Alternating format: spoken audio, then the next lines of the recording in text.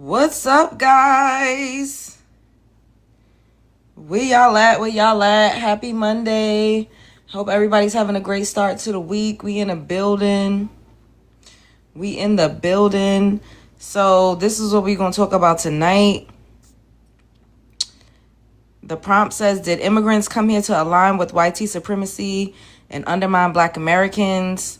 And this Jamaican immigrant by the name of Jason Hill wrote a book stating that Black Americans' reparations was civil rights and nothing else is needed. And I want to know what y'all thoughts are on that, because I think this is outrageous. Hey, Tornado, double tap the screen, y'all. Y'all already know the rules. We gonna get this live up to 5K likes, and then we're gonna start letting the people come up in here to give their thoughts and opinions. Thank you, Tornado. Thank you, Boo, for the ice cream cones. Yes, double tap, get them hearts up so we can get this party started. Hello, Jazzy Gemini. Hello. Yes, and also make sure you guys are sharing the live. Share the live and share the love. Share the live. Share the love. I'm early finally. Hey. Yes. Hello, guys. What's up? I'm chilling. Been working, taking care of business, doing the grown woman thing, adulting like everybody else. Peace. Hello, peace. Yes.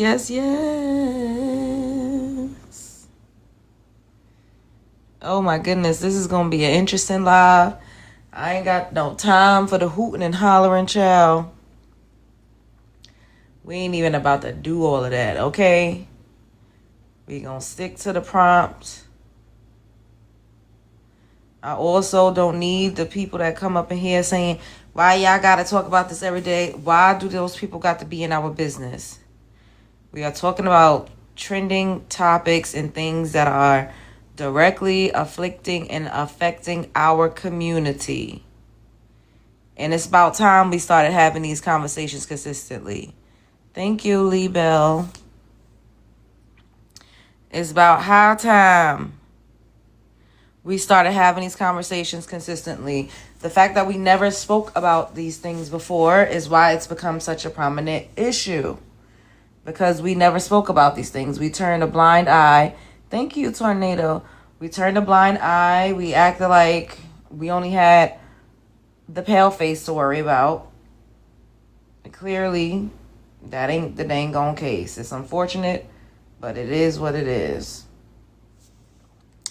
And for those of you who are interested in what video or the guy that I'm talking about, he literally has books, I believe, on Amazon. You can Google search his name and his books will pop up. And he's literally talking about the fact that we already got reparations, and our reparations was the Civil Rights Act. And I'm like, thank you, Maya. I'm like, oh, wow. So we have to share our reparations with every goddamn on immigrant class. And he's like, oh, y'all Black people got DEI and y'all got all of these things. The pale-faced woman heavily benefited from DEI. We know that more than anybody. We all know that. That's who actually benefited from that. Not us. FBA hasn't produced a damn thing. Yes, we did. We produced you. FBA produced you. And ain't nobody even talking about FBA. Y'all are obsessed with FBA. Y'all are obsessed with that term. Because at the end of the day, FBA is Black Americans. Thank you, Tether Proof. FBA is Black Americans. Y'all are obsessed with the term FBA. FBA is Black Americans. We built this country. So shut up. Talking about we ain't produced nothing. FBA means Foundational Black American. Foundational means the people that literally built this dang on country. He's just another Black American Live getting dragged now. He said, yeah, they're obsessed. They're obsessed. FBA, Black Americans without an immigrant background was not created by Tariq Nasheed. The term, if you want to talk about the term, then you could go ahead and talk about that. But other than that, I'm a Black American. You don't see FBA anywhere on my prompt. You don't see anybody talking about FBA. Y'all are so obsessed with the term FBA. Damn. How come y'all not mad at Black Americans that call themselves Solon? How come y'all not mad at that? How come y'all not mad at ADOS? How come y'all ain't mad at that? How come y'all not going around harassing indigenous people that call themselves indigenous? Y'all only care about FBA because y'all are jealous. And it's something that you can't attach yourself to. Because at the end of the day, all of the names I just named are Black Americans without immigrant backgrounds. And that's all it means. That is all it means. It doesn't mean anything else. Tariq stole from ADOS. Who cares? Why you obsessed with Tariq? You in love with him? You in love with Tariq? You must be in love with Tariq. This live is not about Tariq Nasheed. Shouts out to Tariq Nasheed. But this live is not about him. You must be in love with him. You want that to be your baby daddy? You want Tariq Nasheed to be your baby daddy? Because you coming in here bringing up a man that don't got nothing at all to do with the prompt. I'm in love with immigrants. Not really. I did like an immigrant before. But not in 2026. And we're talking about something specific. I'm literally talking about a Jamaican immigrant that is speaking on behalf of Black Americans and talking about what we don't need and getting on public platforms in front of thousands of people trying to undermine us. That's what we're talking about. You all always come over because y'all are obsessed with Black Americans. Y'all come in our spaces and try to co-opt and censor yourselves because you're obsessed. It's giving fan. Hey, fan. I see you over there with your fan outfit on. Y'all hear Accra, Ghana flooded. Yes, I saw that. Oh, my goodness. That was very sad. It was very, very sad. It's very sad. Trump stopped deportation. All right, well, why you happy? You about to do a celebration? You happy that he's not going to deport you? Iran is going to break you out. You keep trying to speak ill over us, yet you're here in my space. Nobody ain't come and check for you. Nobody came to look for you. You're over here in my space trying to censor yourself. Good evening, Eve. Nah, TPS is up today. Someone is obviously obsessed. Yes. Literally, Ghana is literally underwater. It's very sad what's going on in Ghana. Prayers out to those people over there. They don't deserve that. Innocent people don't deserve that. A lot of, they don't deserve it. It's very sad what's going on. And, you know, I feel like their leaders and their people that fled their country that's on the internet telling us what we need to do, they should be concerned about the people that's in their homeland that's suffering, that's in dire situations right now. That's what they should be advocating for. I should be seeing, my timeline should be flooded with videos of what's going on in Ghana right now and, you know, how they're organizing to help the people out there, but they're not. Instead, they're worrying about what the hell reparations Black Americans about to get. It's crazy. You can't make this shit up. Y'all, we can't make it up. But we sending love and prayers to Ghana, to the Ghanaians out there that's currently flooded. It's very sad and unfortunate what they're experiencing. I don't wish that on anybody. And I hope that they're able to send help out there for them because it's really sad. It is. I feel bad about that. I do have empathy.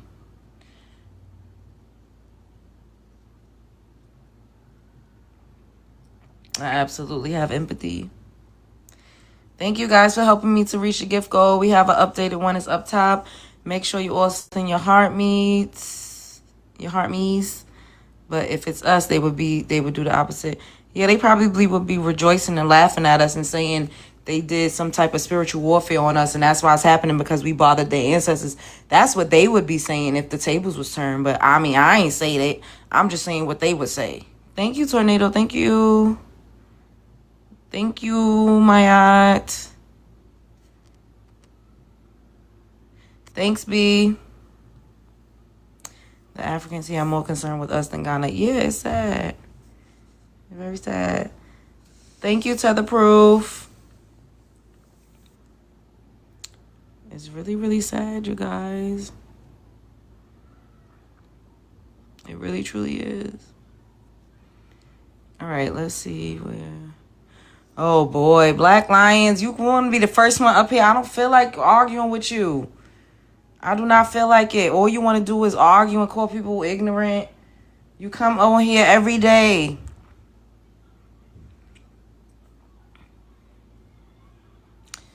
If you start hooting and hollering, I'm dropping you. I don't have time.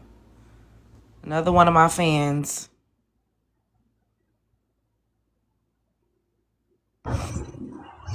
Hello, biggest fan.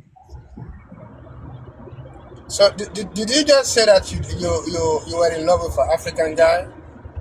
No, I did How not lucky say that that. guy was? Oh, I thought that's what you I said. said an immigrant. I didn't specify where he was from. And I said I liked him. I didn't say nothing about being in love. But let me give you your countdown. Go ahead. Or you just came up here to say that? No.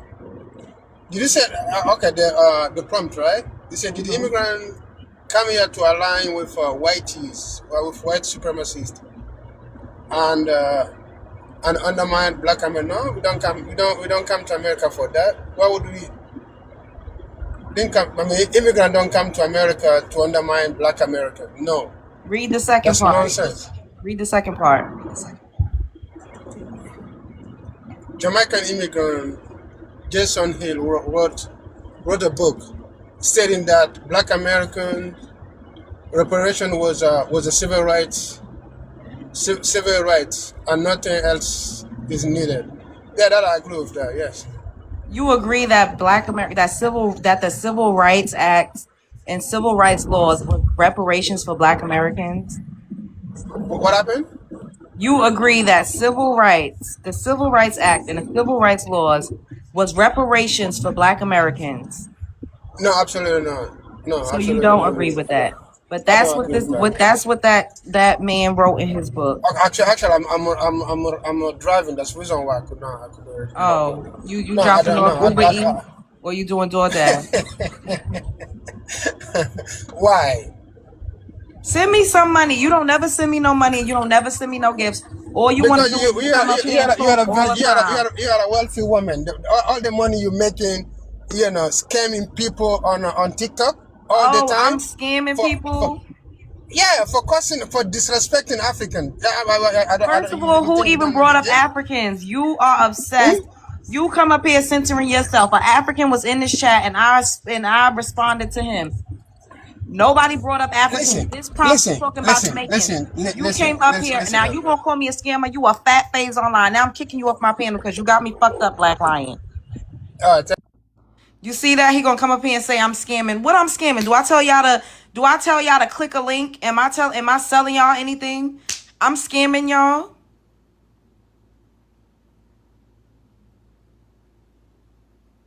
How the hell I'm scamming? What the hell? I'm not selling y'all no snake oil. I'm not even selling a course. And people ask me to do social media bundles. How do you do social media? I'm not even doing that. What the hell am I scamming? You see how they just come up here making up lies? You ought to be ashamed of yourself. Thank you, Renee. Thank you, boo.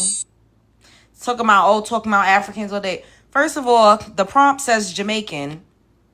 The only reason why we even started saying anything about Africans is because an African came up in this goddamn live stream and started talking about FBA. You see how they try to flip narratives and make it seem like we just always harping on them when nobody was saying anything about any African. And then I literally was just saying my heart goes out to the Ghanaians that's suffering through massive catastrophic flood right now. That's not bashing immigrants. I said more right now for the Ghanaian people on my platform than I see majority of the Africans that be trashing us. They not even saying nothing. They not even sending love or condolences or doing anything or even shining a light on what's going on in Ghana right now. You know why? Because they embarrassed. They don't want us to know that bad things are happening in the countries that they come from. They will rather just point the finger at us and act like we're just so terrible and we are at the bottom of the goddamn barrel when their countries are going through famine and all sorts of flood. It's all sorts of crazy things going on where they come from. They never want to talk about it though. Instead of trying to advocate for themselves, they rather try to advocate to go against us. Because who said anything? Nobody was this prompt. Ain't even about them. They always come over here and censor themselves. And then when we start talking about them, all you do is talk about us. No, we're responding. We are responding to you. What you say, Gypsy? So when we believe those infomercials, 60 cents a day to feed a child was accurate. Oh Lord, they consistently censor themselves. Always, they're always censoring themselves. It never ever fails.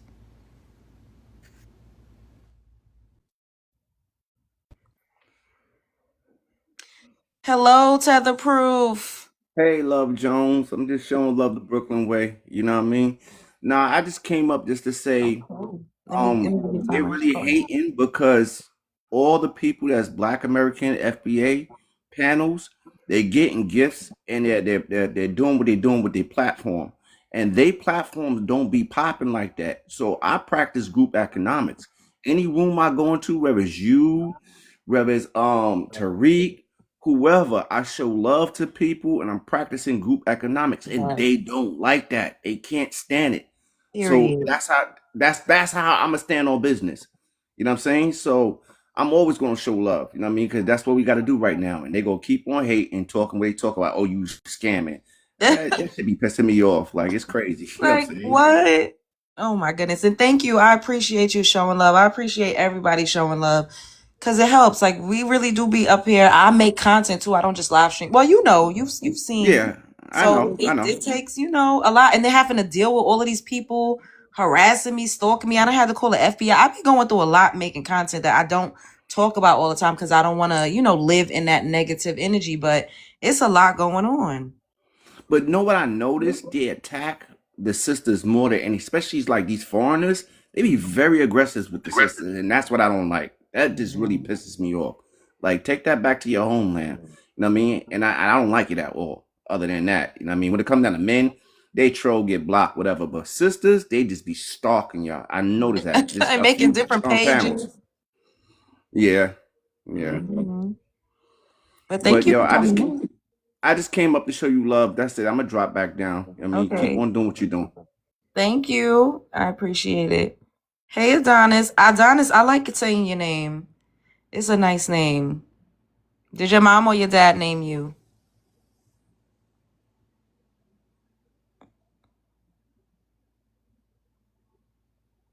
Okay, I'm a problem. Hello.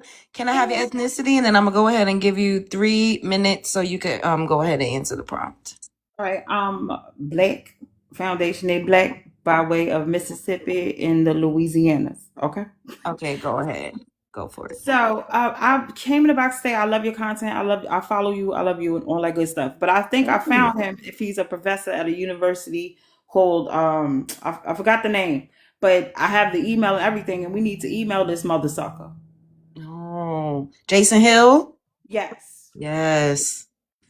DePaul University, something like that. But if that's the Jason Hill and I have his photo and everything, we need to start emailing him because you are not part of anything here to speak on what you believe to be a reparation on behalf of us. And also, if you could, can you share the post that I recently made? Because there's this woman stating on a live how she harms African Americans when they What? speak about being African American in her setting as either in a medical setting.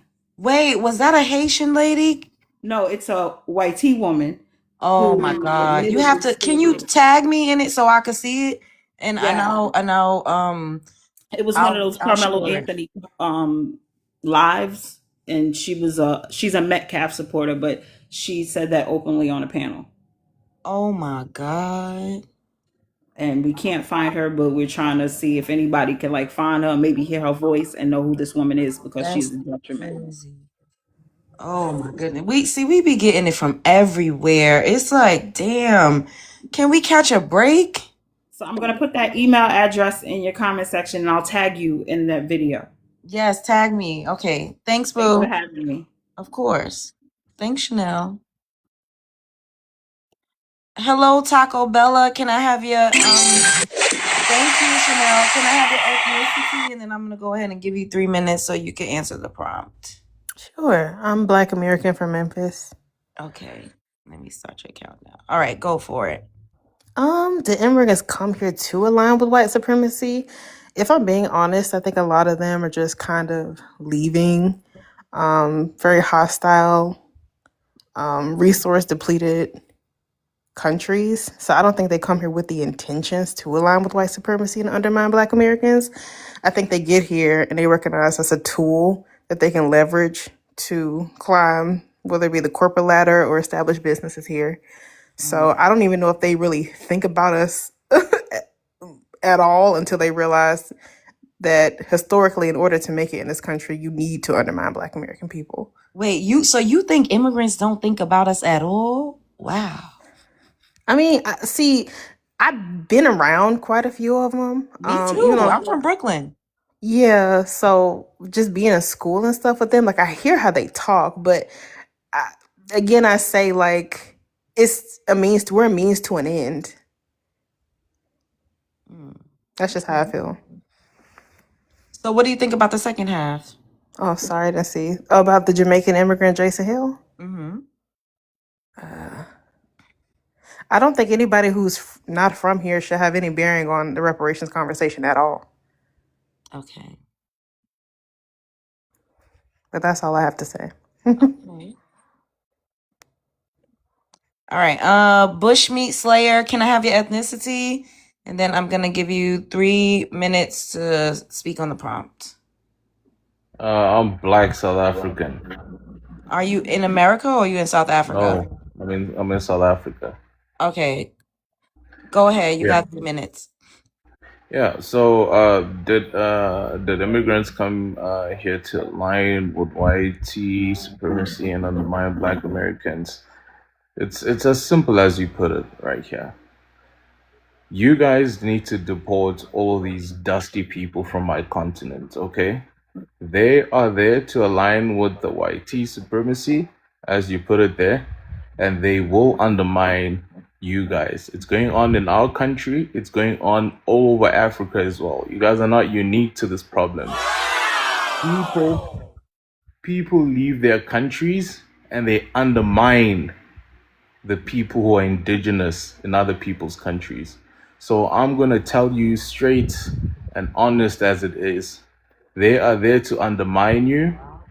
People like Somalis and people like Nigerians are people who like to take over and dominate spaces. They don't have no respect for locals. They have no respect for nothing that they find in other people's countries. They come from nothing. They come from crap holes. When they start seeing things going better for them, they forget that they were helped and received with warm arms. They start feeling big and they start feeling boastful. That's their nature. So you need to get those people the fuck out of your country. I'm sorry for cursing, but you need to get them out of your country. And guess what? I'm not speaking for South Africans here. Even South Africans, get them out. I don't think you know them for anything wrong in your country, but for the sake of your country, get all of these pieces of shit out of your country. Oh. I will tell you this. And I'm not saying keep South Africans, because a lot of people think, oh, you wanna tether to Americans, you want Americans to like you. I'm not trying to be liked by any Americans. South Africans, get them out of your country as well. Okay? They'll be more than happy to go back home. They are not trying to stay there by force like other pieces of shit from this continent. But the truth is, they are there to align with your enemies, and they will expose themselves every single time they're given a chance to expose themselves. They will say exactly how they feel about you. They will tell you you are lazy. They will tell you haven't done nothing. They'll tell you all manner of things. So I'm telling you facts here. Take it from me. I'm an African. I live in Africa. I will never leave Africa. I will die in Africa. Get those pieces of shit out of your country. Stop cussing so much. I don't want to get a That's restriction. simple as that. Okay. That's what I wanted to say. All right, Bushmeat, and his name gonna be Bushmeat Slayer with that picture. I cannot. Oh my goodness. Wait, I need to ask you right quick. So, is this why the South Africans are revolting and marching against all of the immigrants? Is it just like one specific immigrant country or, ethnic group that you guys want out, or is it all of them? Yeah, so the main people who ruined it for everyone is Nigerians. They're pieces of shit. I think everyone in the world knows that, right? They're okay. I'm sorry. I'm just gonna curse. So they are horrible people. Let me put it that way. So those are the people that ruined it for everyone. And then we had Somalis, right? Because of how they are and because of how they're raised, right? They grow up looking down on other people, and they don't tend to join a society. They want to come there and build their own thing, right? They don't understand that they're in a foreign land. They want to come there and build their own thing and take over a piece of land and call it their own. Oh, it's making me remove you. I told you to stop cussing. See? I told y'all you can cussing back to back to back. Like it give you a little pass, but then you get restrictions. I don't like that. I wanted to hear what he had to say. But okay, let's get to the next person. It's gonna be Malik Caldwell. Can we have your ethnicity? And then I'm gonna go ahead and give you 3 minutes on the timer. Hey, good evening. How are you? Hello, I'm good, thank you. I am from Jamaica, but I also grew up in New York. Okay, So, let me start the timer. Go ahead. okay, so the first part where it says, did immigrants come here to align with white supremacy? Some of them, I feel like some of them do. Okay. Me personally, that's just me. I don't know. I don't know how everybody else in here feels, but I feel like some of them do. Okay. Why? I don't know. I feel like a lot of them,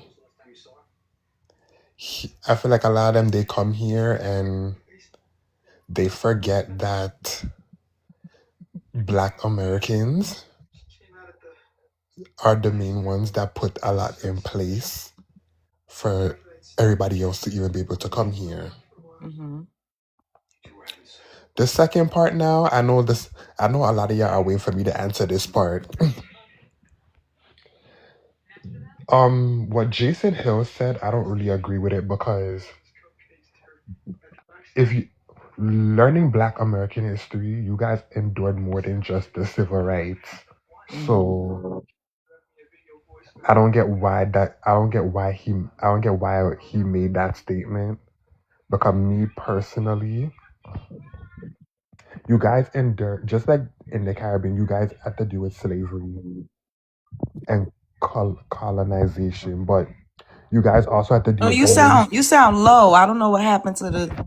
Sorry, just like as I was saying, just like how in the Caribbean we had slavery, you guys had to deal with slavery plus the lynching plus the segregation and there's a whole plethora of things. So that's why when I see that quote, I don't really necessarily agree with what he said, that is just only civil rights and nothing else. It's more than just that. Yeah, endured a lot more than just a civil rights movement. So yeah, that's all I have to really say. Okay. All right. Hello, Eden. Wait, let me Hey, boo, how are you? Hi, I'm good. All right, let I me stop. I just Oh, no, only give me 1 minute because I'm just came up okay. here for 2 seconds. Well, go ahead. I just wanted to say, of course, let me say, did immigrants come here to align with white supremacy? Yes, and we do know that because they made the programs using our tax dollars, and the shady Democrats made the programs using our tax dollars to fund their lifestyle. So that's the reason why they align. But I also came up here to say, agreeing with the guy from South Africa, Black Americans and South Africans, we do need to support each other because when I tell you they sound like us 100%, as you heard the man just get violated and get off the stage because they didn't flag them. They have a lot of hurt and pain like we do. They have a lot of hurt and pain for what's going on in Africa, in South Africa, like we do. But they putting hands out there. They putting hands on them. They They like y'all. definitely are. I They seen the like video. they I was like like, what? y'all got to get out. So Getting their we. businesses shut down. Oh yeah, they're not playing. They are not playing with these people. But I do go on South African panels and do speak as a Black American who supports them. But Black Americans, we do have to support them too, and they need to support us. So I was just wanted to shout out the dude who came up. We need to speak out. We are like similar in so many ways. We all want them out. So that's all I wanted to say. Okay, bro. He trying to come back up here, but I don't know if it's been a long enough time before I could let him back on and then not immediately, get him out of here again. So I'm gonna wait a couple more minutes. Sinai, hello. Can I have your ethnicity? Then I'm gonna go ahead and give you 3 minutes to speak on the prompt. Hi, I'm Black American. Okay, let me give you a countdown. All right, go for it. The immigrants come here to align with white supremacy and undermine Black Americans. No, I feel like they already was doing that before they got here, like to BH. And we can see this, like, if we're talking about just Black immigrants, like, don't Nigerians, like, they have like a little name they call Black Americans, like something like, I don't know. And then even when it comes to like people in Latin America or like Dominicans or whatever, like their whole thing is to be white. Like they were literally taught to, breed out the Black, breed your family. So, yeah, they've been doing that. And they just came here because we got this yank up and running and they want the benefits. So Jamaican immigrant Jason Hill wrote a book stating that Black Americans' reparations were. So first off, I don't know why people think that civil rights was just like, we had it and then it was just all handy dandy. Like, no, there was still stuff going on. There were still lynchings. There were still racism. Some people didn't even abide by the civil rights. Like the last case of redlining was in Miami, like January. So it's just like, it's silly. Like, I feel like these people are silly and they're mentally ill. But yeah, that's what I say. Okay, thank you. All right. Has it been 10 minutes, y'all? I'll give it like 2 more minutes. No, Okay. it hasn't. It hasn't. Yeah, I got somebody's live shut down from coming up too early. Yeah, that's why I'm not trying to do that. Yes, let's get this live stream up to 20K likes. Definitely send them heart meets in. If you want to join the panel, there's a little icon at the bottom where it looks like 2 little people, and you could click it to join the panel. Thank you. Thank you, Miss. I think it's Miss Ma'am. What's up, boo? Love, did you hear about the Black American woman who's being held hostage in Zambia? No. What Oh my the God. hell? Girl, oh my goodness. So she overstayed her visa, so she was trying to self-deport. They won't let her leave. Oh my God. I can play it for you if you want me to when you get a chance. Yes. What is going on? All right, let me pull it up. Let me go on. You can pull it up. I'll be right back. Okay. That is crazy. See, and they keep telling us we need to go back over there to those countries. And we tearing her up in the comments too. We tearing her up too.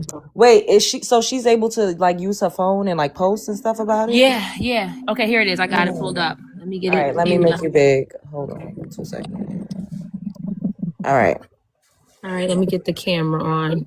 Hold on 1 second. Oh, it's already on? Hold on, no, where am I? Oh, I gotta tap on myself. My bad. I'm sorry. All right, turn the camera. All right, there we go. All right, here we go. Oh wow. All right, here it is. My name is Elizabeth McMillan. I'm currently in Lusaka, Zambia with my 3 children. Kids. During this time of us being here, I overstayed on my visa. When I went to exit the country, I was not allowed to exit.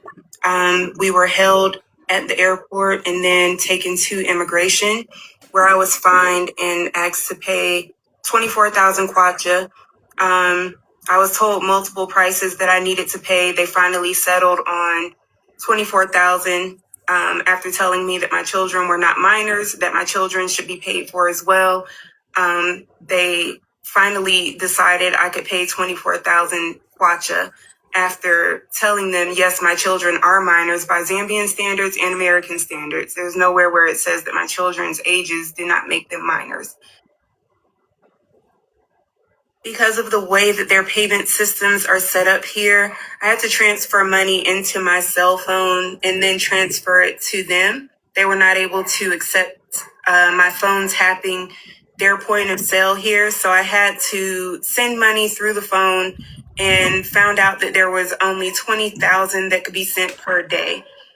During the sending of that 20,000, they wanted the entire 24,000. So because I wasn't able to pay that all at once, I was put into detention, spent the night in jail until I could pay the rest, due to the phone system not allowing me to pay everything. Once I paid everything, I was told that my children would be returned to me, since they were taken the day before while I was in detention. I was told that the next day after I got out, I would meet them at the immigration office. They would come, everything would be fine. I would be reunited with my children. That didn't happen.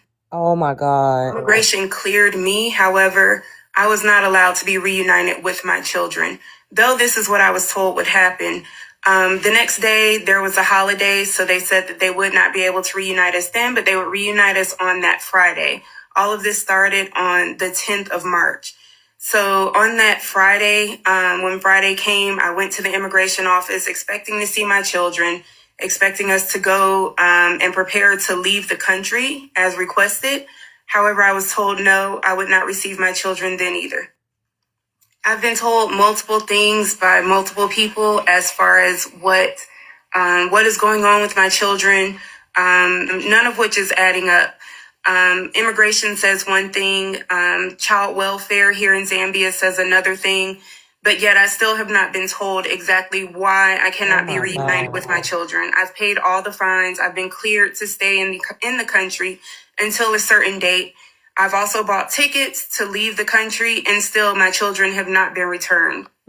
Oh my God. During this process, I asked the person from child welfare who I had contact with basic questions about my children, which I was told to do by the embassy. I was told to do by immigration. They all told me to stay in contact with her and ask questions through her so that I can find out about how my children are doing and things like that. While doing that, I asked basic questions. Are my children taking medications? Are my children being cared for properly? Are they going to school? What about their schooling? I mean, there's nothing that was asked of me when all of this process started. They don't know about my children's special needs. They don't know about anything pertaining to my children. The only questions I was asked when my children were taken were my age, what I do for income, as well as how much I was paying to live in Zambia, all of which I answered. 41 years old. My children have, done everything that they're supposed to do. They're not criminals here. I've paid all of the fines. Everything has been done. I told them that I was paying $80 per night to stay in Zambia in an Airbnb, which I have receipts for, and I can show those. One person at immigration told me that they felt like I didn't have enough money to sustain my children. And obviously, if I'm paying $80 per night for my children to live, I obviously have the money to sustain my children. Oh my God. Since all of this has happened, the woman that I was speaking with, the only contact that I had through child welfare, has blocked my number. She refuses to talk to me. However, she has gone to the orphanage where my children are being held and asked my children multiple questions that no child should be answering, pertaining to medication, pertaining to mental illnesses, pertaining to Everything wrong with my children, she wants to know through them. They're not capable of answering those questions, and they should not have to answer questions for their siblings. When I asked her why my children were being held exactly, she cited a section of their manual, which literally says that my children have no need to be there and they should be returned to me. My children have been kept at standards higher than what Zambia even requires for their children. They've been kept at American standards the entire time that they have been here, and it should not be allowed that my children were taken. I was told yesterday that I would be allowed to drop off birthday presents for my twins and meet somebody here in Lusaka to be able to give them to the person, and they would deliver them to my children. However, there's one person, this same person, through this Department of Child Welfare, who has blocked that as well. Yeah, so I mean, basically, this lady, Oh my she God. ends up explaining the last 2 minutes. I'll send it to your back channel, but she ends up explaining that that since America's doing this to Africans, we're doing this to you. What is America doing to Africans? Girl, I'll let the last minute play. Listen. Will Yeah, not let allow it me play. to give my children birthday presents, though it was something they were expecting, something that was allowed by the orphanage where my children are. She's not allowing it. So there's literally one person who is holding up this entire process. I'm being told now that my children may not even be returned to me for us to leave the country, which is what was requested of me. And that was all I needed to do. I did everything that they requested. I booked the tickets. The flight is ready.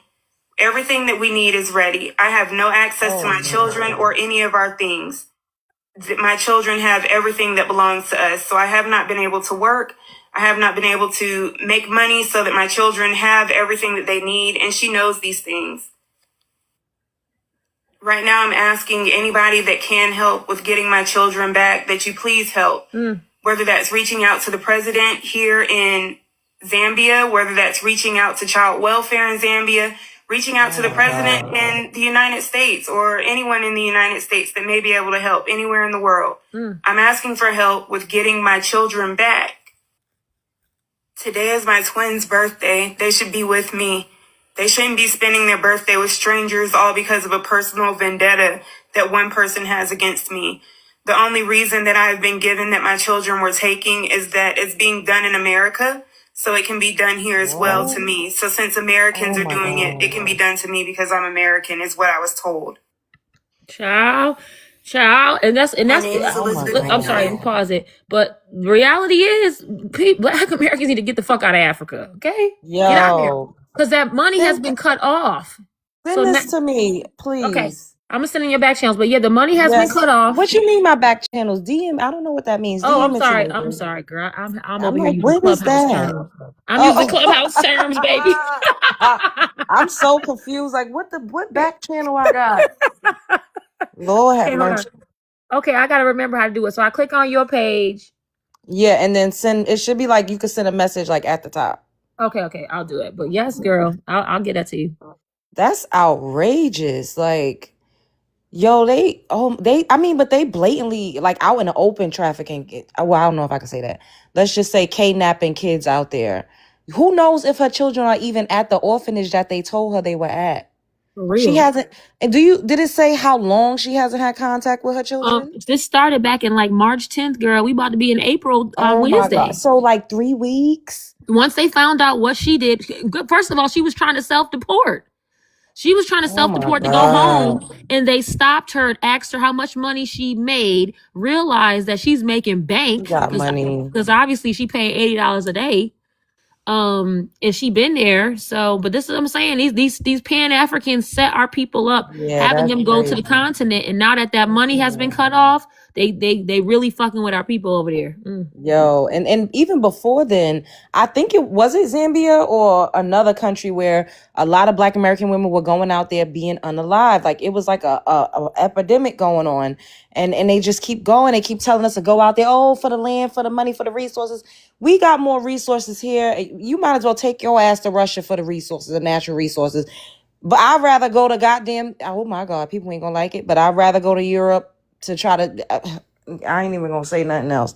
But it is not safe out there. I don't know what the hell. They don't have the same laws. Look how they were just able to do that. And somebody said that's kidnapping, and I said we got to add extortion onto that because they see us as dollar signs. They hold us for ransom in these foreign countries. My girlfriend just moved back a month ago from Tanzania. They was out there for they went right before COVID started. So they've been out there 5 years. She said they had the Black Americans in their community paying for everything. The Black Americans paid double the tuition for their kids to go to school so that all the other ethnic groups can get scholarships. So they found out that they were paying for the Turkish people because see, the Africans were allowing all of them to eat off of the Black American dollar. It's like we go out there and be tricks. Oh my God. And they're going to say they doing it in America. We are not doing that in America. Black America don't have nothing to do with this government, first and foremost. Second of all, that's not culturally even how we are. That's how we know we're different people. That just broke my heart. Oh my God, Eden. All right, let's get to the other people on the panel. Rick Star, can I have your ethnicity? And I'm gonna go ahead and give you 3 minutes so you can answer the prompt. Love Jones. Sorry to just come in. It's not. No, I'm trying to A second. Oh, he didn't go. to you. It's bushmeat. Well, it was. Oh, okay. Yeah. Go ahead. Let me give you 3 minutes. Go ahead, because the other person got down. No, it's okay. So go They ahead. can speak first. I just wanted to let you know that I'm back with my other accounts. They dropped, so you could go ahead. Okay. Go ahead. So I was still saying to you, you guys should not allow yourselves to be gaslit by people from my continent, okay? Here, it's crabs in a bucket, okay? The people that are trying to do well, they're being pulled down by the other people who are not doing so well. And guess what? They're going to tell you about Pan-Africanism, okay? And at the same time, you listen to them, they're telling you about Pan-Africanism, but on the same breath, they'll tell you, you've never done anything in America, okay? They will forget about all the stuff that you guys have done in your country, the Hollywood, the building of the railway systems, the building of industries in your country. They'll forget about all of that and credit it to YT people. So this goes back to what you were saying, or what you were asking rather. Did they come to your country to align with the YT? I can tell you this with utmost confidence. They will always give credit to the YT people for everything, for every single thing. They will tell you the black people never did it. It was the YT people. So now you're in a dilemma because they are saying Pan-Africanism, but also at the same time, they see you as nothing, right? And that tells you this is not Pan-Africanism. This is Pan-Can-I-Stayism. Oh. They trying to stay in your country. That's what it is. There's no Pan-Africanism here. It's Pan-Can-I-Stayism. Lord, not they can just I won't tell you. They just won't tell you or ask you, can I stay? But that's what it is. You're being gaslit into that position where you're allowing them to stay by force. Get these rats out of your country.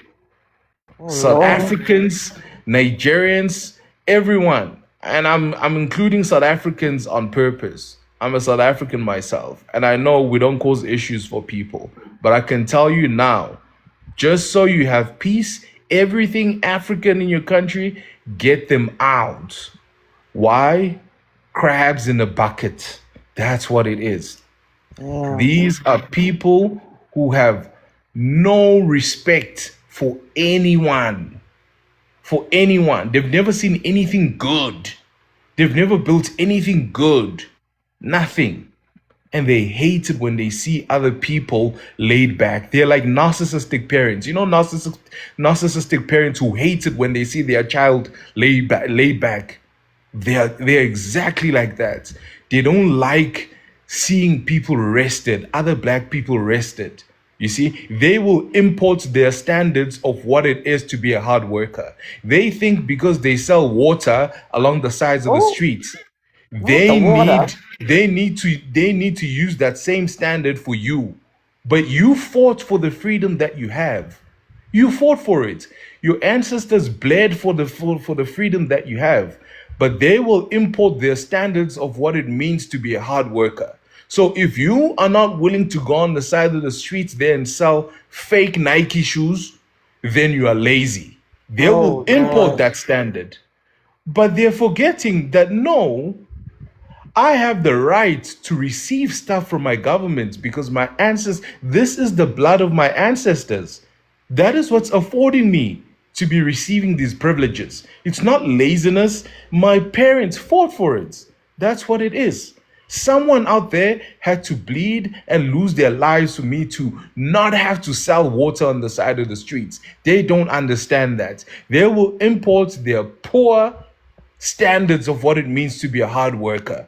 So if you are digging a long toilet hole all day to get $2, that is the standard they're importing there. If you're not willing to do that, then you're lazy. You see? Get these pieces of dirt out of your country. Oh. I am telling you. Oh my God. All right, Bushmeat. I got you. We gonna get the dirt. Yes. This is a lot. Jesus Christ. All right. Casino. Wait, or was I 20 before him? I don't know who was. Damn. You can go ahead and go. I ain't tripping. Okay. All right.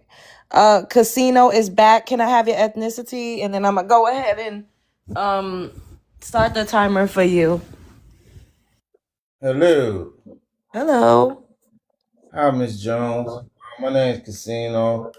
I'm FBA. I'm from Philadelphia, North Philly to be exact. Okay. Go ahead. Oh yeah, I believe they come here to align with the white tea people because a lot of them, including the Latinos, they classify as the white tea. So they practice a lot of anti-blackness in their countries, and they come here and act humble and naive until they get in the right position, and then they express how they really feel when it comes to anti-blackness. But as far as reparations being our civil right movement, we sacrificed our blood, sweat, and tears for everyone. Like it was no distinction when it came to black people. Because the white man, I forgot the good brother who said that, but he made sense. He said the white man made sure we knew for sure that there was no distinction when it came to black. So when the civil rights movement, we made sure we don't make distinctions when it comes to black. If you down with the movement, you part of the code. Everybody is involved, but they don't play like that. They come from a tribalistic background, tribalistic era, and they come here and they think we laid. I'm sorry. I'm kind of nervous. It's okay. Excuse me, Miss Jones. I got too much balled up in one, but we laid the foundation, and like for example, not to get off the subject, right now in 2026, you got a whites only country club in Senegal. Instead of protesting and getting together for that, they keep black Americans in their mouth. Why is we always the target? Did you know it's 36 countries out of the 54 countries in Africa that's tricking their locals by giving them false pretense, saying there's better job opportunities to go to Russia and fight the Russia and Ukraine war frontline without any military training. Talk about history repeating itself. You get what I'm saying? Yeah. But instead of being diligent and protesting for something like that, they keep black Americans in their mouth, and I just don't get it.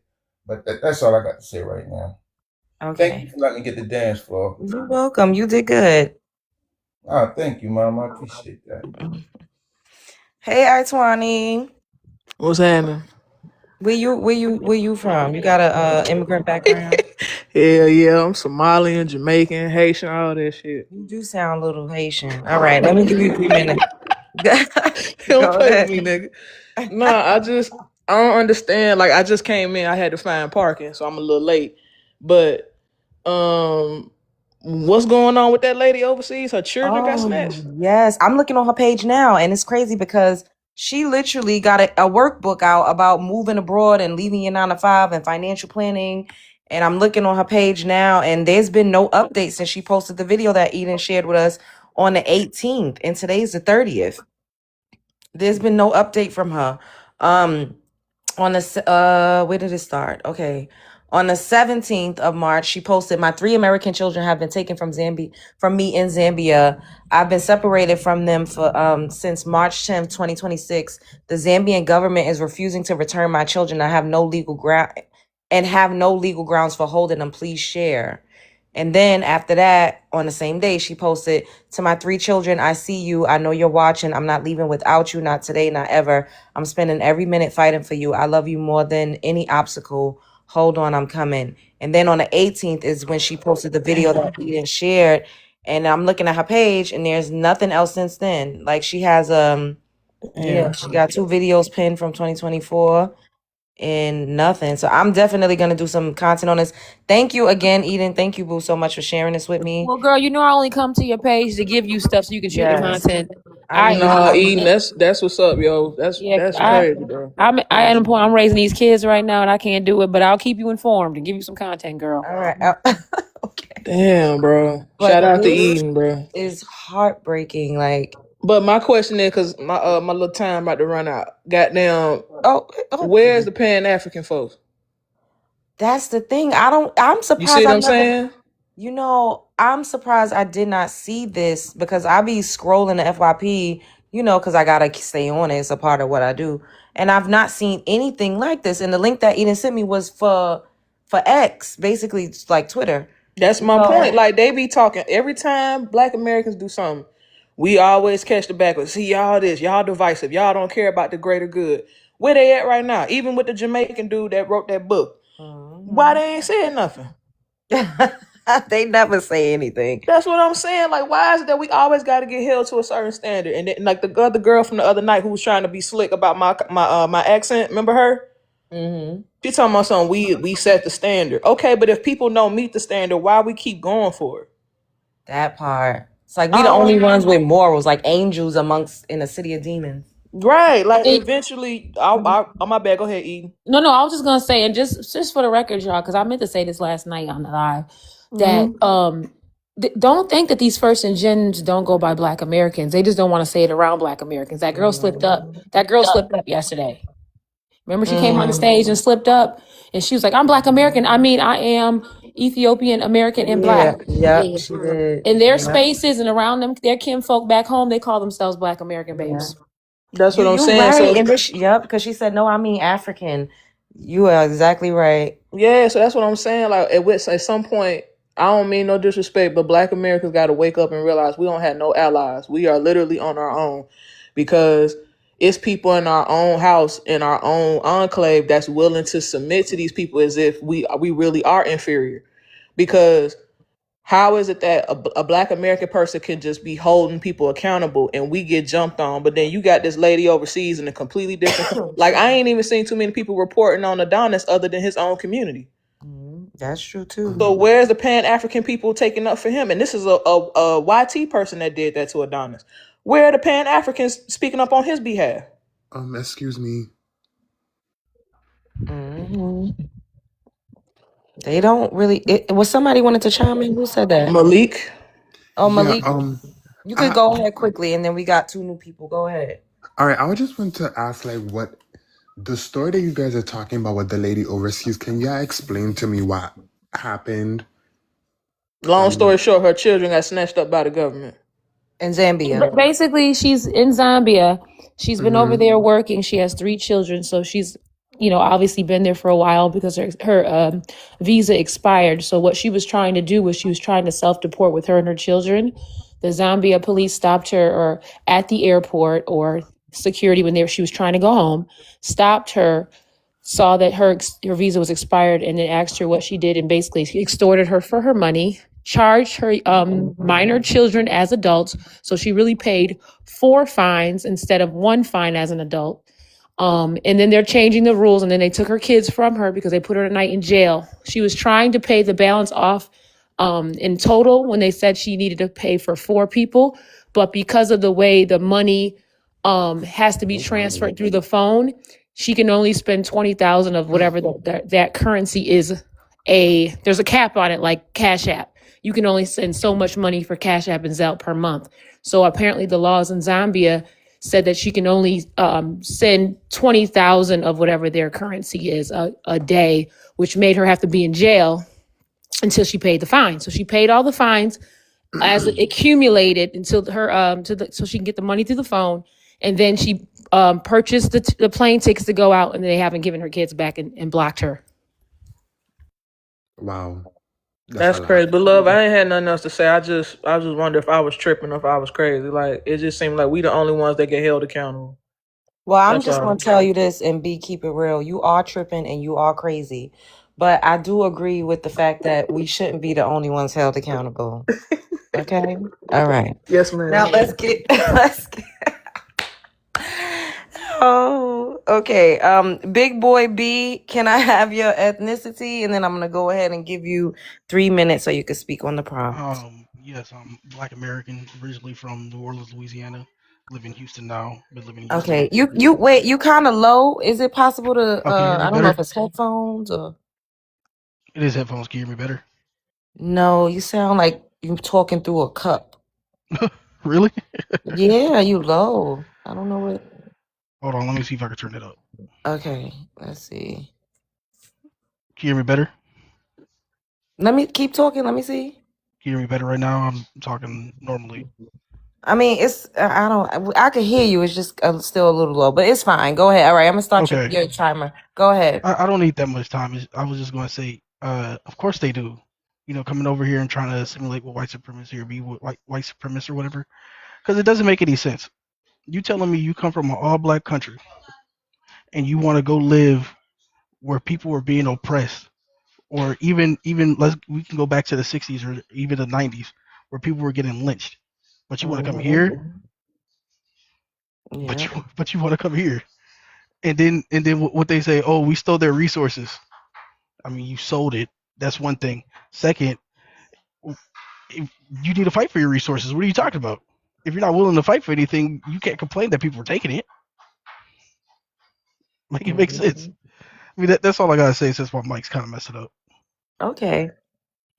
I'll probably come back later. Okay. Thank you for having me up. Oh, all right. You want me to drop you down or you? Yes, ma'am. Okay. All right. Exit plan man 2.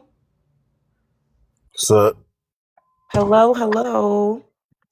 Yeah, they definitely, when they come here, because they see white folks as superior to them, and they see themselves as inferior to white people, and they see white people as exotic. They see white people as their gods. So when they come over here, they see the white folks as the ones that gave them the opportunity. They see white folks as the one who built America. So of course they want to align themselves with them, and they look at us when we talk about racism and stuff as messing it up for them. They want us to pretend that we came from a third world country like them. Like we was over there having to eat dirt cookies and gorilla meat and stuff like that. So they want us to pretend we had to live like that. And so when we get mistreated in our country, they want us to be like, you know what? Let's pretend we came from your country and just be okay with mistreatment. That's what they want us to do. But now it's interesting. They want to project on FBA and act like we trying to be aligned with YT supremacy when the whole time they was. Like we always had smoke for YT supremacy. They told us to stop complaining about that. So that's my issues with them. And now they trying to rewrite history and say they never participated in the Atlantic trade. It's just getting worse. It's like the more I hear from them, the more I'm like, God damn, I didn't realize it would be this bad trying to separate from them. And it's in their bloodline to submit to YT supremacy. It's in their bones. That's all they know. They don't know how to fight against YT supremacy. They know how these people are, all the evil they done, but they need us to help them fight. With us, y'all see, like with Adonis, we're not gonna let them do nothing to us because you know what? We're gonna get it cracking instantly. And they need us to protect them. Yeah, you heard me. The Africans specifically, they need Black Americans to protect them from YT supremacy while they continue to extract from our achievements and our culture. Each day, I begin to not like them. I'm sorry, man. I started off nice. I don't like them, man. I'm sorry. I'm sorry, Love Jones. I ain't got no respect for them or their culture at this point. I'm sorry. I just gotta be honest with you. Hey, I mean, you entitled to your feels.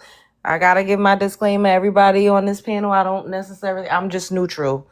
I'm letting people express themselves as long as, they ain't cussing nobody out like a dog in the street. But did you have anything else you wanted to add before I went to the next person on the panel?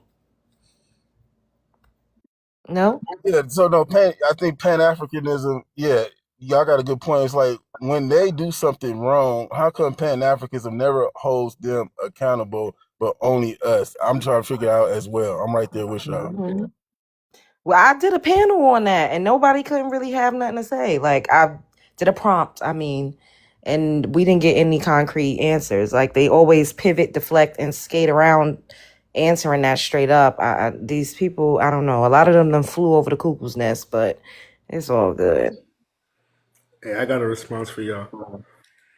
Oh, it's not your go. Hold on. We got a person ahead of you. I'm sorry. Shaka Zulu, can we have your ethnicity? And then I'm going to give you 3 minutes to speak on the prompt. All right. Okay, ma'am. My name is Metembe. I'm Zulu from South Africa. Are you in South Africa? Yes, I'm in South Africa. Okay, let me give you 3 minutes and you... All right, go for it.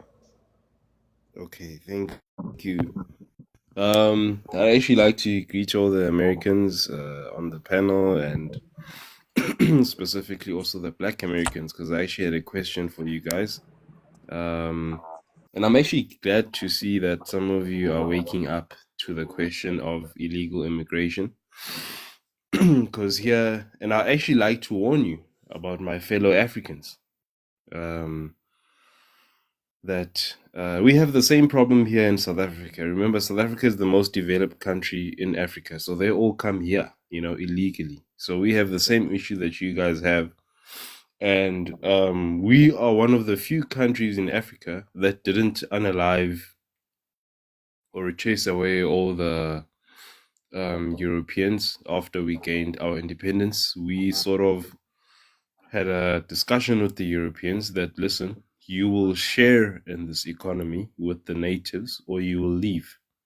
And the Europeans chose to share in the economy and the business dealings of South Africa with us. So many Africans hate that for us and hate us for that, because they see us, they think we're colluding with the YT, as they call it. Meanwhile, we just care about the well-being of our Black African families, South African families. So you'll find them on social media. That's probably how they belittle you guys. They'll tell you that you guys are YT lovers and so on and so on. And when they come to America, they'll go and work for the same YT for like half the price that you would work for. So they're very hypocritical. You must be very... when someone tries to invade your country and tries to take over your land, obviously there will be like a snake. They'll try to deceive where they can deceive. They will steal where they can steal. They'll be on welfare where they can be on welfare. They'll leech on your woman. Because some women are very naive and they fall in love. Oh, I got an African man, I got a Zulu man, or whatever the case may be. Meanwhile, he's just there to look for a green card or to leech off of you. So I'm just very glad to see that, because I would always listen to Black American panels, and it was like so weird for me how you guys were so pro immigrants. It never made sense. I'm like, these guys are going to take your place. They're going to be using the welfare that you guys are using, though you're not even paying tax. At least you guys are paying tax, and they'll be using all your resources for free, and you guys think that's some sort of Pan-Africanism of some sort. But I'm very glad to see that people are waking up. Thank you. Yes, I'm glad we're waking up too. We didn't have a choice. They forced us, because, child, if they would have just shut the hell up and went on about their business and didn't feel empowered once they started to gain leverage, numbers, and positions of power and undermine us the way that Jamaican immigrant Jason Hill did by writing a fucking book.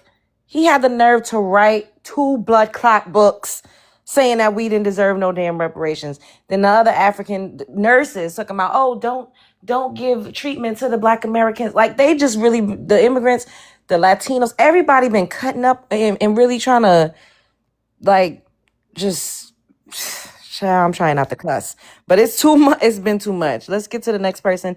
NGB Worldwide, can we have your ethnicity? And then I'm going to go ahead and set your timer for 3 minutes. Yes, I am African American. I'm African American of Nigerian descent. Okay. You live in America? Yeah, I live in Washington State. Are you like a first generation? Uh, on my Were father's you side, born here? yeah, I'm born here. My grandfather is from Nigeria. Okay, go ahead. I'll set your all right, Go go. back home. So to answer your question, did immigrants come here to align? They came. There's a mass amount that come here and they understand how to play the game, and I feel like the positions that they get into. Long story short, they step right over American-born Black people because I'm in Seattle, and I see it here firsthand. You know what I mean? I don't have any hostility towards them. I want everybody to win. You know what I mean? In the general speak, but I see the process of people that get brought over here to Seattle. There's certain neighborhoods where they section people off, and you're set up here really nice. And when initiatives get put into place to where it's time for African Americans or Black people in general, regardless of the immediate descent, it's like they choose African, you know what I mean, whatever you want to call it, African born Black people over the ones that are here. And time again, when those initiatives come up, we end up getting passed over. So what I will say in a broad sense, most people that come here, they understand, especially if they're any kind of educated, when they start to play this game, we're going to be one of the first people whose heads they jump over, we're used as a stepping stone. So to answer your question, I guess the answer is yes. Even you know what I mean, whether it's of Asian descent, African descent, Latin descent, I would probably say out of all of the different groups, I would probably say like the Mexican wing and the Latin wing probably does this the least, like in your face.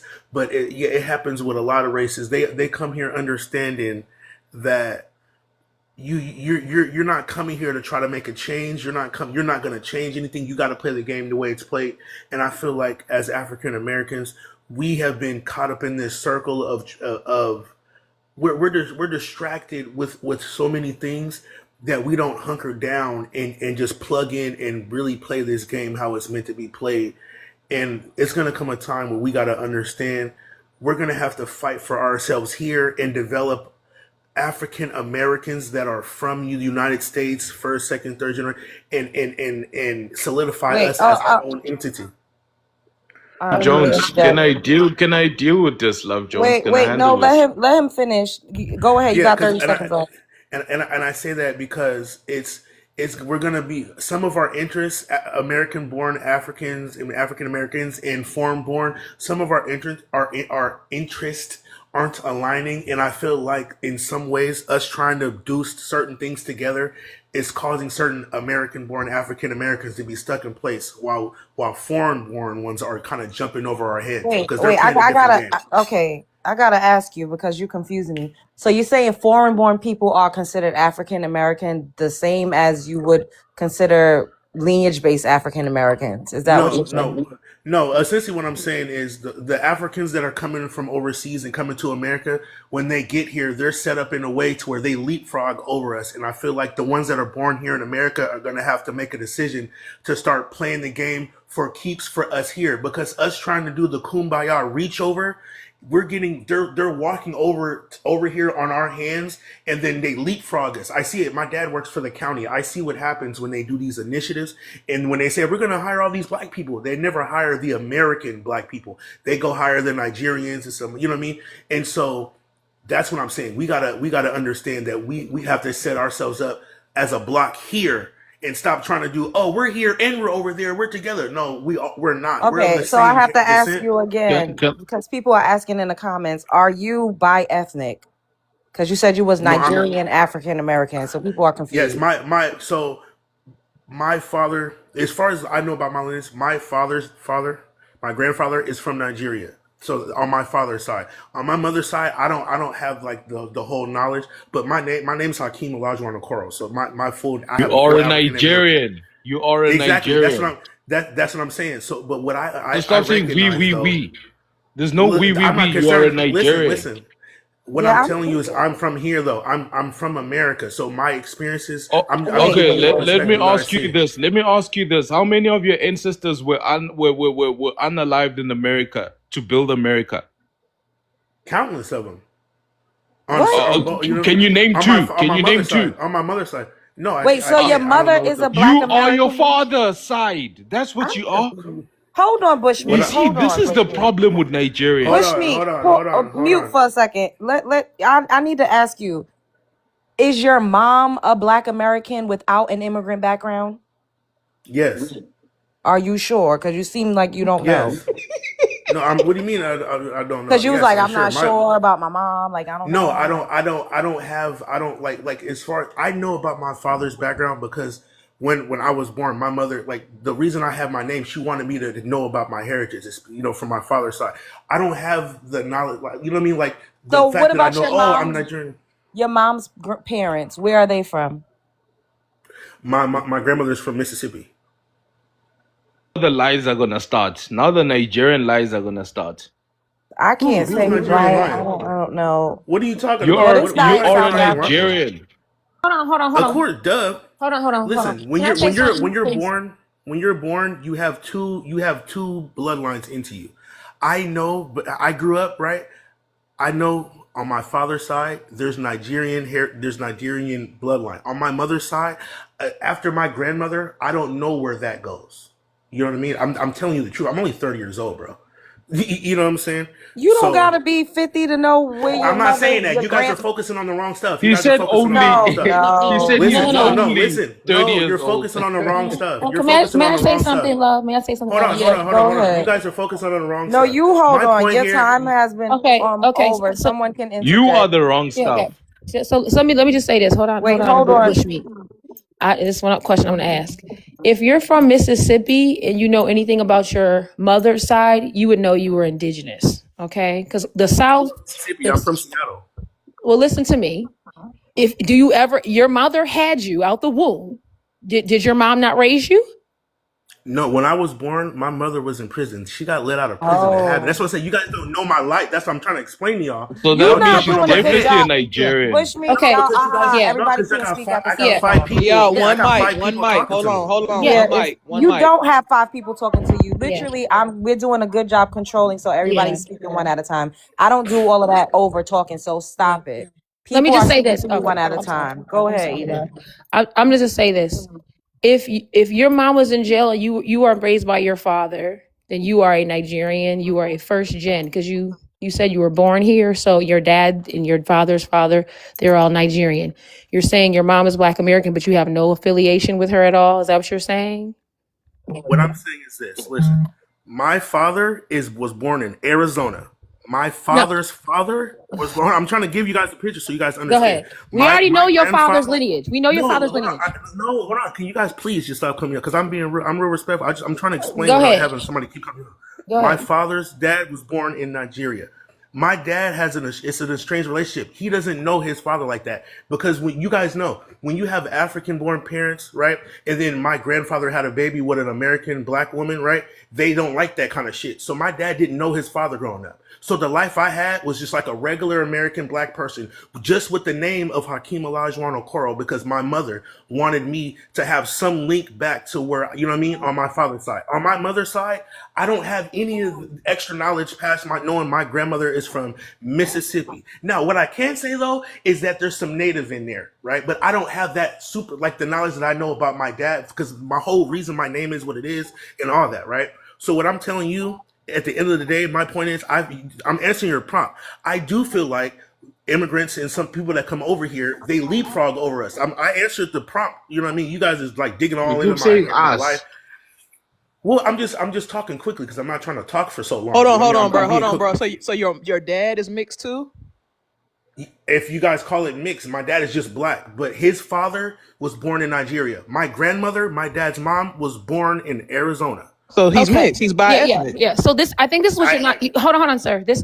We're trying to explain to you by ethnic. You are a Nigerian seed. Okay. You are saying your mother is Black American from Mississippi. As of right now, you are bi-ethnic. You are still African. You have an African surname African is your patriarchal DNA. So you are not Black American.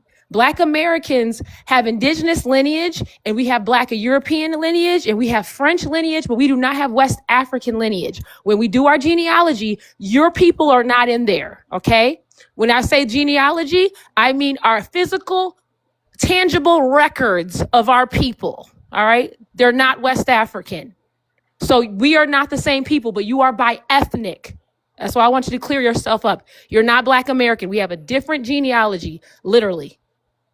He half and half because his mom is. However you say it. MG. My mom Yeah, is he's from bi-ethnic. Listen, He's bi-ethnic. and let me clear this up. My mom is not from Mississippi. My mom is from Frisco. My dad is from Arizona. I'm from Seattle. My grandfather on my dad's side from Nigeria. My mom's side, my grandmother on my mom's side, she's from Mississippi. The only life that I've ever lived is of I'm just trying to explain this to y'all. I hope I'm not sounding defensive or nothing. Bro, The you're only life speaking I've too ever much. lived. Can we respond? Sure. Go ahead, bro. I ain't tripping. Go ahead. You see, this is the problem with having half and halves babies with these Nigerians, right? They keep quiet, bro. This is the problem with half and half babies. You see, generations from now, your kids are going to be fighting for resources with half and halves who are going to be telling bogus history like this guy. He doesn't. Well, I think he knows that he's a Nigerian, but he just doesn't like that. It's very unfortunate for him.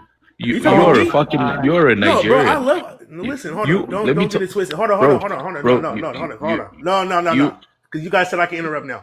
Growing up, until I knew what my name, because I got a name change at like 3 years old. My name wasn't a regular American name until I was about 3 years old, right? Until paternity was established, okay? My mom You're gave still me a my Nigerian. name. I know that. Listen. Hold on. Bushmeat, let him finish. Let him finish. I love my heritage, bro. When I learned about where my lineage, where I came from, when I was a kid, people teased me, bro. I defended and love everything about who I am as a person because there's so many people here that got just regular names, no identity with their heritage, not knowing nothing, and just don't give a damn. I appreciate the little bit of knowledge that I do have. Bullshit. No, there's no bullshit. No, dude, you're scrambled egg. I need to say something. Hold on, baby girl. I do not like when people get up here and say lineage-based, melanin-rich Americans don't have a history and we don't know where we come from because our name is not Akim Abu Jabal. I think it's disrespectful and it's an underhanded, backhanded statement to make.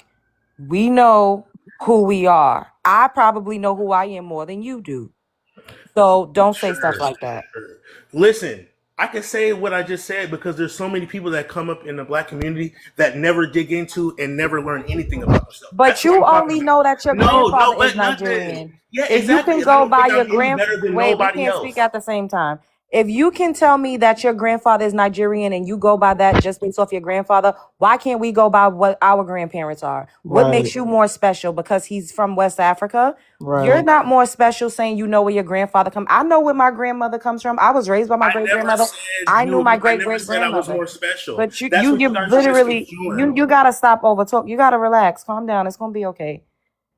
The only reason why we're having this conversation is because the people in the comments want to know if you come into our spaces, we've never seen you before. So you kept saying we, and you was very confused and saying I'm African American, Nigerian. So people wanted some clarification because we have a lot of people that speak on our behalf, and not saying that you're undermining us because I don't think you said anything wrong, but in a lot of instances it don't be us. So it's like if you're not one of us, how are you in a position to say anything as it pertains to us when you're literally the people that you're talking about? That's why. I don't think I'm any more special or nothing. And that's what's so crazy. I feel like you guys are really misunderstanding everything I'm saying. Listen, everything that I know about who I am, I appreciate. Everything about me, like I don't look down on nobody. That's what's crazy, bro. I lived a regular life. You have to appreciate it. You have no choice. You are you. No. You have to appreciate it. I'm a nice lady, I promise. Can I say one thing to this man and give him a little bit of advice? Go ahead, Bill. You keep telling everybody to listen. and you not listening. Right. Everything that they just said that you said, listen and you laughing instead of listening. But I'm trying to help you from a social point of view. This is not good for your social life to think and act like that. Everything that people said you said it You said it. in context. Okay, you reveal your true nature and your intentions when you say things a certain way. We are not slow. Okay, you don't have to say it a direct way for people to receive your true intentions. Stop thinking you smarter than people. Okay, and you Because won't this is get the ganged up gag. on. This the Every gag time, I'm every having. time Like, somebody tried to help you and redirect you, instead of receiving the love and the education, you are very combative. right. Breathe and listen. You guys are sitting here misrepresenting everything I'm saying. I Listen, said, and you was just thirsty to say that because. hold on.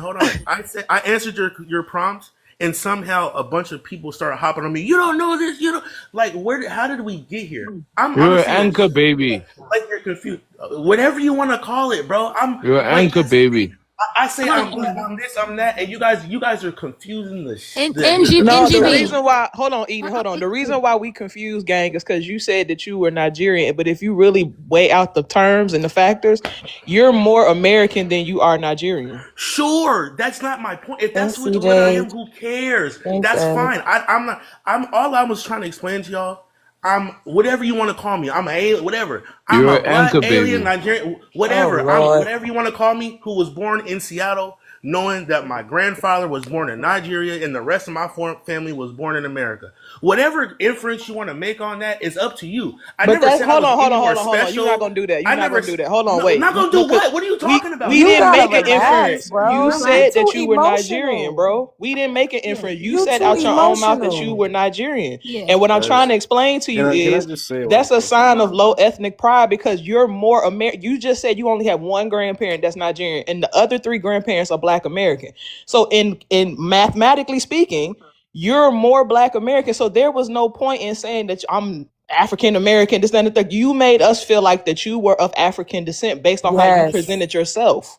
No, he Nobody is made an hold on. inference. He is of May I just African say, descent. He's only Hold three on. quarter, Hold on, Eden. hold He's on. only 3/4. Well, guys, okay. guys, He can said I I he mean, just not say three one thing? quarters, yeah, one no, quarter. listen, y'all, because I do genealogy. He said his grandfather is Nigerian. He said his Nigerian father was born here to Nigerian parents. And then he said his dad procreated with a Black American. All No, no, right. no, no, no, no, no. His father is half Nigerian, half No, American. he didn't say American. that. He did Yes, not he say Correct. that. did. Yes, He I did did. say That's that. exactly it. Oh. My grandfather Guys, had it's a a baby with an typical American this black All woman right, and I don't produced care my this father. anymore. It's this is a over. typical. Hurry Can I up and just make say a this is comment a on this and we gotta typical move on. example? What's the This point is of a being rude typical though? Because I was example of respectful the to everybody. Nigerian That's what's Trojan crazy. horse, You right? are being So what they do, respected. what Wait, they wait, do is hold up, Shaka they Zulu. make Give me 2 children. seconds. Wait a minute. You are not going to gaslight Love Jones. Nobody's People, gaslighting nobody. yes, You you guys have are. been jumping down my throat for People, 5 minutes people straight, have not been jumping down arguing your throat. about my Look at how lineage you without carrying answering the on. prompt. Look at how Because you carrying at on. this point, we're not That's even that talking You about the are prompt. You Nigerian guys are feminine. talking DNA about my Listen, speaking. lineage. stop, I You don't can't care stop. even about the let DNA. I answered your question. That's the You are a feminine, bussy popping motherfucking soldier. People are trying to talk to you. You real mad because you felt like you had some African superiority complex because you was a proud fucking Nigerian with one goddamn Nigerian grandparent. We was just trying to figure out what was going on with your bussy head ass. You're too emotional. You talk over people. You have no decorum and you act like a male fucking chicken head, a rooster head. I don't have time. We have other people on the panel. Shaka Zulu, you got 30 seconds. Say what you need to say and then we're going to get to the next people. All The right. fuck bitch. Okay. I'm about to go down, guys. So I just want to say, because this is a perfect, wow, this was perfect timing actually. So what you guys just witnessed is what you call a Trojan horse. When somebody invades your country, right, they're going to make children with your woman so that such confusion arises in the future. Look now, you're all debating, is he American? Is he Nigerian? But the mother is American, the father is Nigerian. This is exactly what they want. That's why they make kids with your woman. That's why they come to the States and they want to make kids, be it white American woman or black American woman, as long as she's American. They want to make kids with your woman so that they can create this kind of confusion in the future. So that when you want to deport them, you can't deport them because the mother is American or the father is American. This is just a perfect. He did nothing wrong himself. His sin is to be born what he is, but his parents knew exactly what they were doing, or his grandfather. Okay. Didn't do anything wrong. He is wrong. Oh Lord, Bush me, give it. Oh shit. Who next? What's going on? King Solomon's. I'm gonna go down, guys. Thank you. Okay, King Solomon. Can we have your ethnicity, and then I'm gonna go ahead and give you 3 minutes. All right. Thank you. I'm an African Are you from which country? from Ghana. Are you in America? I go back and forth. Okay, so that means yeah. All right, you got 3 minutes. Go for it. Well, first of all, why in Africa you have whiteys coming in and taking over resources and taking over everything and telling you that you can't control this, but if you're able to get to America, you have the American dream. What? So at the end of the day, okay, What should I does this speak in have? clear here? No, I'm trying to figure out what does this have to do with anything. I'm very confused. We're talking about immigrants. Why Africans come to America? I'm trying to start to show you the originality where that came from. People just wake up and say we are going to America. There's a reason for that. So I need you to understand clearly why that is. People not because people are saying that, oh, we want to go to America to go live. No, that's not the reason. Because people think that, oh, you are here, you are here. No, there's a reason why we came there. There's a reason why Africans are in America. And if I'm gonna push you forward to that my time doesn't get, because you didn't get this part, is that most people that you can be seeing driving Ubers, doing this, washing dishes, are doctors, engineers, pilots, everything that they have studied already to be in America. So yes, you may see somebody driving Uber, you may see somebody washing dishes, you may see, they have master's degrees, but they won't allow them to use it there. They have to start from the bottom to go up. And so while they are there, they are focused to make sure they succeed in life and for their people and for their family, because of all the things that happened back home, destabilization, government, everything. People then just wake up. People flee because of a reason of things that we just saw that in Venezuela. We just seen that going on in Iran. We just saw that in Iraq. We just saw that in Afghanistan. So at the end of the day, people then just wake up like, oh, we just want to go to places because it's what you have been promised. It's what you have been told. It's So what you have what were been you told. promised? What were you promised to come over here, and why did you come? Who invited you? You was promised that if you get to America, you have the American dream. Who You have promised you peace. that? Who else? The white I tees. don't That's know. what. I'm asking you. So a Okay, white the white person tees. came to your house in Ghana and knocked on your door. Don't do that. I know I'm This is asking you specifically. I don't know how it works. You're but telling me that I don't know.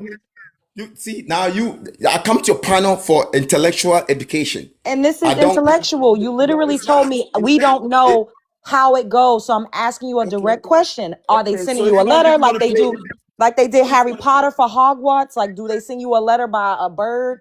Are they knocking on your if you door? want to Is play, there if like you a want to play this game, lotto? okay, let's play the game. Let's play the game. If you want to play the game and act like you don't understand, let's play the game. In You said I education, don't. So enlighten me. okay, Love cool. Jones, Let's do this that is then. simple. Can I respond to him? Let's do that. Wait, hold Please, on. South Africa. The lies. You just got in the game. South Africa, you just got in the table. Relax. You are new to this game.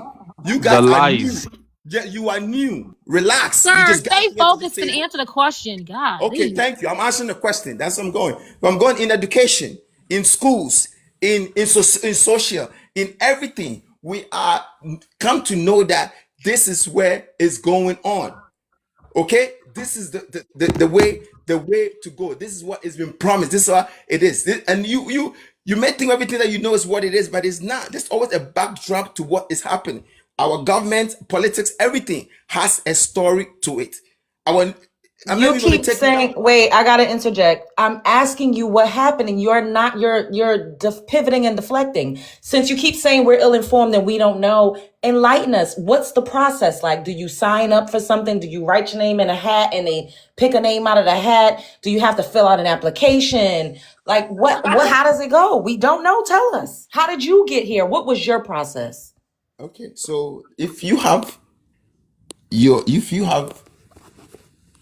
your resources being taken, okay, let me talk to you about No, I cocoa. want you to tell me how you were There you invited go. to America and how Lies. you got here. Let me I don't talk want to to you. Let me hear about the resources or none of that. You said that they invite you here. I want to know who. Give us the dates. Give us names. How did your process go? I could tell you how when I went to college, I went online. You know, I was looking for a college. I got a grant. You know, I applied. I signed up for some classes. I picked a major. I could tell you how that went.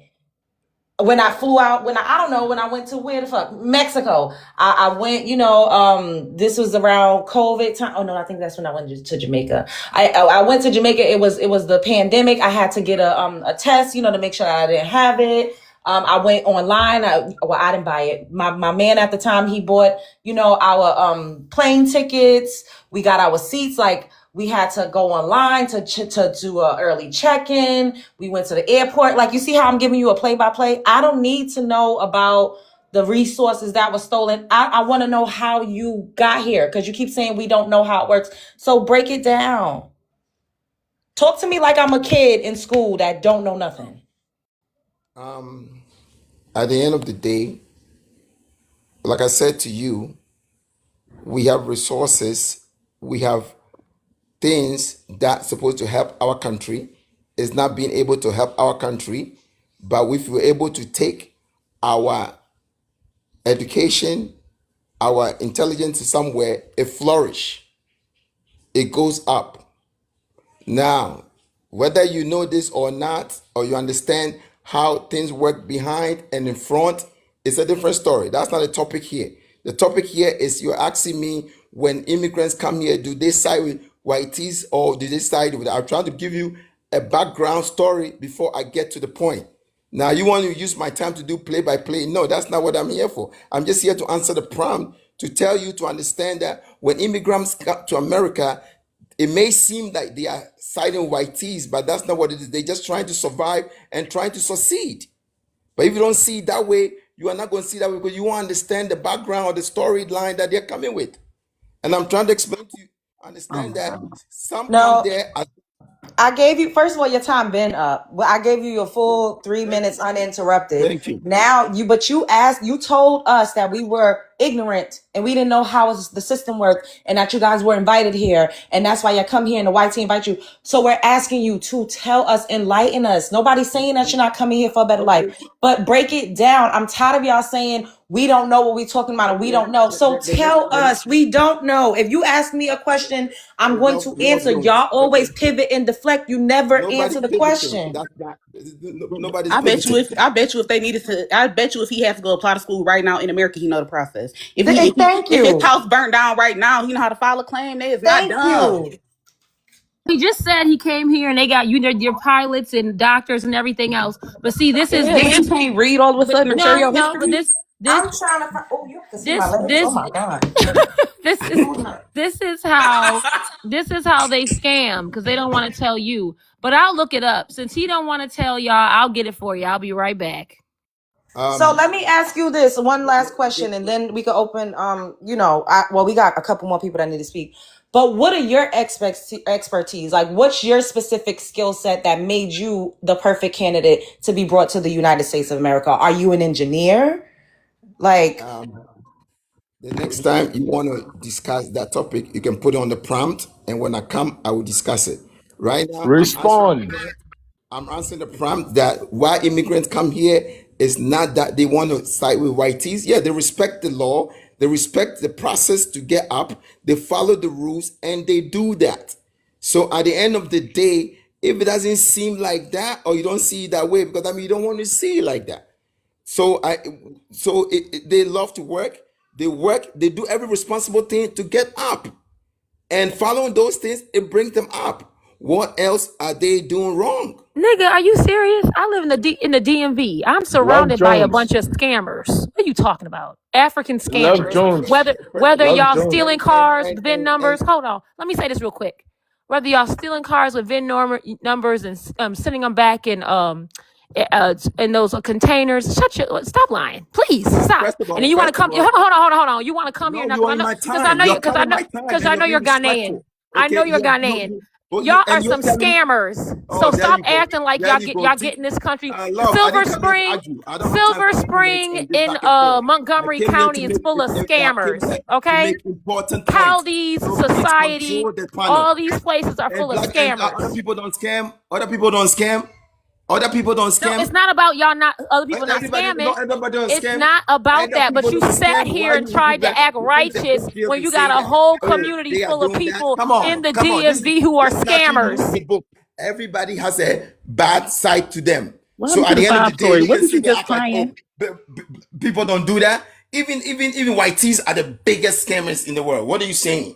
What are you saying that's new? You tried to make it seem like I'm you not come trying to do here and nothing. All I'm trying you to tell you is mute that him, at the end of the He day, I tried it. understand that. No, You you know tried to the come up here talking about y'all no, just have you're these wrong. righteous jobs when you have a whole freaking society in Montgomery County of nothing but scammers in Silver Spring off of Georgia Avenue. You cut that crap out. I'm in the DMV. She ain't lying.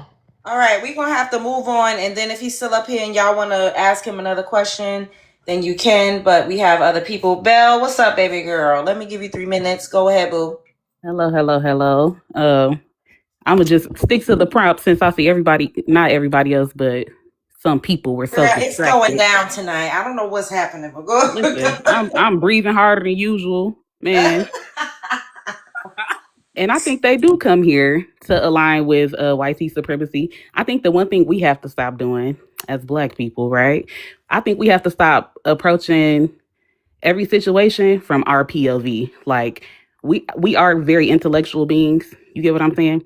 So when we think about what other people is doing, we think that they made a plan. They don't got no plan. They winging it.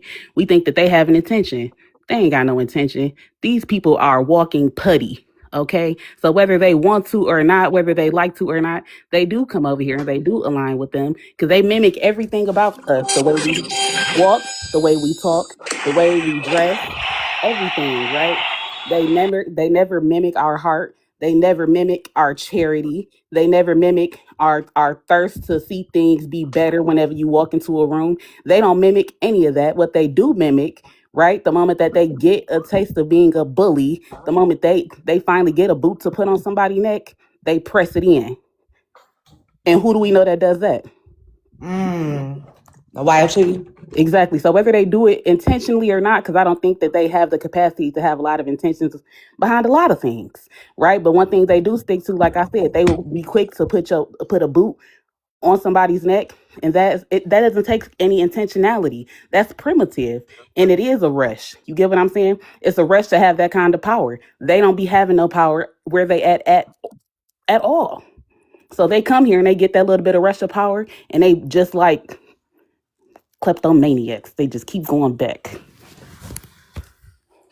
Oh, Okay, I got the programs since he had. Hold on, baby girl. You Okay. gotta hold on, baby. We got multiple people that have been waiting for a long time. okay. The man with the book. He knew he was wrong. What happened? The man with the book. He knew that he was wrong. He knew that he was wrong when that sister called in and interjected. That's why he started stuttering. He's stuttering worse than I am right now. But that's it. That's pretty much it. Okay. Let me end your countdown. All right, Veronica, hello. Really quickly, just whether or not you have an immigrant background, and I'm gonna give you 3 minutes. Hi. No, I do not have an immigrant background. Okay, go for it. Okay. So to answer the prompt, did immigrants come here to align with white supremacy and undermine Black Americans? Yes. Yes, they did. They do. And it's cowardice. And generally, if you're an immigrant, the perception of you has been corrected in Black Americans' eyes. So we had high hopes, and they might even be wondering, like, what is all this happening online? And here and there, because it's certainly not just online at all. And there are many making sure of that. But the perception has been corrected. The hopes of, and what we see Pan-Africanism to be, in this, doesn't have anything to do with the prompt really, but just to add, but we held you to a certain standard, and we're highly disappointed. So that is a big part of the feedback that you're getting now. So just high hopes of all melanated people doing well. And, you'll continue to be shamed publicly, because a lot of Black Americans, we don't care anymore about why you come, or what resources you have that you let the white man take. We don't care anymore. We don't care about any of that. None of that even matters anymore, especially, since you've been coming here, you ingratiate yourself, and, hopefully it's going to be a perpetual shaming. It's not going to stop. But yeah, they do come here, and they come here disrespectfully. So yeah.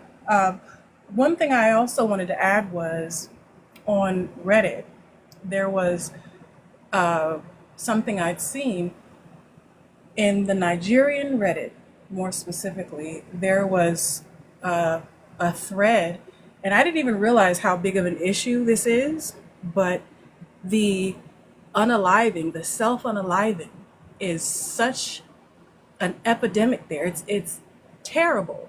So for you to come, and for you to be able to be here and become an engineer, a doctor, a lawyer, to send back all the remittances, and just forget about all of your countrymen, that just speaks volumes as to, what kind of people you would be. You forget about them. These people, youths, not even adults, and that's actually the highest, the rate of, or not the highest rate, but the number one way that, the number one reason, cause of unaliving in this country is that.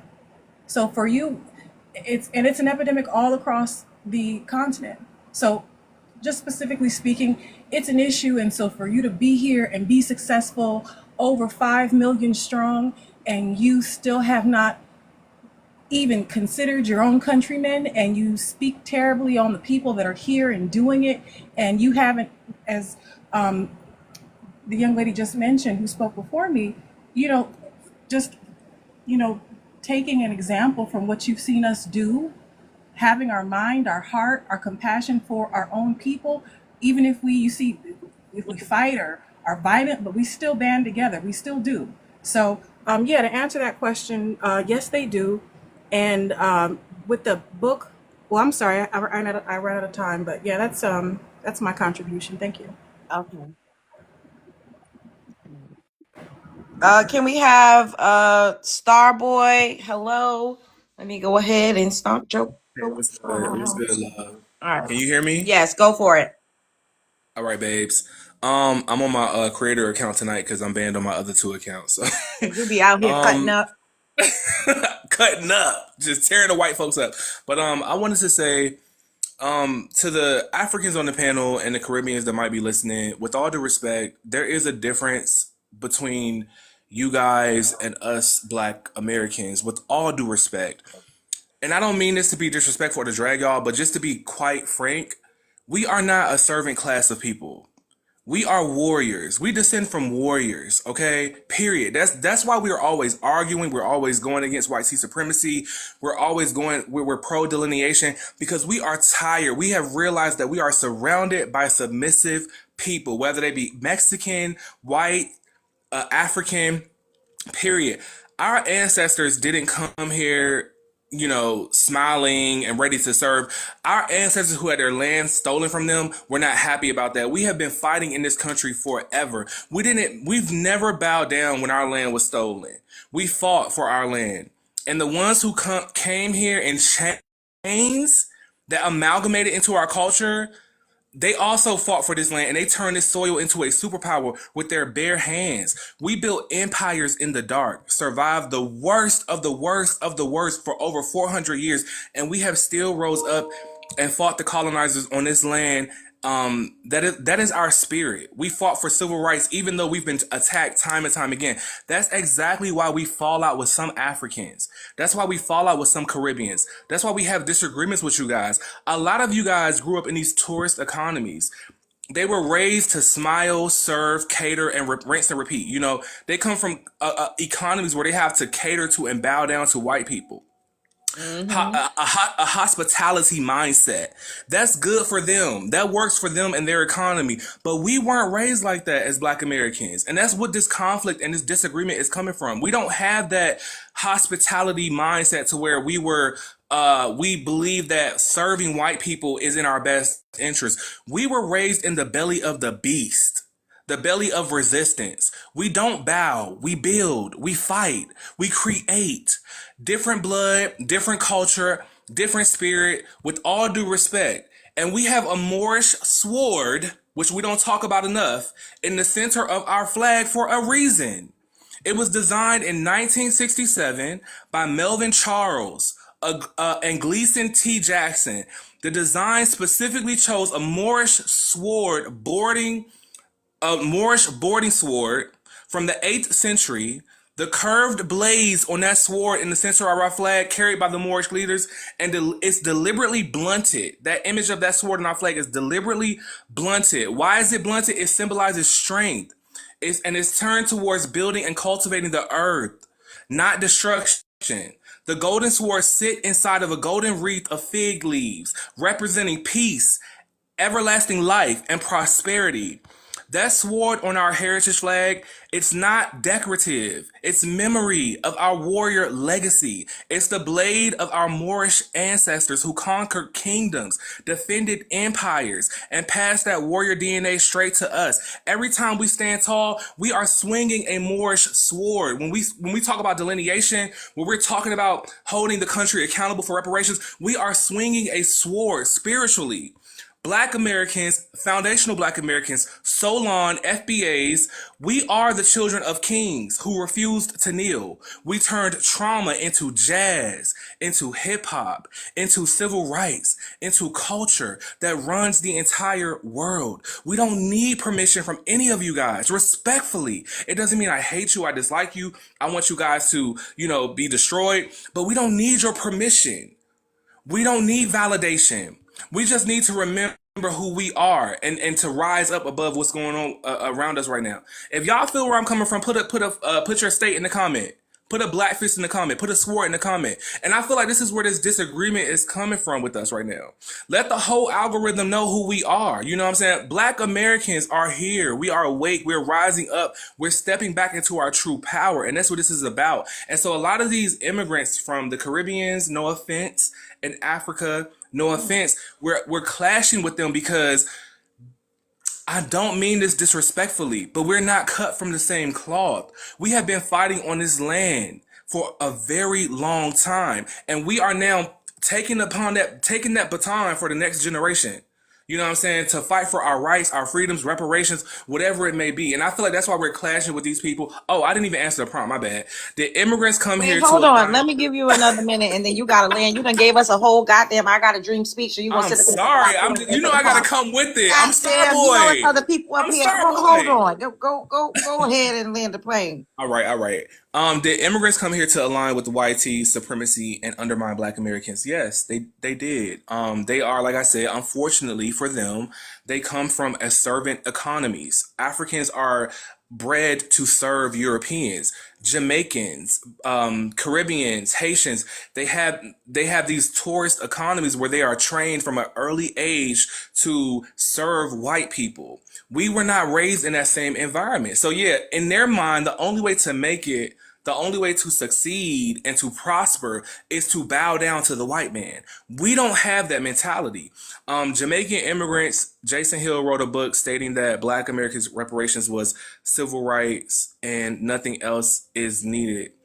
because that's what he thinks from his perspective. Because his family has been able to come here to this country and get and benefit off of our civil rights, and where he comes from, that is the best thing that's ever happened to them. So they view this as reparations for them. But because we come from a warrior class, we come from a warrior bloodline, we are the ones who know for us, amongst each other, that we deserve way better than this, right? And so we have to stop expecting us from everybody else, because everybody else does not have our mindset. So we have to lock in with each other as Black Americans, as Solon, Indigenous Black people, foundational Black Americans, and we have to uphold each other to our higher standard, because they're never going to understand what we're thinking, because they have the same skin color, they have sometimes the same facial features, but they are not cut from the same spiritual cloth that we are. And that's just simply what it is. Facts.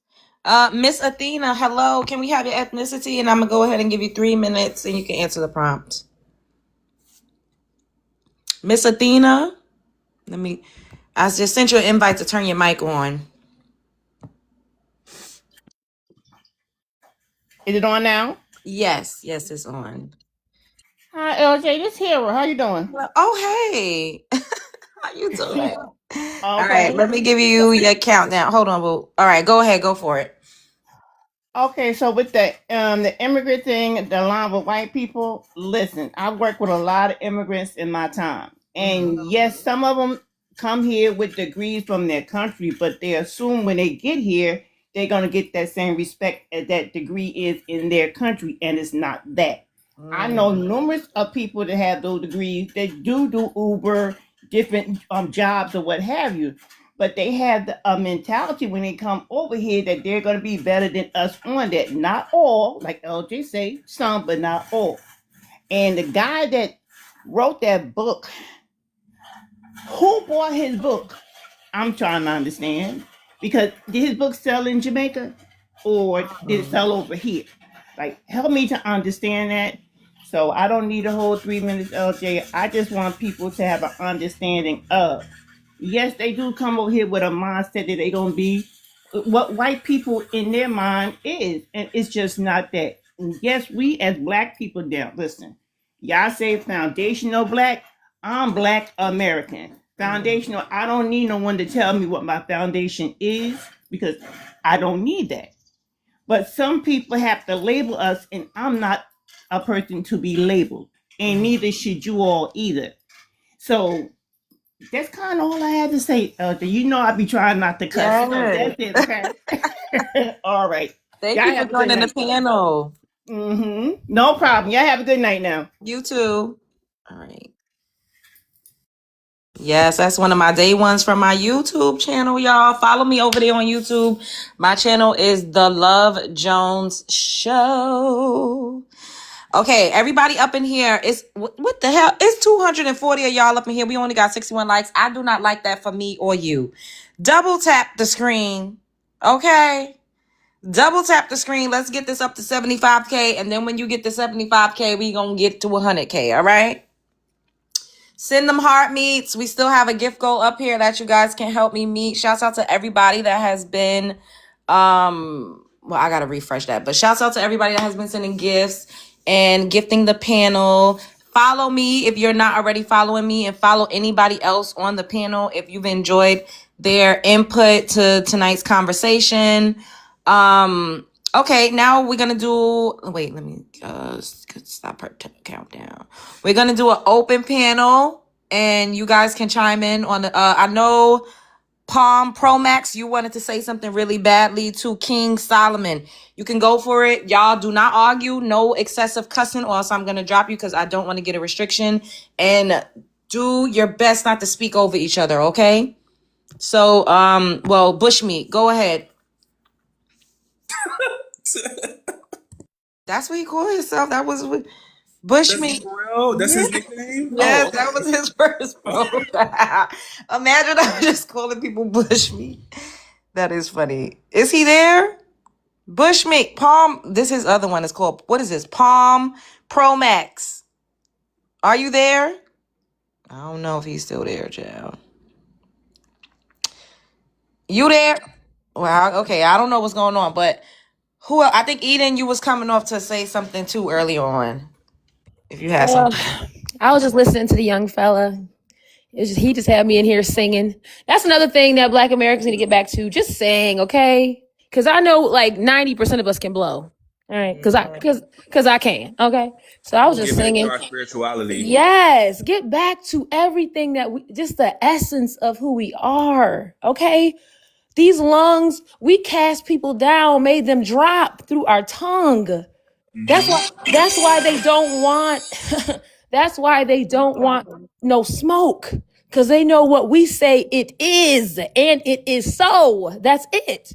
Once we put it out there, it's manifested.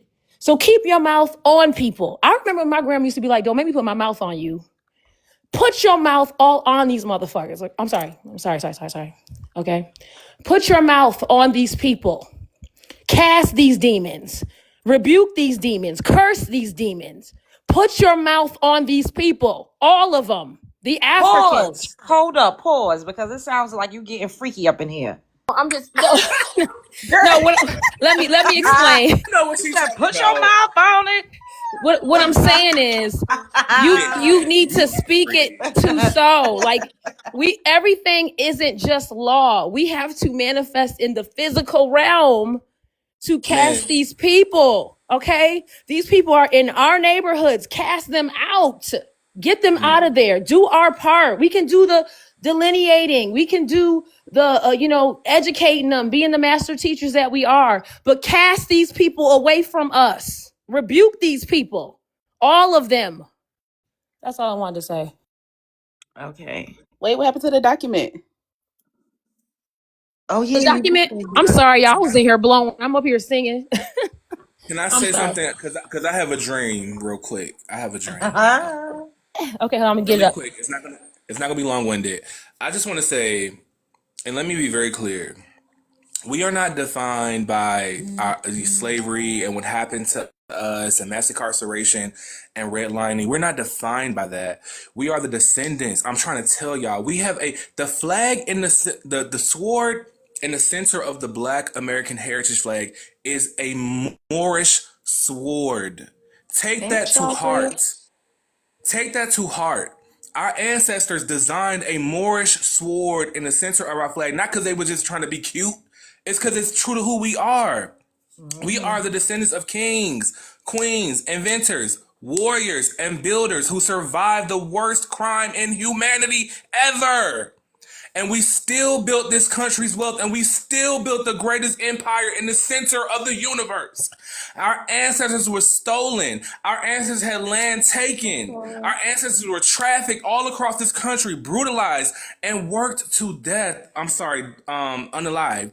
And for 246 years of chattel slavery, then Jim Crow, another century of legal terror, strange fruiting, redlining, and stolen wealth. The United Nations just specifically, I'm just going to say this really quick. The United Nations just named slavery, chattel slavery, the worst crime against humanity in human history, guys. That is an advantage to us. We need to take advantage of that shit.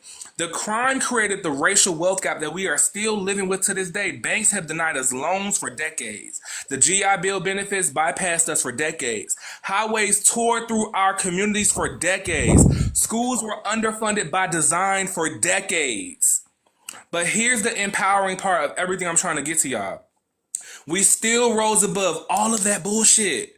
We created HBCUs, Black Wall Street, the civil rights giants, civil rights movements, hip-hop moguls, tech innovators, doctors, lawyers, artists. We built excellence despite what they have tried to do to us because it's in our blood. But excellence shouldn't have to fight an uphill battle forever. We have to come together. When we say, what's the missing puzzle piece? What are we missing in this fight? Each other. Unity amongst our people. We have to come together. Reparations isn't charity for our people. And that's what I advocate for on my page. If you guys want to follow me, follow me. I do a lot of digital art, but I also advocate for reparations for my people, for Black Americans, so long, foundational Black Americans. Reparations isn't a charity for us, for Black Americans. It is correcting the ledger. after the greatest theft in history. It's saying the crime was acknowledged globally on March 25th. The crime was acknowledged globally. Now, us as foundational black Americans must make it right on our soil. Okay? It's our time now because the United Nations vote just handed us the ultimate moral and political leverage. We have political leverage with slavery being classified as the worst crime above the Holocaust. This resolution calls for slavery, the greatest crime against humanity. I'm sorry, I've been drinking a little Chardonnay, y'all. Just bear with me, okay? Nigga, you said it was gonna be quick.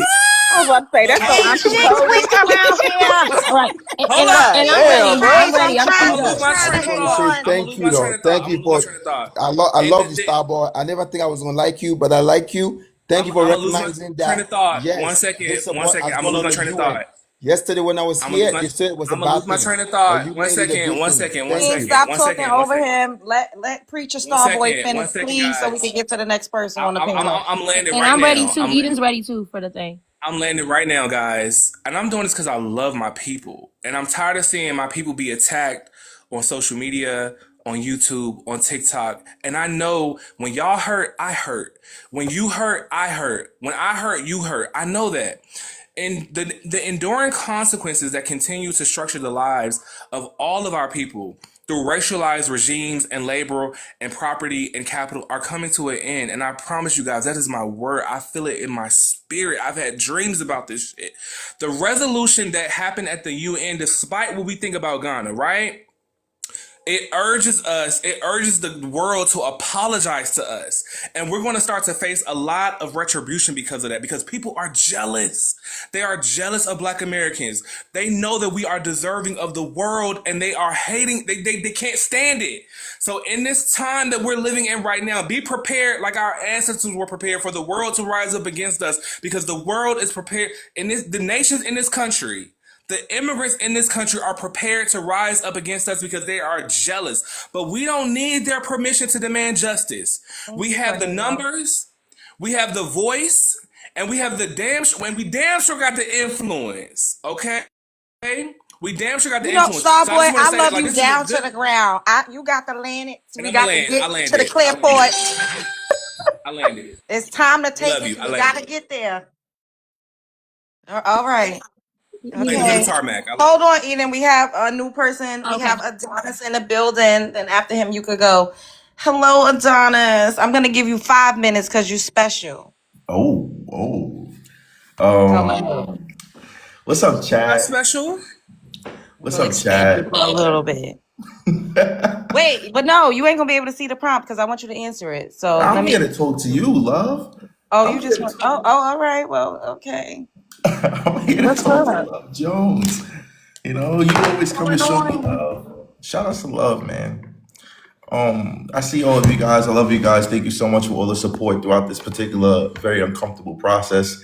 100%. I've definitely been. Shout out to Love Jones, who was putting BTA throughout the whole process. You know, I had to jump up in here throughout this particular situation, so I'm going to be very quick and I'm going to be very vigilant. So I'm still in an open investigation at this moment in time, so I really can't speak as freely as I possibly can, because you know the ops is always on the eyes, always on their P's and Q's, trying to catch a boy lacking. But we vigilant in these particular fields. I'm gonna try my best. I just came up here to tell you, Love Jones. Oh my God. So, What's going on? oh, I wish I could zoom in on this. I can't. But What somebody said? Y'all saw his body. That's what you're trying to zoom in on? nah. Oh. I've been on a diabolical mission recently, and you know, there's a couple of people that's been coming at me crazy, and I came in here just to spread some gossip, not even gospel, some You gossip. about to drop names and receipts? What's Nah, I can't. Well, there's a couple of names I could drop. But Let me get a pen and a pad. Go, because you know I like to. I don't want to drop names because I'm just gonna make these people more famous. You feel me? Listen, drop it. We got your back. Not you instigating, right? We Trying to trying get to these see juicy something. gossips. Nah, but like there's a couple of creators who've been really trying to run narratives and stuff like that. and I think I'm about to pack them up. So Afro Think Tank. Oh wait, let me hold up. Let me write it down. About to get packed up. Man got hit with multiple copyright strikes. I know he's on the edge right now.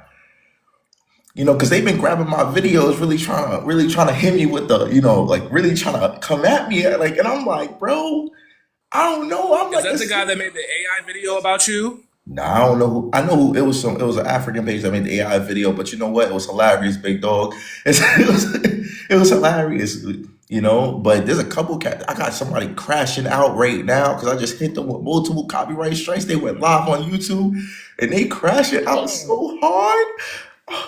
I don't want to say names because you make these people. They just silly. They just silly because, like, you know, like.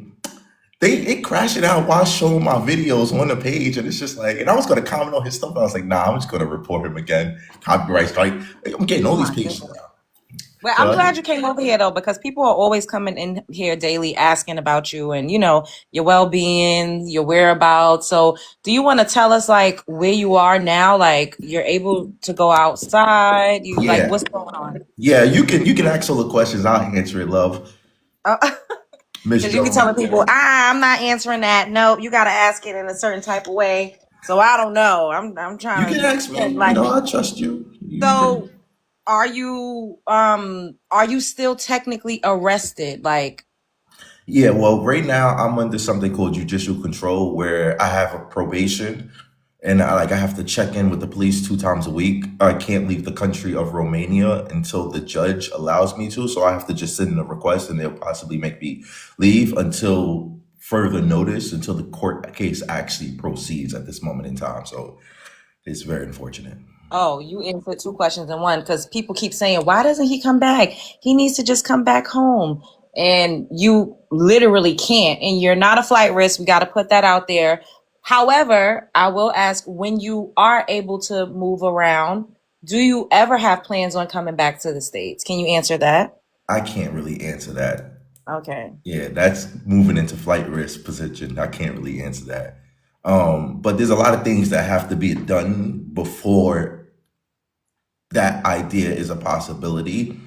First things first is, you know, go through the court case, and then once the court case is actually progressively moving forward with the luck of the judge and the judicial system here, then it's how do I say this in the most blackest way possible? It's BTA. So how has it been navigating the streets of Romania since you've been able to go back outside? You know, surprisingly, I get tons of love while walking in and out of Romania. You know, I've been a really popular person in Romania because I've always made positive content in Romania, but I've always refused to allow certain types of content to touch my page just because I didn't want the negativity and the negative stuff to be posted on a page or a platform like mine. If I start posting certain things, I understand how this can impact a lot of people, but due to the fact that I have to constantly document my life on a consistent basis now, every time I walk out the house, people have seen some diabolical situations happen to me while just walking around in Romania. So it's been a very uncomfortable experience throughout this process. Do you feel safe? No. I don't feel safe at this moment in time. Romania was once known, it was known as one of the safest countries in Europe itself. But if you don't have the right to self-defense, which they do, but based off the way that things have handled with me at this moment in time, I don't feel comfortable. Oh, damn. Do you feel like you have, because a lot of people have been asking me like, oh, does he need like donations, a lawyer? Like, how could people support you in this space? You're amazing. I swear, she's awesome. What? You're just awesome. Killing it. I swear.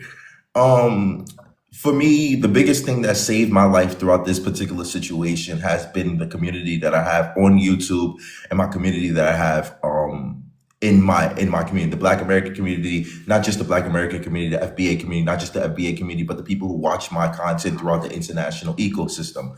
One of the things that happened once this whole situation moved forward was the media in Romania really tried to attack me on aggressive marketing. I don't know what they want to call it, but it was just really aggressive. And Like a smear campaign. I can't say that. I Well, I don't. can. You can say Go what ahead. you. But if it wasn't for my community on social media who allowed me to have the voice and allowed me to have the platform to be able to articulate myself, I wouldn't be in the position that I'm possibly in at this moment in time. So if you wanted to help, I know people are saying GoFundMe's. I'm not a GoFundMe type of person. That's not it. I'd rather keep building the platform that we've already have, because without these voices and these platforms to express ourselves, where will we be today? You know, so if you want to support me, you could become a member on my YouTube channel. You could subscribe to the YouTube channel and stay up to date on anything that's happening. That's the only thing I can say at this moment in time. And the channel is Adonis Crash Boom, right? And Adonis Love Jones. What? Hey. Love Jones, they need you as a publicist. You know, back in the day, I did have a boyfriend that was signed to a record label, and I used to help him out with things, but he never credited me. I was just a sucker for What's his love. name? Oh, I'm not.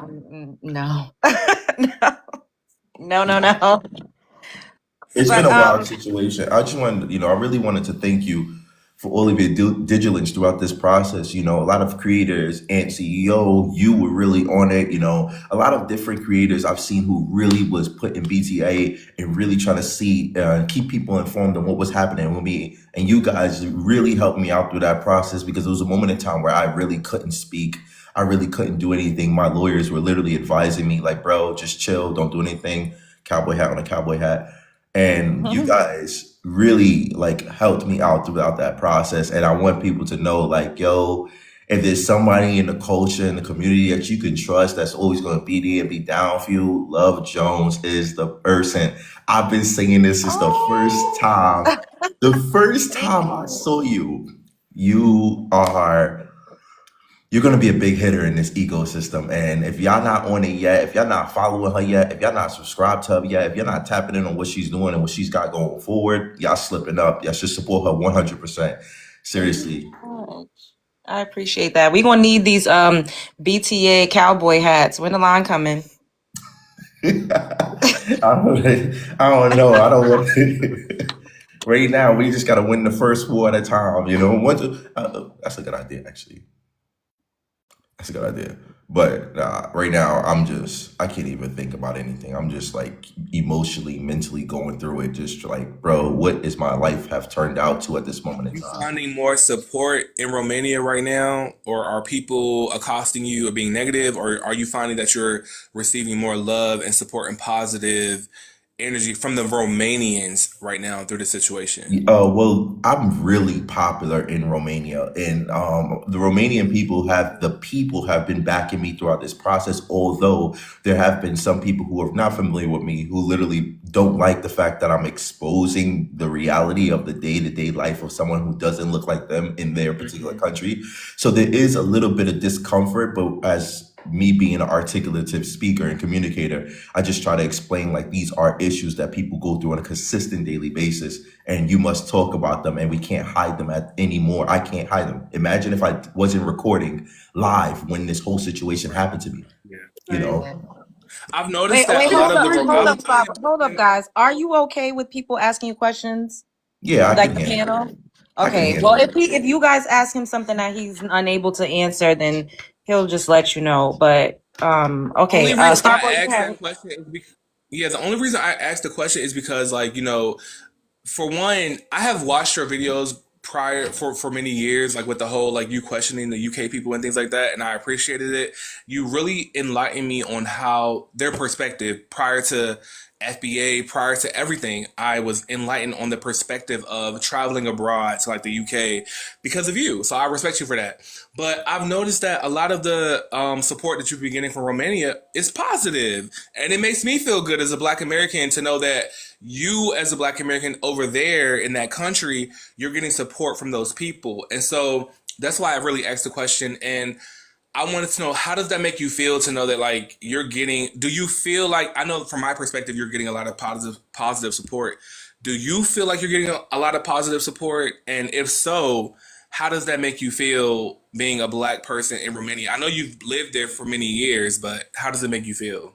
I feel amazing. This is actually a really good point, a really good talking point, because I feel like this, although I am Black American, although I'm pro Black America, I'm pro FBA, I'm pro everybody at this moment in time. Well, I've been pro everybody.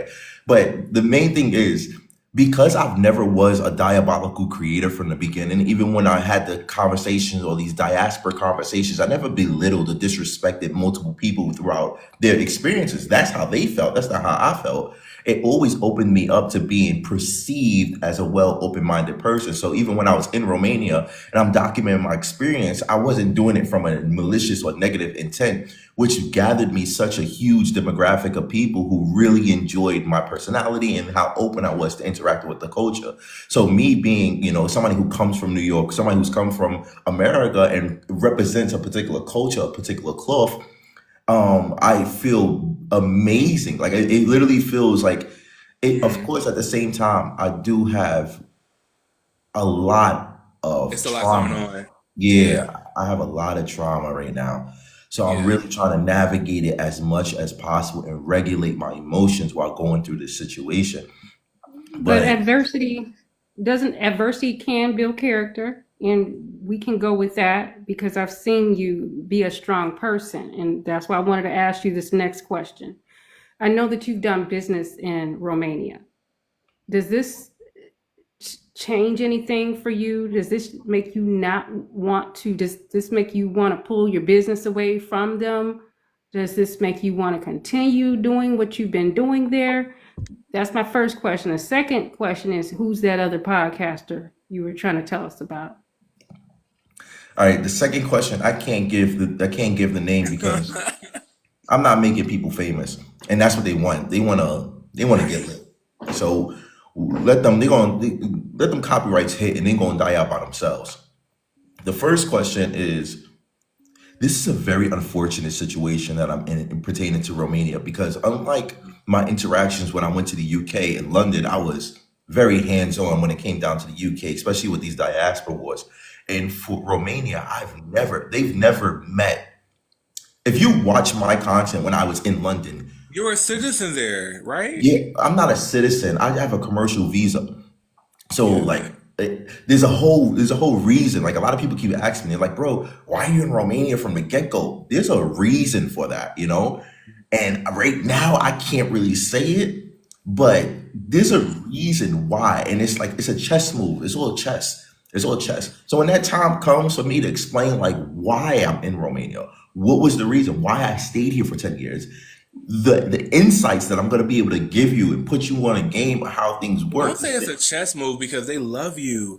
And like, Oh boy, don't cut him off, boo. Let him land. I'm sorry, Go ahead. Go ahead. I want to say something to There's the more, Romanians. like in life right now, we had to learn the tools to become financially sustainable and to make sure that we are safe individually for ourselves and for our families. But the problem is, we didn't learn the game on how these wealthy people are actually navigating the world and positioning themselves from a financial or economical state in this global economy. So I learned a couple of different tricks on how I'm able to stay in Romania for 10 years, stay in Europe for 10 years. Americans, we're only allowed to stay in Europe for like 6 months at a time. Then we have to go back to America and stay there for 6 months till you even come back. Or you have to get hired by somebody or go to school out here to have your visa for long term. I wanted to travel in and out of Europe as much as possible. So I had to navigate and learn the economic state of how to do that. So there's a lot of different things on reasons on why I was in Romania for so long, why I was doing all of these different types of things. Does this make me feel like I want to pull back? Your business with doing business with these people. This is a very critical question. So I'm going to say this. This is a very important moment for Romania in general, because everyone's watching and seeing how international people will be perceived and how they're going to be treated while traveling through and out of Romania. People who want to invest, people who want to just go for vacation. Safety is one of the most important things at this moment in time. So at this moment in time, I have to literally wait and to see how this process goes in court system, to see how international people or investors will be treated while going through this situation. I can't really answer that question specifically because I can't really give these people an angle. So I'm just going to say that this is a very important Well, let me say this, just in reference to a lot of the positive support that you have been getting in Romania. I want to say this to the Romanians, because this is to a chess move.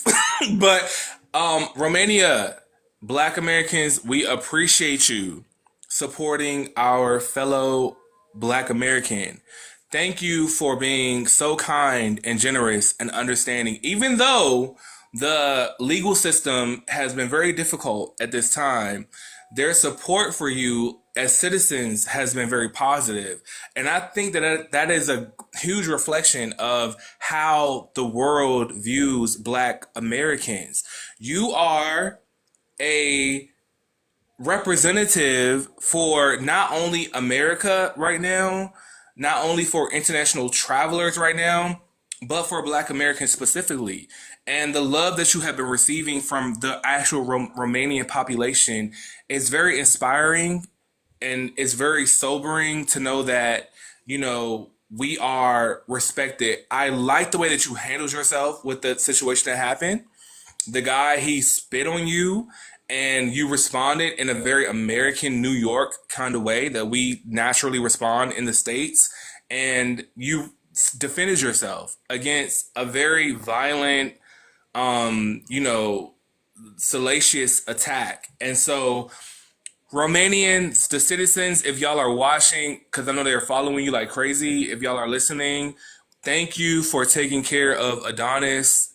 Thank you for respecting the situation. We see you from America.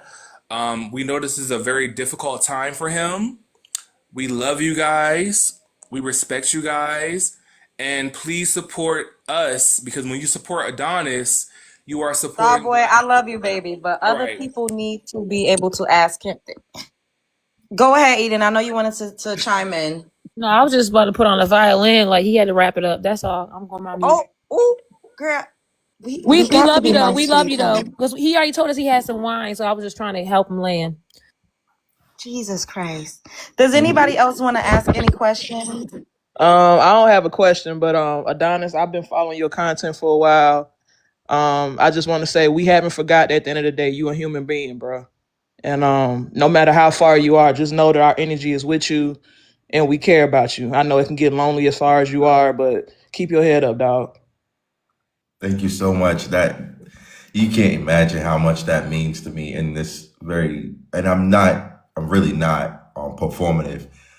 It's very frustrating and emotionally unhinging at this moment in time to control my emotions or regulate my emotions throughout this process, and very scary. Yeah. So I really do appreciate those kind words and those very emotionally touching words. Seriously. Why are you scared? I keep hearing you saying you're scared on social media. Like, why are you scared? What are you scared of? I'm in Eastern Europe completely alone by myself. The people that I do possibly chat with are online right now. You know, at this moment in time, it's 5 o'clock in the morning where I'm at right now. And the only thing that keeps me safe at this moment in time is how much money I can throw at this situation. That is the only thing at this moment in time that keeps me having the best lawyers, because at this situation, in this process, it's very complicated, especially when they're all speaking a completely different language. So I have to be as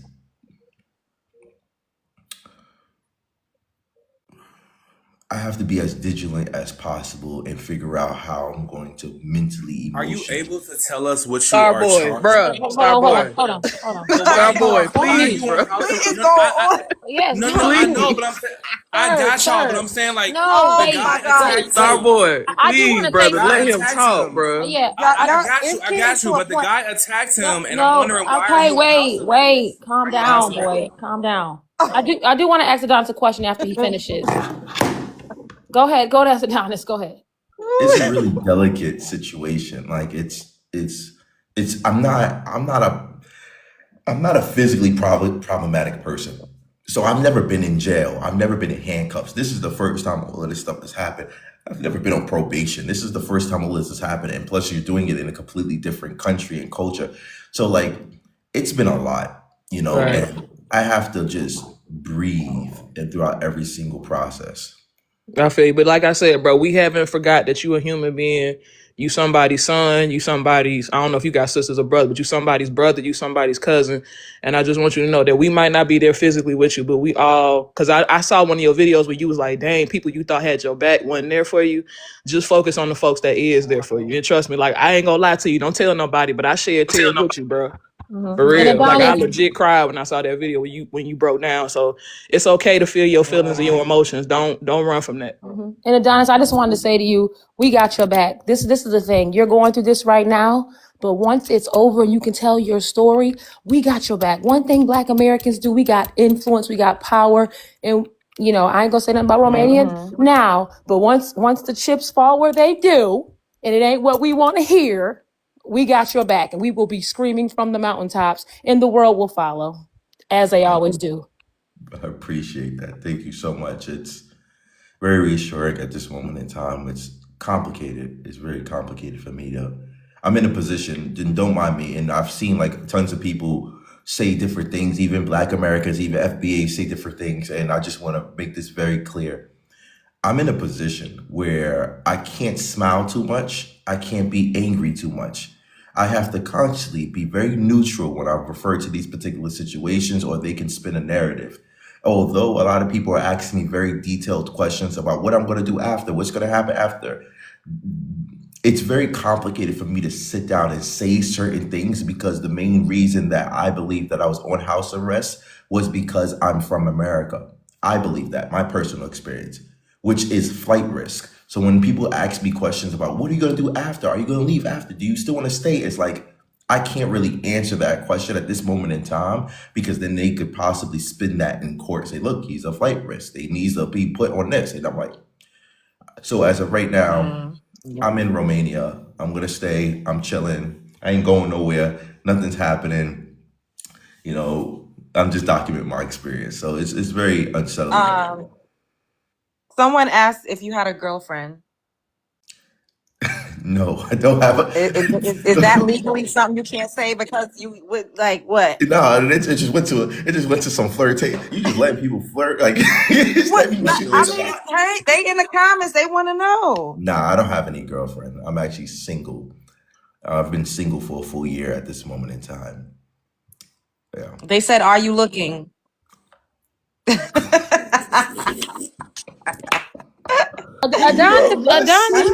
Adonis probably is like, that is the last thing on my mind with all this legal stuff going on. He is just trying to come out whole and healthy. Exactly. Okay. I'm really just trying to like. I was in a Romanian. That part, but it made him laugh and it made him smile, and we got to lighten the load a little bit. So I got this, okay? I'm the hostess with the mostest.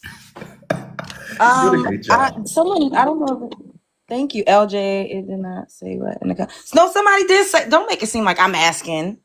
I know the answer to that, but y'all don't. So I did see one of y'all ask that. So you have exclusive access?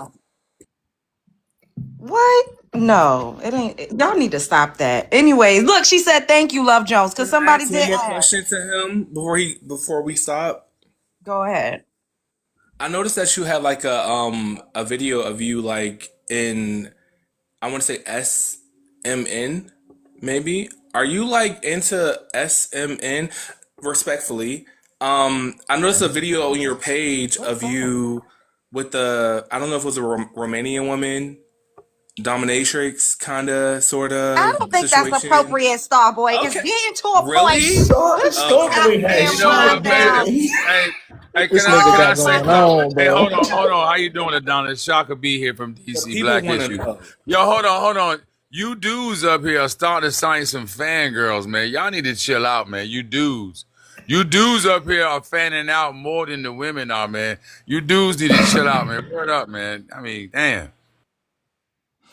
Nah, just to answer this Oh, question though. Nah, I was at the El Style Awards. I was invited to the El Style Awards in Casa Purportedly, which is the heaviest building in the world and the second Yeah. biggest building in the world. And the theme of the event was avant-garde. Okay, I So got you. Because I yeah, saw the video. That's what I'm asking. I saw the video. So yeah. So I knew it's L, you know what I mean? So I had to pop out and I had a stylist who styled me up. So I was like, all right, cool. It's all right. It's cool. You know, not if you were into dominate. that's crazy. Are you into dominatrix? Wild behavior. I took a journalism class and they taught me to ask all the questions. So I just asked the question. But thank you for answering. That's crazy. That's wild. That's wild. What time is it there for you now? It's 5:16 in the morning. Literally. Jeez, when do you sleep? I haven't really slept lately. Like since this whole situation, I don't really sleep. I'm always like doing research, trying to get in and out of my head, pause, and it's very unsettling. Like you can't even imagine. It's crazy. Like I don't. You know, like Thank you guys for the gifts. That's crazy. I just, I've said this time and time again. I thank you guys, but I literally, I can't. I don't know how it is that I just so happen to be in alive to see that live. Like that was God or divine timing, or I don't know what it was, but you absolutely. For anyone who's listening who hasn't heard this before, he tried to de-escalate that situation multiple times. He did not want to lay that guy out on the ground like that. That was not his intention. He had on, was your sweater cashmere? Yeah, He had on a beige cashmere sweater with a scarf smashed that looked pretty pricey. He had on his, well, he got the BTA cowboy hat on. But anyways, that was not his intention. He tried to de-escalate. The guy called him racial slurs, which the clip that was circulating, you didn't even hear, you didn't see that part because, they clipped it out, but he didn't deserve that. And then it was just so unfortunate. And I mean, at the end of the day, Black Americans don't play that shit. I mean, sometimes people got to see how, but that's the wild part about all of this is because I can't really talk, like I know. Like it's crazy. Like I can't really be on some hoorah. Like so I guess it's gonna be a time. I just gotta stay patient throughout this process and then see where this thing comes back out, Oh, there you go, tether proof. Yeah, tether proof. Like I'm watching you, Adonis. You up there, up there with love. Does anybody else have any specific questions that they interested in asking me while I am here? Anybody on the panel? It's cool. Don't worry. I have another question. I knew it. I'm gonna keep it respectful. I know, honestly, no, seriously. The reason I wanted to ask you those questions is because I want to make sure that the Romanians know that we support you and we support them supporting you. But can you maybe give us some detail into how difficult the situation is for you? You're in a foreign country. You're not in America. You're on house arrest. You're dealing with a different government, a different, justice system right now. Before you leave tonight, would you mind just giving us, I know you can't give us all the details, but like a summary of like how difficult this situation might be for you, the trials and tribulations of being captive in another country, just that. All right, so as a content creator, and especially as a content creator who navigates intellectual conversations especially around sensitive talking points, especially like the Black diaspora, Africans and Americans, and all these different nuances, situations. I've learned to be able to articulate myself and do my due diligence, to do my research on every particular situation. Now, the thing that makes this very complicated for me is the language barrier, which and then also the people that are surrounded around me not really familiar on what I do.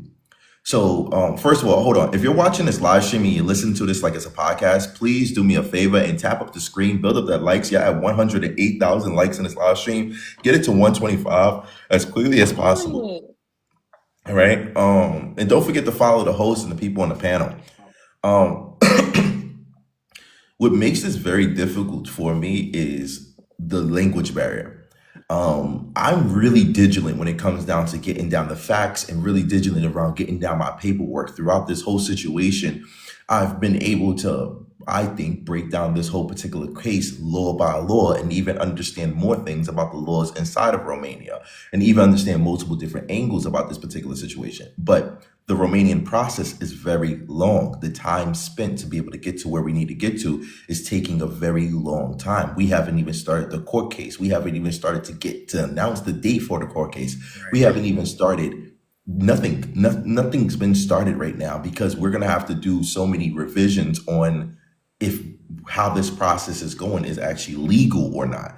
And that's where we have to get everything going. And it's a very tedious and long state. Like, this is going to be a very long process. Like, it's not going to be something that's going to be over in a month, over in 2 months. No. And then, the waiting process is what really gets under my skin, because the anticipation for this process is where the anxiety builds up. And although I have all of the evidence and all of these particular situations, I have to stand on business into the last end of it all, because I think I already understand the steps that will be taken against me in the future upcoming situation. And I have to be able to make a very critical decision at a very important time and hope that things are fair. I have a question. So just From one last question. One last closing question. One last closing question. I promise y'all, this is it for me. I'm gonna be quiet. What do you want? Because the Black Americans are watching you, Romanians are watching you. You're kind of like an international, topic right now. What do you want people to learn from this situation? People who are traveling abroad, Black Americans, Romanians, the relationship between our two countries. What positive outcome would you like to come from this situation, or would you have to say about the situation? And I'm done with that. This is a very important moment. In 2007, Romania entered into the European Union, which allowed them to ramify their laws. One of the laws that's been updated and ramified, also, like, to keep in mind, Romania is still a fairly new country when it comes down to democracy.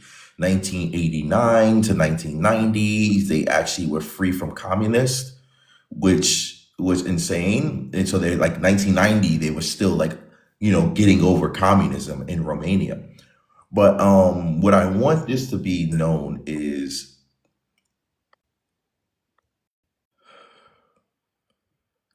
safety. Safety is not just man versus man.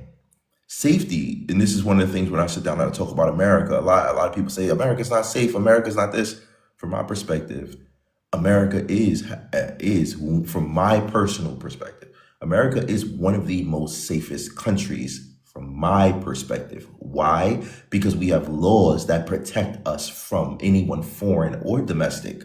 In other countries, they don't. The Second Amendment, you can be pro or against it, but the Second Amendment gives you the right to have safety for yourself, no matter what anyone says or what anyone is doing. That is something that I truly, especially in this situation now, really shows me, like, wow. I believe that this situation happened mostly because a lot of people don't understand the concept of the reality of FAFO. And in America, you can't hesitate in those situations. You can't really play around with people and how they feel. You You can't walk into people's space. You could look at somebody and then the rest of your life is done, you know? And a lot of places, they don't have that type of concept and mentality. So it makes people think they can do whatever they want, behave in any type of way they want. And that's just from my personal experience.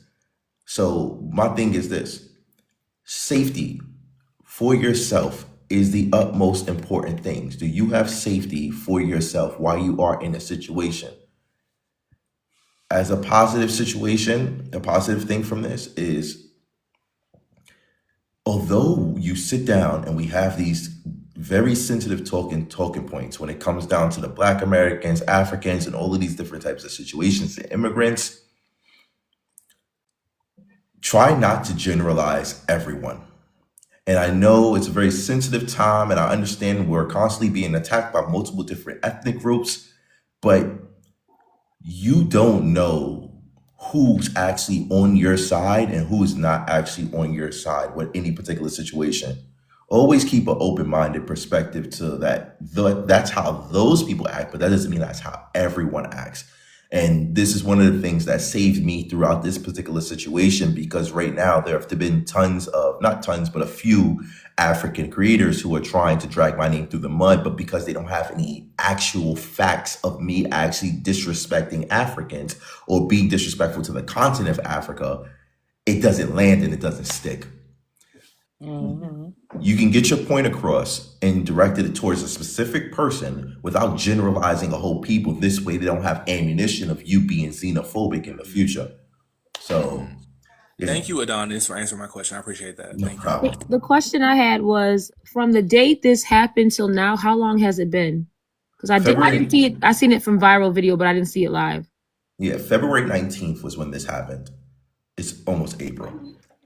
So it's been a while. Like time is flying. Yeah, time is, and I'm losing another year of my life because of this. It's insane, and it's crazy. So about 2 months is going on right now, and it's gonna go on for a very long time. And did they say, last question? And did they say it would go to trial at least before 2027? I don't know, but they're pushing, like, this whole thing was pushed so quick. Like, even me, everything was pushed very quick. Even my lawyer said that this was like so quick. Everything happened so quick, and I don't know. We're trying our best to get this whole thing passed and done with as much as possible. I want all of this done, and I want it all past us. And as long as they can clear all the technical details of what needs to be done, then we can go to trial, and we can present our evidence, and we can see what we can do out of that situation. Look at me sounding like a politician. Maybe it might be in your future. You never know. We have Melanie Winter. Did you want to ask Adonis a question? Yes, I did. Hi. Hello to everyone in the panel. Hello. I just want to say, hey, Adonis, and I'm glad you are safe. We are rooting for you. And I'm happy to see that you're in better spirits. And just let us know. I'll continue sharing like your lives and things to get the message out. And that's all I have to say. Love you guys. Bye. First of all, I love her spirit. She walked in here and just uplifted my heart with her energy. Thank you so much. I really do appreciate it. It's, you never know who really got your back until things hit the fan, and it's reassuring to know that, my community and the people that's the most uplifting thing throughout this moment in time is, for years, I've traveled around and had these conversations defending Americans and Black Americans, foundational Black Americans, on multiple different feats in multiple different countries and face to face. And I never expected throughout this process for people to actually see these videos. And these are just questions that came to my head.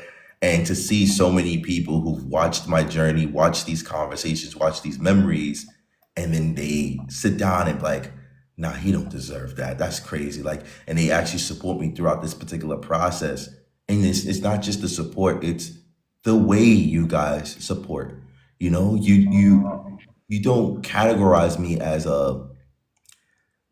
as a nuisance or a diabolical creator when I have these conversations. And Love Jones, you already know what I'm gonna say. What you gonna say?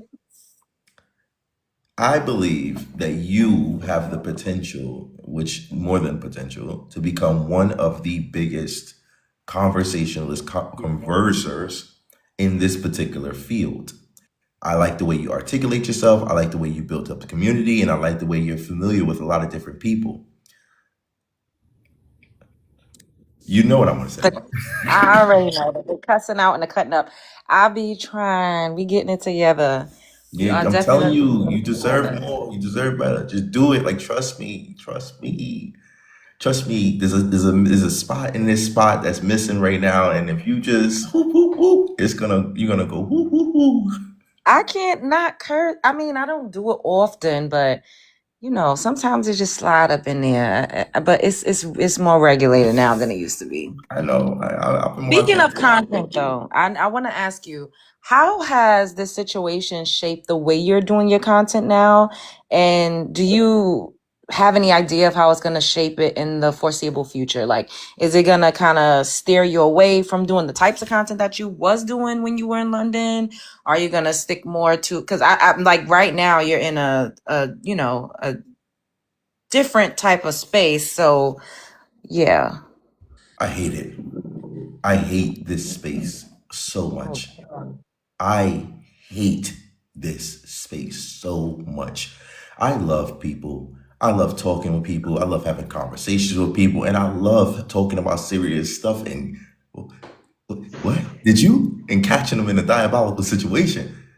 I hate this because I can't really show people what I'm doing in Romania or what's happening, or I can't show them all the amazing stuff and amazing people that I meet while being out here at this moment in time right now, because I'm in a conflicted situation. Because if I show these people the awesome stuff that I'm doing in Romania, then I'm going to be promoting the same people that, not all of them, but I'm going to be helping the bad people and the good people. Like, you know, it's one of those situations where, like, I literally said this on live today. I was like really getting frustrated because I meet these diabolical, and I'm not just talking about Romanians. Same thing with Africans too. And this is a very important thing. I try my best to not be biased or not be prejudiced towards anybody when it comes down to making content. I try to be as nice and as calm as I possibly can and only bring historically accurate statements. The issue is I keep getting people throwing jabs at me throughout this process. And I know if I respond in the appropriate manner, I'm going to get penalized for it, and they're going to grab that clip and drag it to hell's pause. Sorry, excuse me.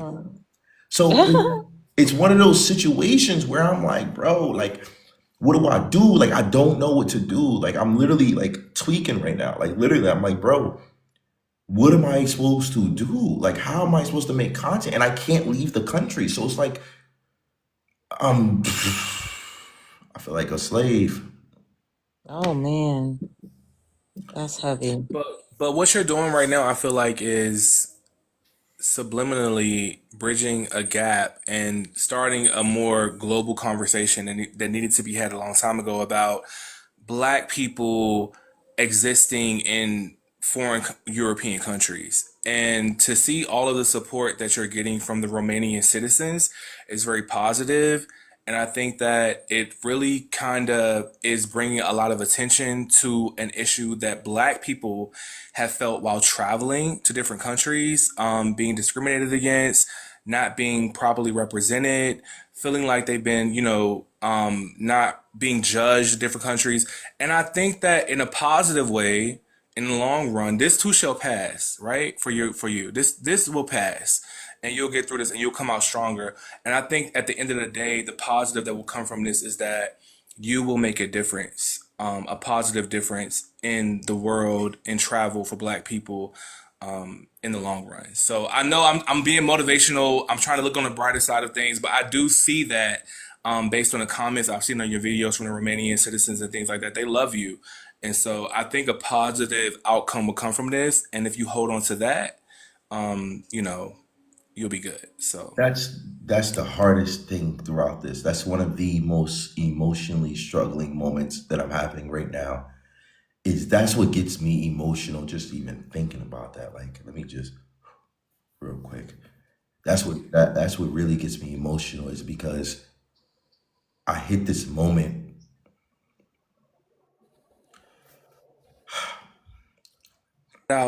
Let it out.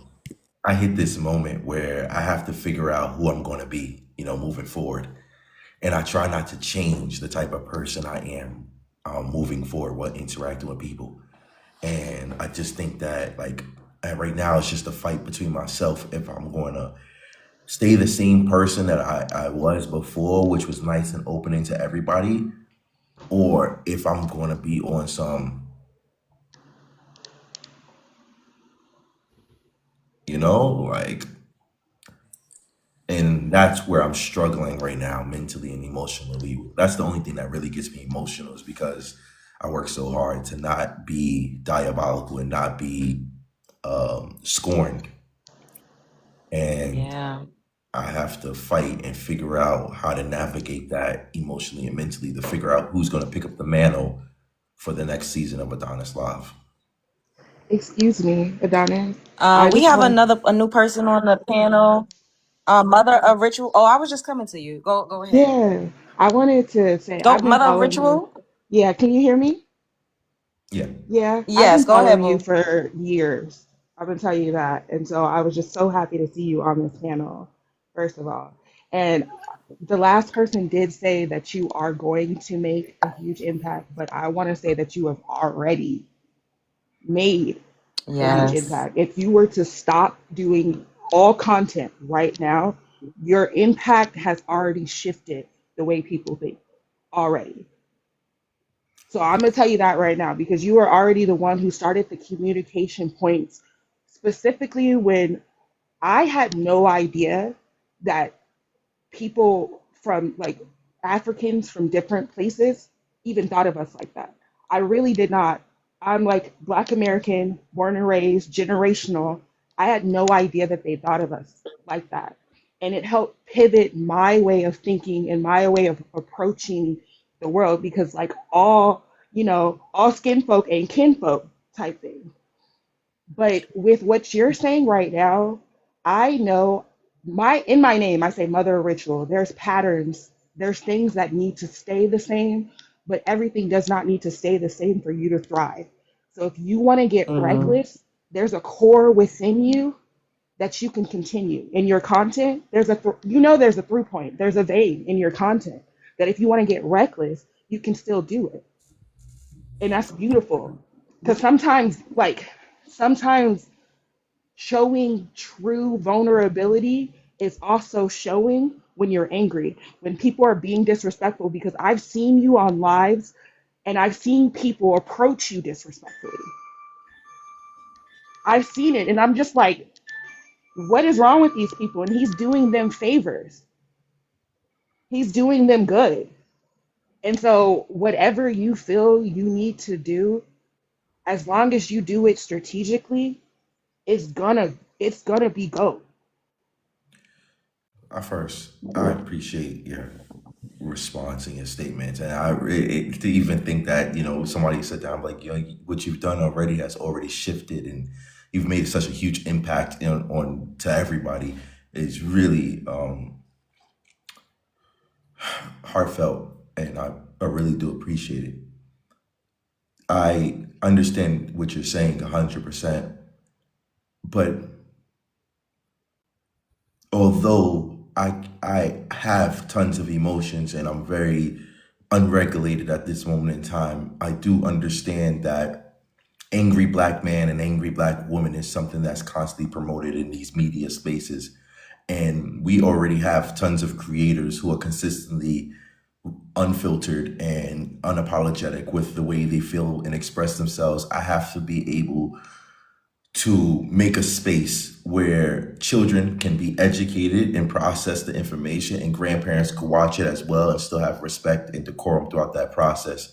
There is a gap in that particular field. And I think that although I do have tons of frustration and tons of discomfort while interacting with many different people, the next generation needs to have someone to look up to and to see a version of how to handle a particular situation. And that's the reason why I've always tried my best to not be diabolical. It's very difficult. It's very hard. But at the same time, when I grew up, I didn't see a version of a man that I could be in the future, because I grew up in the 90s and we saw drug dealers and basketball, football players, and a whole bunch of diabolical stuff until, I'm going to say pause before I say this, but you're all going to recognize what I say, until Will Smith went on a run of inspirational, motivational quotes. And he started breaking things down, and it showed me a different. This is Will Smith before the the entanglement issue. All right, so he started breaking things down in a very cool, calm, black man type of way about, putting a brick as perfectly as you possibly can and not trying to put as many. And it just shifted my perspective of what type of man I could be as a black man. And I wanted to have a space and a platform where there's space for upcoming black, or anyone, not just black, but anyone, to see that you don't have to be unapologetically and aggressive or angry and passionate. You can be passionate about what you're saying, but don't be emotionally passionate, be intellectually passionate. And hopefully this shifts the direction on how the next generation can guide us to victory. I totally agree with you. And that's kind of what I was, like I said, I've been a long time watcher. And so I've seen your righteous rage before, and it's always intellectual. And so that's kind of what I was talking about, where it's like I can see when they make you angry and it comes out like, but you come out with facts and with knowledge. So it's just like, it's, I don't know. I know you're going through it right now, but I'm just saying that you are that person right now. You are already the person that you're like trying to stay as. You are already that person. And so even the way that you're thinking, like everyone says like they're worried about being a bad person. The person who's worried about being the bad person is usually the best person that they could be, right? It's always the one who's like very vocal about worrying about being wrong or being cruel or being too much, that they're consistently going to be a good person. So when I told you to crash out and be righteous in your rage, I meant the way that you do it now. Like emotion is real. We know that emotion exists, and we know how to be strategic with our emotions. So I was just saying, maintain that emotion does exist, because I still respect Will Smith even when he was doing the entanglement stuff and doing the slapping and stuff, because of the fact that he's built a foundation of being respectable. You don't lose your foundation of respectability just because of the fact that you now crash out, because you've already built it. It just takes the first impression, the second impression, the third impression. You've already made those impressions. That's what I was saying. No, I was yeah, I going to add agree. that too. I'll be honest. I was going to add that I'm gonna too. respond to her, and then I want to hear what you have to say. I agree. I have many versions of me in my head. It's one of the things I say in my YouTube videos. Don't only see me one way. I have many versions of me in my head. And while I go through this particular process, I have to keep in mind that certain versions should not be present. This situation that I've been through at this moment in time has showed me a lot about myself. It's made me aware of how I respond in critical situations and how I react in critical situations. Responding and reacting are two very different things. And I agree with what you're saying. This is a different topic, but responding and reacting are two very different things. I was in a Romanian jail. I was in house arrest. I was disrespected. I was spit on. I did a whole bunch of different situations. And to watch myself, which was surprising for me, the most surprising moment out of all of this situation that really shocked me about myself was after the incident with the initial person from February 19th. Once he was down, I didn't go over his face and say, "Yeah, you stupid." I didn't keep punching. I completely stopped, Yeah, we did. picked up my hat like Michael Jackson, and then composed myself back to normal. That right there was the most shocking moment for me as a man, as a person, to watch myself conduct myself in that particular fashion. I was highly impressed with myself in that moment in time. I was highly like, whoa, because years ago that would have never. Years ago, it would have been. But so that was one of the specific moments. New person. Oh, you're breaking up. Oh no. Did the whole live freeze? No, I see you. What's going on? The whole live froze? Are we here? Oh, mine froze. But go ahead. There's another person. Well, Belle wanted to say something, and then we have Dr. Boot. He just came up. I don't know if he wanted to ask you a question. Well, go ahead, Belle. Yes, I I don't want to have ask a question. I don't have a question. I just wanted to kind of add on to that because I have seen your content before, and I think you do kind of keep it lighthearted as possible with the street interview style that you do. But this situation, though it's like your real life situation, so it wasn't intended to be content in that way. I think it will make people grow a certain respect for you the way that you have handled it because you could have handled it a different way. Even when you do report and you're transparent on what you're experiencing now, I think it was nice of you to be intentional about sharing the history of Romania and that they are newer to some things, and that's why some things aren't being handled a certain kind of way, because you didn't have to do that the way that they were spending things. You could have used your platform to do the same, but you still kind of showed love and shared history, and you're just being fair and transparent. And I don't know. I think that's respectable. I appreciate that.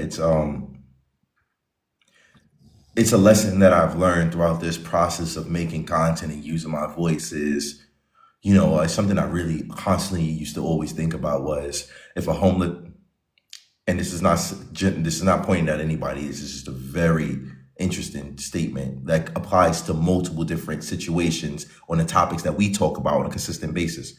So if a homeless person walks up to Mayweather and says, "Oh, you're poor, you're broke," Mayweather he won't even bat he won't even care. He won't even probably stop. But if Bill Gates walks up to Mayweather and says, "Mayweather, you're broke and poor," he's going to feel that. So I say this to say, and this is for every single conversation you guys have up here, whether it's immigrants, the diaspora, all of this particular type of situation that's going on. And there's no hierarchy, there's no xenophobia, or there's no anything. If you feel that other people are behaving with you in a discomfortable position, doesn't mean that you have to stoop down to their level. Why? Why would you have to stoop down to their level? Always carry yourself with some type of composure of the stature that you're actually familiar with and the stature that you actually are. Don't drop down to the same level as them just because it feels good. It doesn't make any sense. So I think about that on a consistent basis. And for me, being an educational, informative content creator, although I'm going through this very uncomfortable position in Romania, doesn't mean that I have to not educate people on the history and the things about Romania. And it's not spiteful. I'm not spiteful in this situation. Emotions don't really help you in these particular situations. So right now I'm holding my breath and my emotions are going to be last until the court case is done. Dr. Boot, did you want to ask a question? Yes. I lived around the world. I'm currently in Africa, East Africa on assignment, but I lived in Europe for 8 years. And, I just remember some people in Germany, Hamburg, Germany, was telling me, "Hey, do not go to Romania or Ukraine, because if Adolf Hitler was alive, he would be in one of those countries in a nursing home." I mean, bro, why Romania? Seriously, why Romania of all the countries in Eastern Europe? I mean, what was wrong with Warsaw I or the don't Czech think that Republic? he's in a position to answer that question right now. Oh, He's okay, I still. okay. can. Oh, you can? Okay. Oh, okay. Go ahead. I used to live in Miami years ago, and I was an artistic director for a couple clubs in Miami. And one of the clubs that I was artist director for and head dancer and choreographer for was this club called Bamboo. And Bamboo was what's it called, franchise from an original Romanian club in Romania. Now this club was amazing. It was like something I've never seen. This club had a DJ booth that went up, moved forward. This LED screen would come down into a stage. It was like some of the most incredible stuff that I had. The people I worked for were Italians who did a lot of shows for like sports cars and Pasha, high level stuff. The outfits we would wear would be Dolce & Gabbana, all stuff like fashion, high level. After I finished working with them for about a year, 2 years living in Miami, I did America's Got Talent. And then a couple of clubs from Romania called me and said, hey, listen, we want you to come check out the clubs in Romania. I said, okay. At this time, I'm 21. I'm like, okay. And they said, come, we invite you out. And I came out to Romania.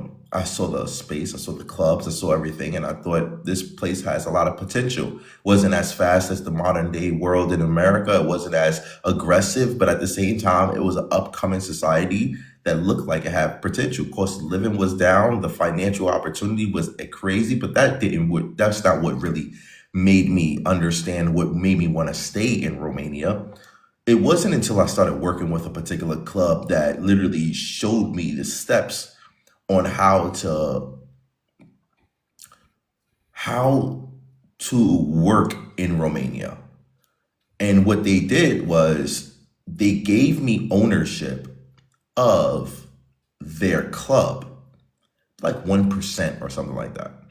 And then they hired a couple of accountants, and the accountants set up everything, which gave me the commercial visa for one time. And then the commercial visa gave me access to Romania and Europe for a full year. After I stopped working with them, I hired my own lawyers, and then my lawyers told me, hey, if you set up a corporation here, you would be able to work in Romania, and at the same time, you would have insurance, and at the same time, you could be traveling throughout Europe for as long as you have that Romanian visa. All you have to do is keep coming back and renew the visa. And then I said, okay. Well, time passed. 5 years ago, I could have gotten residency in Romania, but I just chose not to because the business was businessing. I was doing content. I was doing content creation. So I was like, all right, cool. But the moral of the story is when you're kind of like trying to figure out your life and you're trying to figure out where to go, time flies. Yeah. 10 years passed like this, and I didn't realize, I was trying to build everything. So, yeah. That's Well, good luck over there, bro. And if you get out that mess, man, try Warsaw, bro. The Warsaw ghetto. The clubs are you should check but that out. I've been Warsaw to ghetto. multiple different countries. Like You I've been to been to Warsaw? You been to Nah, Warsaw? nah. Oh man, go to Poland, bro. I mean, if you're gonna be in Europe, go to Poland, man. Get out those, that's the Nazis, bro. Let me drop. Good luck, bro. He not Don't say, lying though. don't say too much because they watching him. Like, That's crazy. Yeah, that's wild. Poland. I'll go check out Poland. Well, if I get off of this, I'll go check out Poland. He's not lying. I had the best time when I lived in Poland. I had the best time, and I was so welcomed.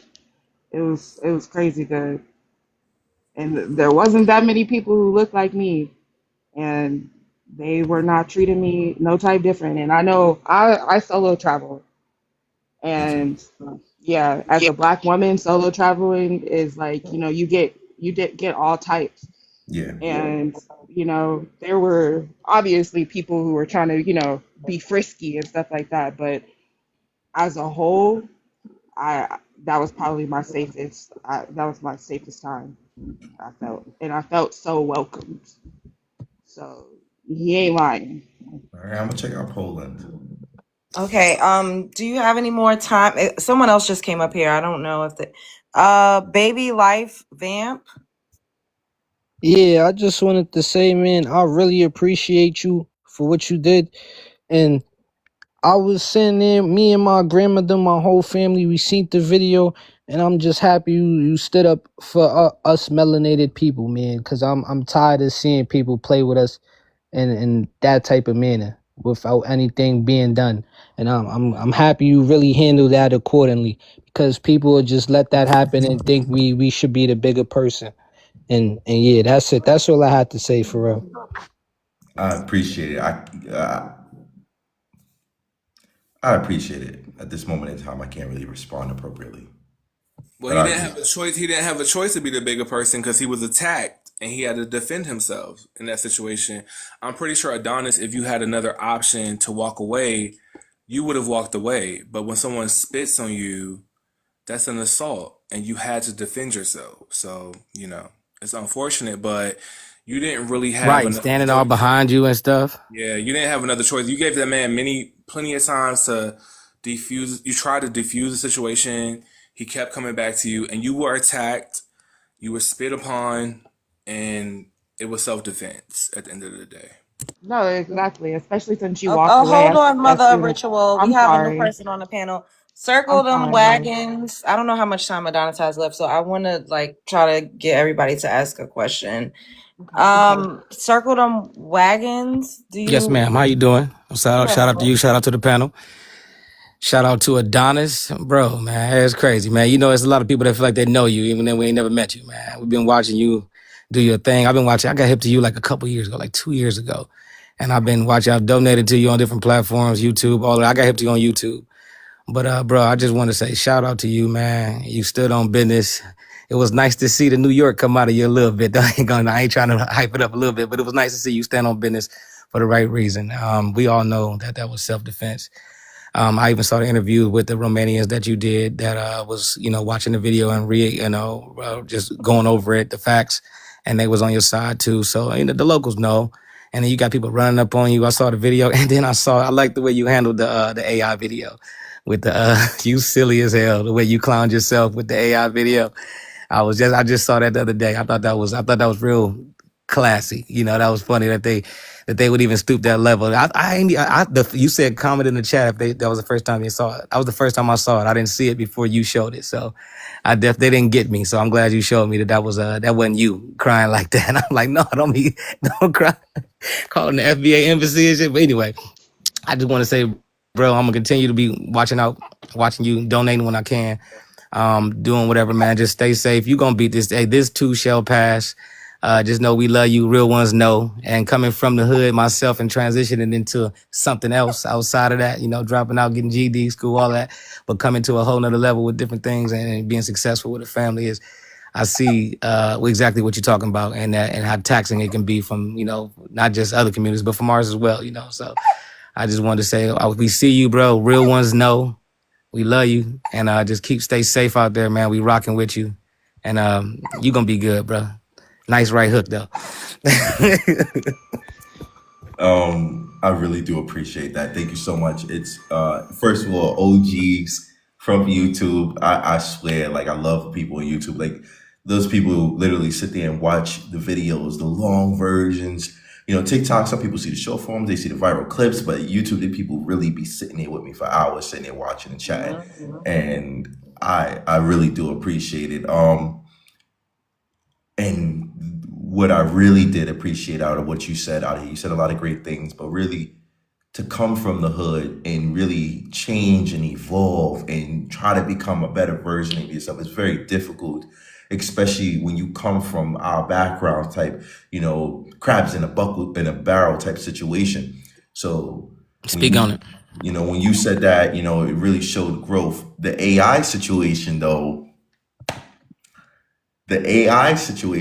which is a really good lesson, because when I first saw it, I was highly frustrated. I was like, oh, they're trying to, but then I thought to myself, and I was like, I'm so motherfucking mean. I'm so mean with it. I'll turn around, make a whole nother scheme with it. I was just like, I ain't gonna let this hit me. We're gonna joke about that and not give it too much power. So I'm like, all right, cool, let it rock out. Like, but yeah, I just want my main objective throughout every single content I do is to really try to show a different path of how to handle these particular situations, no matter what it is. Really try my best to show, like, bro, like, in the main focus of this, and this is what I'm gonna say. The main focus of this, I really want you to listen to what I'm saying and understand what I'm saying. I grew up in a time where when Black people sat down and spoke about trauma or even segregation or even racism or even slavery, it always incited the Henny rage, that Hennessy rage. It always incited rage and anger. So it got to this point, and this is where I don't know if anybody has familiar situations. If you agree, comment yes in the chat. But the era of the past generation, every time they talked about slavery or Black issues, everyone started getting so angry and they started screaming at each other, and they weren't able to actually communicate. The rage and the scornness would come out and nothing was able to progressively move forward. So that was one of the things that truly inspired me to handle myself in this way and say, we're not going to get angry. You can call me all the N words you want. Although I do not appreciate it, I can't keep getting caught into the same trap that caught the last generation. So we're going to spin this thing all up, and we only going to think from a psychological perspective. And I'm not going to call you stupid. I'm not going to call you dumb. The people who watching, they got their own opinions. I'm just going to ask you if you're sure. Is that what you really want to say? So I ain't say nothing, So yeah, that's what it is from my perspective. But yeah, I appreciate it. Coco Landi, I don't know how to say your name, but you was in the comments saying you wanted to ask a question, so go ahead. Thank you for inviting me up. Accepting me up. Sorry. I just have a question for Adonis. I just have a random question actually. I just wanted to know how the neighboring countries like Serbia, Croatia, and all of them, how are they viewing your situation? Like, do you see them in the comments like for you or against you, or are they supporting? Well, the crazy thing about this is when this whole situation went viral, I've seen videos from Russia, India, Spain, China, Bulgaria, people sitting down saying the same thing. Adonis Live attacked by a racist guy and all these different types of situations. So everyone internationally had the same consensus about what was actually going on in this Russia, China, Asia, it was wild to me. So from everyone's understanding, it's self-defense when this situation. So it was really shocking. To be honest with you, personally, it's still baffling to me to see the world look at this situation and be familiar with me. Okay, thank you so much, Love Jones and Adonis. Good luck to your situation. Appreciate it. Thank you. Okay, Adonis, I feel like we had you up here for a long time. How you feeling? I'm always feeling love when I'm with Miss Jones. Oh, that was so cute. Well, I'm glad that you feel that way over here. Just want to make sure that you don't feel like anybody's overstepping or, anything is awkward. Nah, it's not. It's cool. You've always been in my corner. He ain't got shit to do. Oh, hold up now. He always got stuff to do, okay? Hey, you know that's FB. We gonna jab at you a little bit. You ain't the only brother I've been on house. We all been there. You gonna be all right, bro. Bro, I'm a hooligan. I'm on house. It's crazy. That's crazy. Hey Adonis, before you go, I know people's music taste got ebbs and flows. Do you still listen to rap like that? Nah, I don't listen. You want to know something? To be honest with you guys, I don't listen to other people's content because I'm so busy making content. So when I listen to music and stuff like that, I don't really listen to I don't consume when I listen to people's music, even artists and stuff like that. I'm always it motivates me. If Nicki Minaj drop a new album, I'm like, damn, she just dropped a new project. I need to make a new video. Yeah, I feel that. I was just gonna make a suggestion. If you ever feel like You know what I'm saying? Like if people really gonna fool with you, or if you ever start questioning yourself and what you're going through, there's a song called Mortal Man by Kendrick. And the hook, it says, when shit hit the fan, is you still a fan? So if you ever get a chance, give that a shot, and it might, help you feel better, get some shit off your chest. That's it. We'll listen to that tonight. Do you have any type of like practices or any mantras or any type of meditations that you do to kind of recenter yourself through all of this? No, my brain is constantly working. Like right now, like constantly, I'm always trying to become a better storyteller. I'm always trying to become a better creator. So even as like I'm up 5 o'clock in the morning watching a whole bunch of weird stuff on YouTube to figure out a better way to tell a good story and to become a better director with the content that I'm creating. So at this moment in time, I don't really have anything that like makes me feel neutralized, like calm. It's just doing content. Even now, like I'm here talking to you, which is even more content. Like this is content. Yeah, it is. And I get to test myself with a panel of people asking me multiple different questions to see how I articulate those statements. So And I don't think that they realize how, kind of lit this is, because he hasn't done a panel. He hasn't spoken to anybody on live since that happened. Well, except for me, because, But even that was just like yesterday. So this is kind of like breaking the ice. I don't know if you're going to do things like this more often, but kudos to you for even, allowing yourself to come up here with a panel and letting people ask you questions. I was kind of like, oh my God, I'm gonna have to cuss people out and drop them. Even though you telling me don't be cussing people out, if somebody come up here crazy, I'm gonna let it rip. But would you ever consider doing anything like a docu-series or like something where you're actually being followed with the camera instead of you holding it? Oh yeah, I wanted to do that. That was the plan. I had a plan to actually go to Africa and do the same interviews I was doing in London, and that was going to be a crazy series of us, like maybe in Kenya, Ghana, and all these different South Africa, and ask them the questions that I handled in London, but just more interesting. That was what was planned for the upcoming year, but due to this situation, I'm kind of like locked in right now, and I'm in purgatory, as somebody in the comments wrote. So it's right now. Maybe when I get back to America. Okay, I think that would be really super lit. Or would you ever do reality TV? No. Again, because you were on America's Got Talent, but like more. No, you wouldn't. So it would only be like you, like someone filming you from a different POV instead of your own. Yeah, I would never. I don't think I would ever get on any other platform and build someone else's content. That's why I would never do a reality series, reality TV or anything like that. I'm not going onto your platform to build your content. You either give me royalties to the actual production of everything that's going on, or I'm not doing that. So as a content creator now, I really understand how valuable it is to own the content and the direction. I really want to put out movies. I want to start making shorts. I want to start like this whole stuff that I had so many plans on where I wanted this whole journey to go to and how I was going to evolve all of this stuff. Mm-hmm. But this is a setback for a major comeback, as you would say.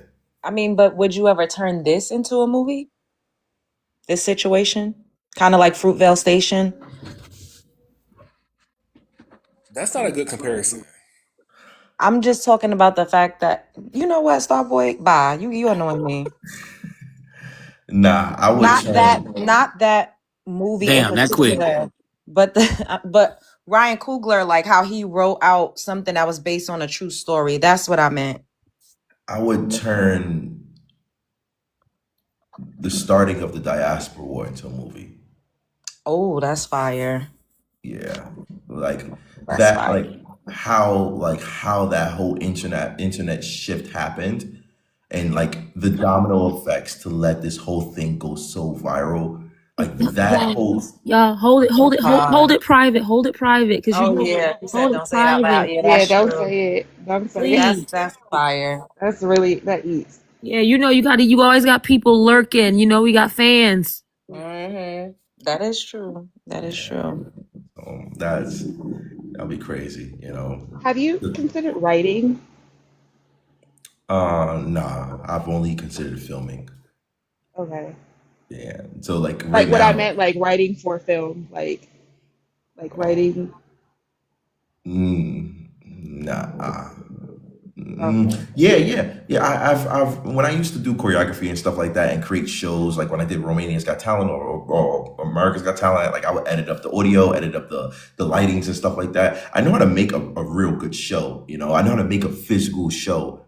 But writing a script, I don't know if I have the patience to actually do that. I'll have to need somebody to write for me, and I'll just tell them like, this is what I want to set it up like this.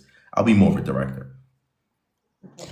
We have a new person, American Negro. Did you want to ask Adonis any questions? This is a delight and a treat to actually have access to you, Adonis. We've been following you forever. Black America is behind you. The Negro people are behind you. I'm 50. I'm old as hell. I'm 50 years old. We do love you, Adonis, and the energy that you have, the unabashed, the unabated courage that you have. You remind me of all of the greats when you talk about Muhammad Ali and how people were talking about him and talking shit on him and saying he needs to go to jail because he doesn't want to be a part of the draft and be someone else's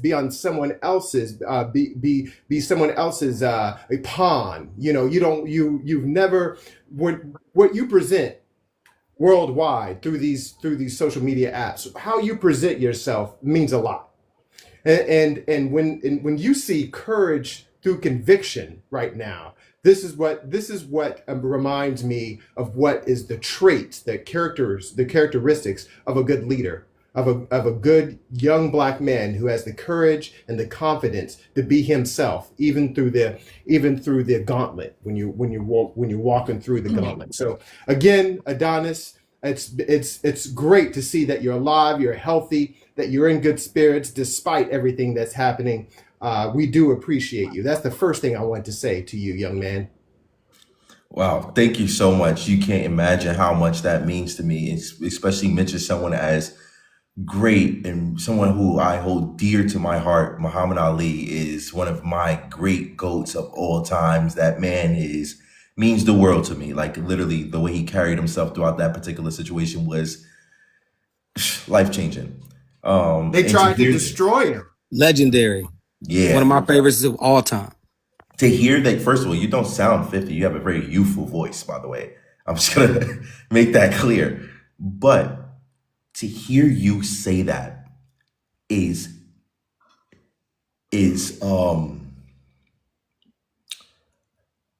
profound. Like you can't imagine, like, this is what I do it for.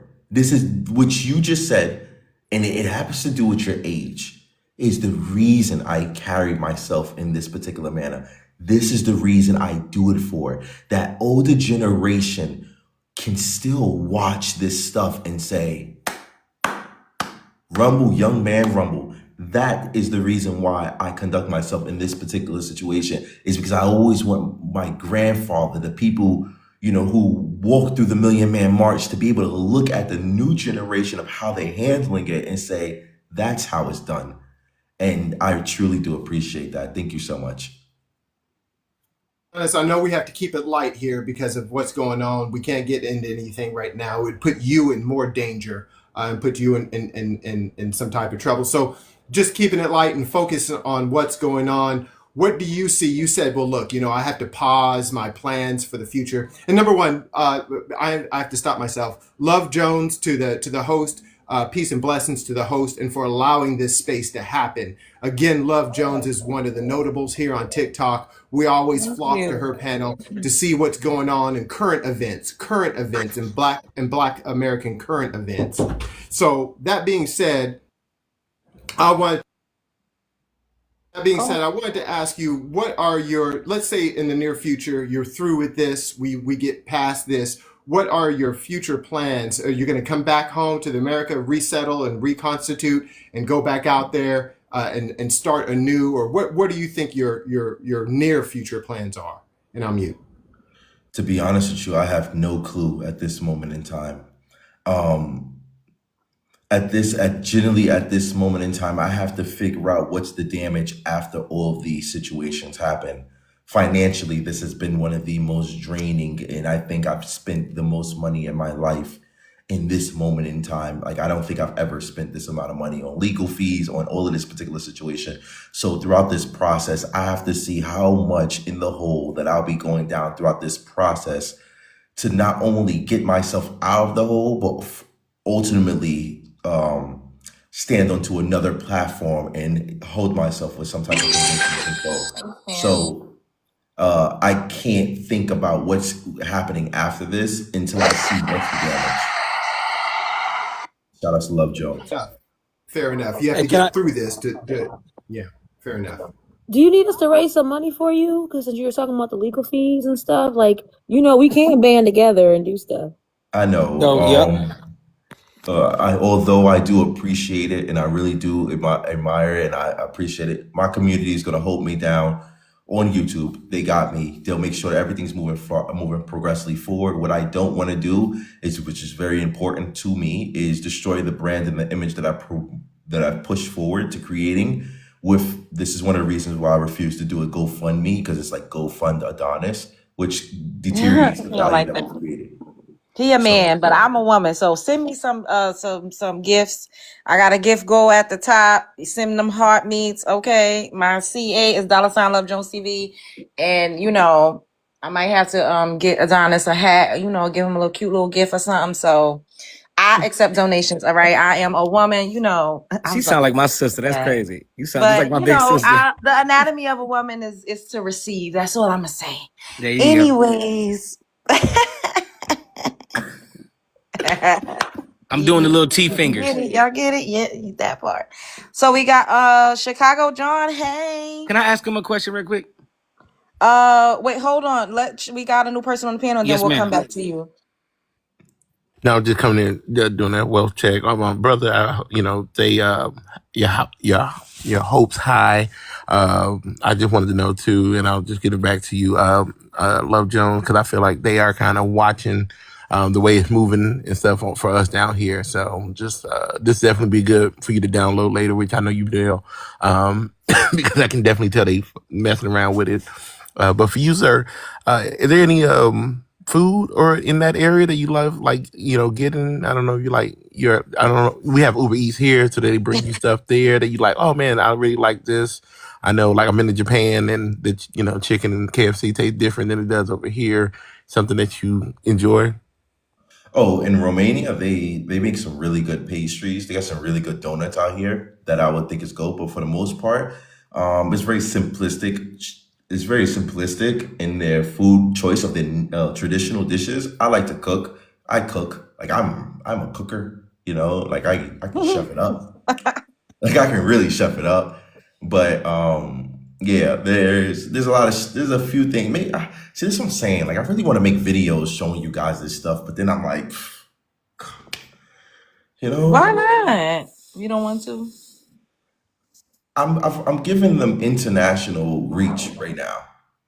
Like, this is international. Everything I've done, I've given this country international reach that they wouldn't be able to pay for on a consistent daily basis. So by me making content is counterintuitive. I think it'd be really cool if you became like the Keith Lee over there. You're like, hello, I'm enjoying their water. It's really good. I don't really like anything else. It's unseasoned, but it's really cool. So, 10 out of 10. That's what I was doing. No, I know. Yeah. Before all of this, we did see you do like little mini vlogs of you going to the grocery store out there and showing us the food and the pricing, and it's just them little weird pizzas. Is there any positive aspects about this whole ordeal? Do you see any positive? Because the news has been kind of negative, talking about America, and it's more anti-American than it is anything else we talk about. Have you seen anything from Romania that has been supportive or positive throughout this whole ordeal? Pertaining to me or pertaining to America? Pertaining to you. Oh, yeah. I believe if the court system does the actual right thing, and they make this very fair, and things proceedingly move out well, which we believe based off the laws in this country, this would look really well for Romania. So, and for me in general, with all of the love and support that I've gotten from the Romanian people, it will position me as a very notable person, a very notable figure in Romania. This situation is, and this is what I've always said to the Romanians as well. This situation is not just about me. You know, if this can happen to me, this can happen to them. And if they don't have the right to self-defense, although I am American, for whatever might happen to me in this particular situation, they will thoroughly understand that they have no right to self-defense in that particular country, from my perspective or opinion. So this is a very critical position and for Romanian people and anybody that's coming in or traveling in or investing into Romania at this moment in time. If my case is not fair and not heard correctly with the Article 19 for self-defense, and is not actually applicable at this moment in time, this is going to make Romania look like a very unsafe place to be. So but the Romanian people have been really nice to me. I got me feeling like, I was going to say John F. Kennedy, but look how that ended up. But it's just... Or Cassius Clay, brother. Let's stick to Cassius Clay. Yeah. You know. Okay, Circle, you said you wanted to ask something or add Hey, you something. kind of answered it a little bit. I was gonna say, what's the legal process? I know you can't speak on a lot, but what is it? Is it similar to ours? And what is self-defense over there? You know, I know different countries have different laws and what we classify. Because I know, I don't care what color you is in America. If you spit on somebody like that, I mean, that's it. You know, starting everything's on camera. So I feel like it's a slam dunk. You know, I know you don't want to get into specifics, but from what I saw, I mean, it's a slam dunk, home run, all of the above. So of a self-defense situation. Yeah, the legal process has been complicated because there's a lot more information inside of this situation that we are constantly getting at this moment in time, but I'm sure in the near future, it will be plastered all over social media, the details on which is making this very situation very uncomfortable. I cannot specifically say, but I'm sure other creators will find this particular information and they'll be provided to the masses, which you guys will dramatically be in shock about. But so far, the stage that I'm in at this moment in time, from what I know, is they have to figure out, well, we have to figure out, the courts have to figure out if everything that the police did was actually legal. And when it says legal, it means down to the prosecutor's statement. Article 19 is the right to self-defense. It means that you can defend yourself if someone is attacking you or beginning to attack you, but the defense has to be proportional. This is one of the statements that a lot of people are leaning towards, proportionality. And they'll sit down and make these particular statements of how they feel about that situation or my situation. I can't really talk into details about that because it's diabolical. But understood. But right now we have to, like, we're in pre-trial before the trial, before the pre-trial. Like we have to have everything that's correct and make sure that everything the prosecutor and the police have done up until now is legal. And there are a couple of things that look kind of shaky, which will have to be under review at this moment in time before we can actually get to court. I just wanted to know, man, to make sure you was good, man. Anyone else? Ouch. Shit, I banged my elbow. all I wanted to say to Adonis was, it is very apparent and clear that you have a light. Okay. And one thing about people who have a light, light and dark cannot share the same space. Okay. So you're going to always come across darkness. And when you do come across darkness, they're going to try to taint that, you know? So I just want for you to know that when you see darkness, rebuke that, cast it out so that you don't even come in conflict with it. Because we all saw it. I saw that video. You did nothing wrong. You did nothing wrong. You actually talked to him very kindly, and he became more and more aggressive, spit on you. You defended yourself, and you also said, call the police. You were telling everybody to call the police, and you were trying to gather your things. So, one thing about special people and people who have lights, those spirits will come at you constantly because it's an envious, jealous, demonic spirit. And so I just wanted to say, protect your energy, cast out those demons. And when you see that darkness, know that that's what it is, so that there won't be a reaction. You get what I'm saying? Yeah, 100% get what you're saying. That's all I want to say. Were you about to say something? No. FBA Blake. Yo, Adonis, I just have one question for. I actually have two questions for you. All right, two questions. First question is this: did his breath stink?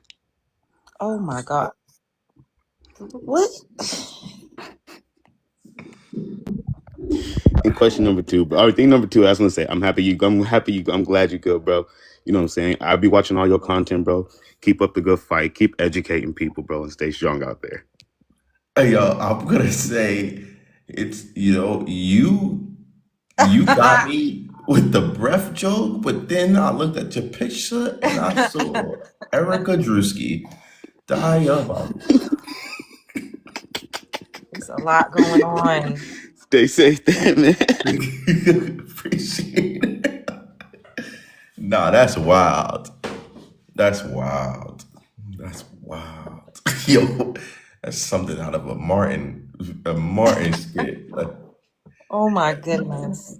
What do you think about Drewski's skits? What do you think about them?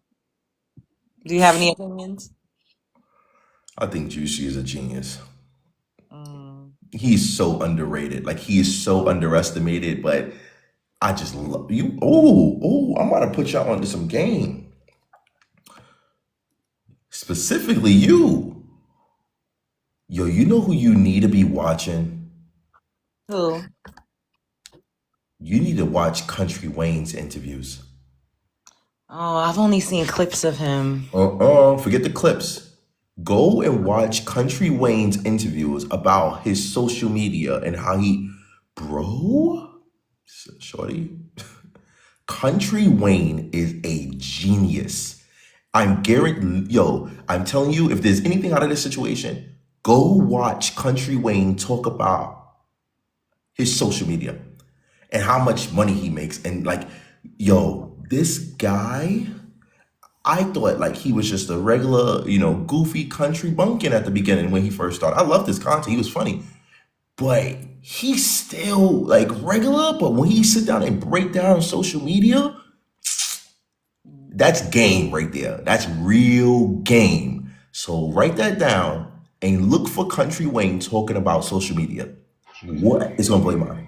Would you ever do skits? Yeah, I want to do skits so bad right now. Yes, I have a whole bunch of ideas. I want to make shorts. I have so many ideas of what I want to do. I used to do skits a lot with somebody, but then I don't know. When I work with other male content creators, they be getting jealous and acting weird sometimes. So I'm just like, eh. No comment. What? No comment. Oh, you know something I don't know? I think we all know something. Right. Like that. That's cool.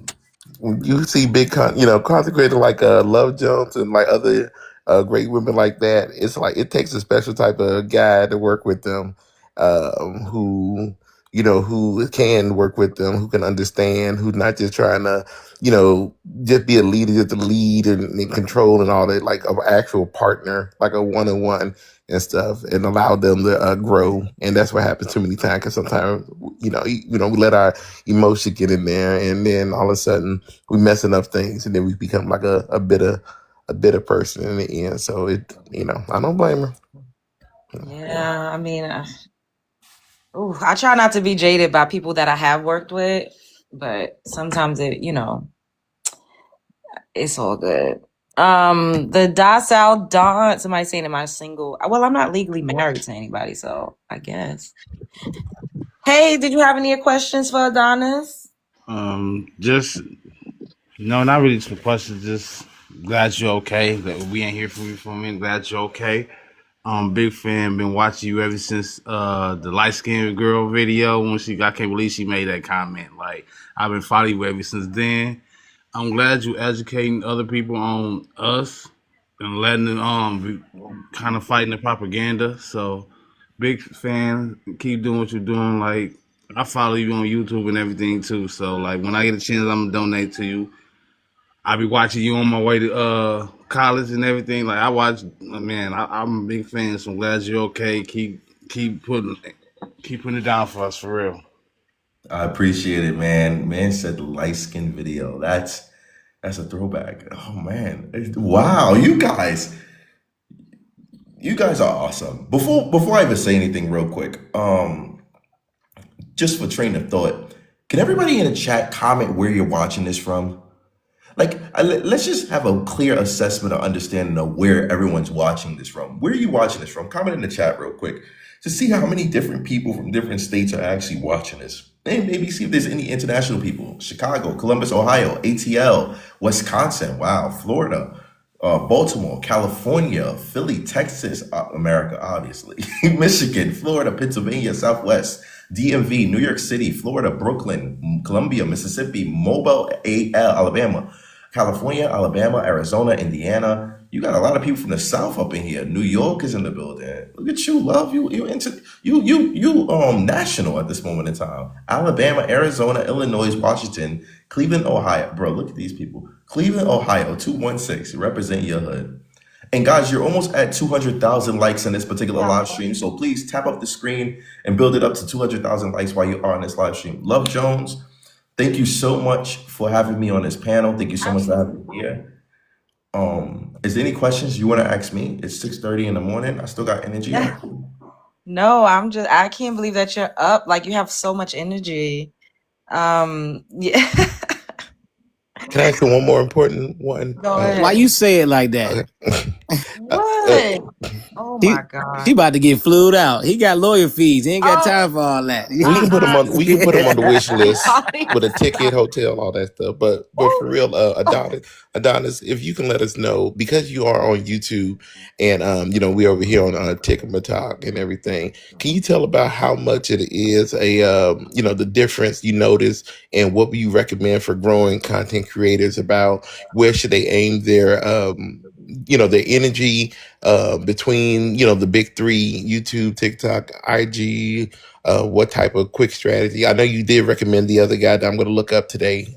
I got him on my other phone, but can you at least tell us for your experience? Because like I say, we see numbers, we see views and all that stuff, but what do you recommend as far as like with people like the Love Jones or other smaller people like myself and stuff like that wanted to grow and do well? All right, I love this question. I love talking about social media and always love giving game. So I would advise people to take step by step. A lot of people want financial income when it comes down to social media, but that's the wrong approach that you should be going at and doing social media if you actually want to make big money or you want it to last long, especially if you want to quit your 9 to 5. I would always advise for the most important thing immediately is to shift your perspective on making content. A lot of people sit down and say, I need to make content. I need to make content. First, before you even think about what platform you want to address, you have to shift your perspective. Now, I'm going to give you game on my perspective when I make content. All of these videos that you guys watch me make are for me.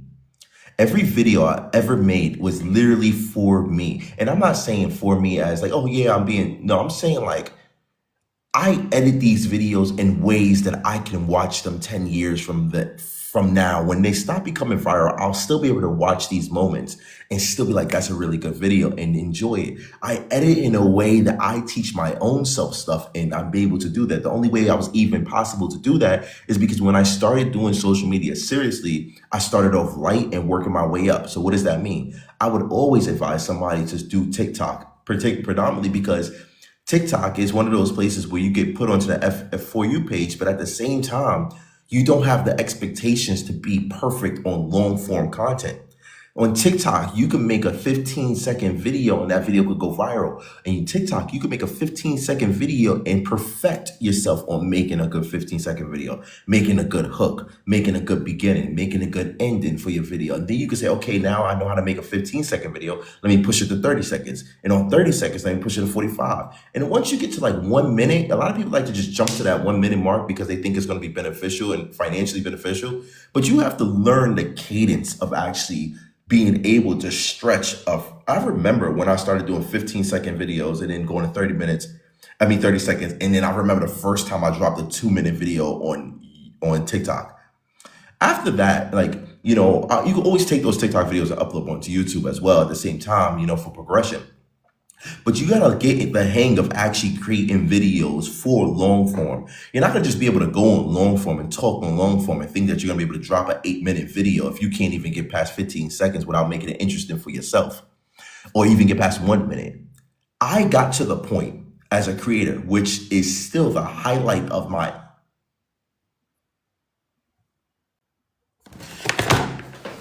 let me double check real quick. Just to be exactly 100% correct with what I'm about to say to you guys, because I was going to reference something that was old, but now I'm going to reference something that's actually new and not even old, and give you a story that no one knows, a real story that recently happened. Okay, where is it? Where are you at? Boom. Okay, how long is this? 1 second. Yeah, all right, perfect. All right. So I spoke to my lawyer, right? And for a month I couldn't upload on social media because I was in between lawyers at the time and I didn't want to make any particular mistakes. And then I spoke to my lawyer and I told my lawyer, I said, listen, I need to update those people on what's actually going on. They said, okay. I said, listen, I've got this idea of where I'm going to shoot a video and I want to break down the case to the people. And I want to have a couple of interviews inside of it. And they're like, okay, no problem. I edit the video. The video is on YouTube. You guys most likely have all saw it. It's the full video of the situation that happened to me in Romania. It's 1 hour long. My lawyer sat and said to me, first, she was like, okay, well, let us see it before you upload it. I said, okay. I sent them the link before I uploaded. They watched it and it was like, wow, I did not expect you to do this at all. I literally had the whole idea in my head of how it's going to go down and everything like that. And they said, it's too long. It's 1 hour long.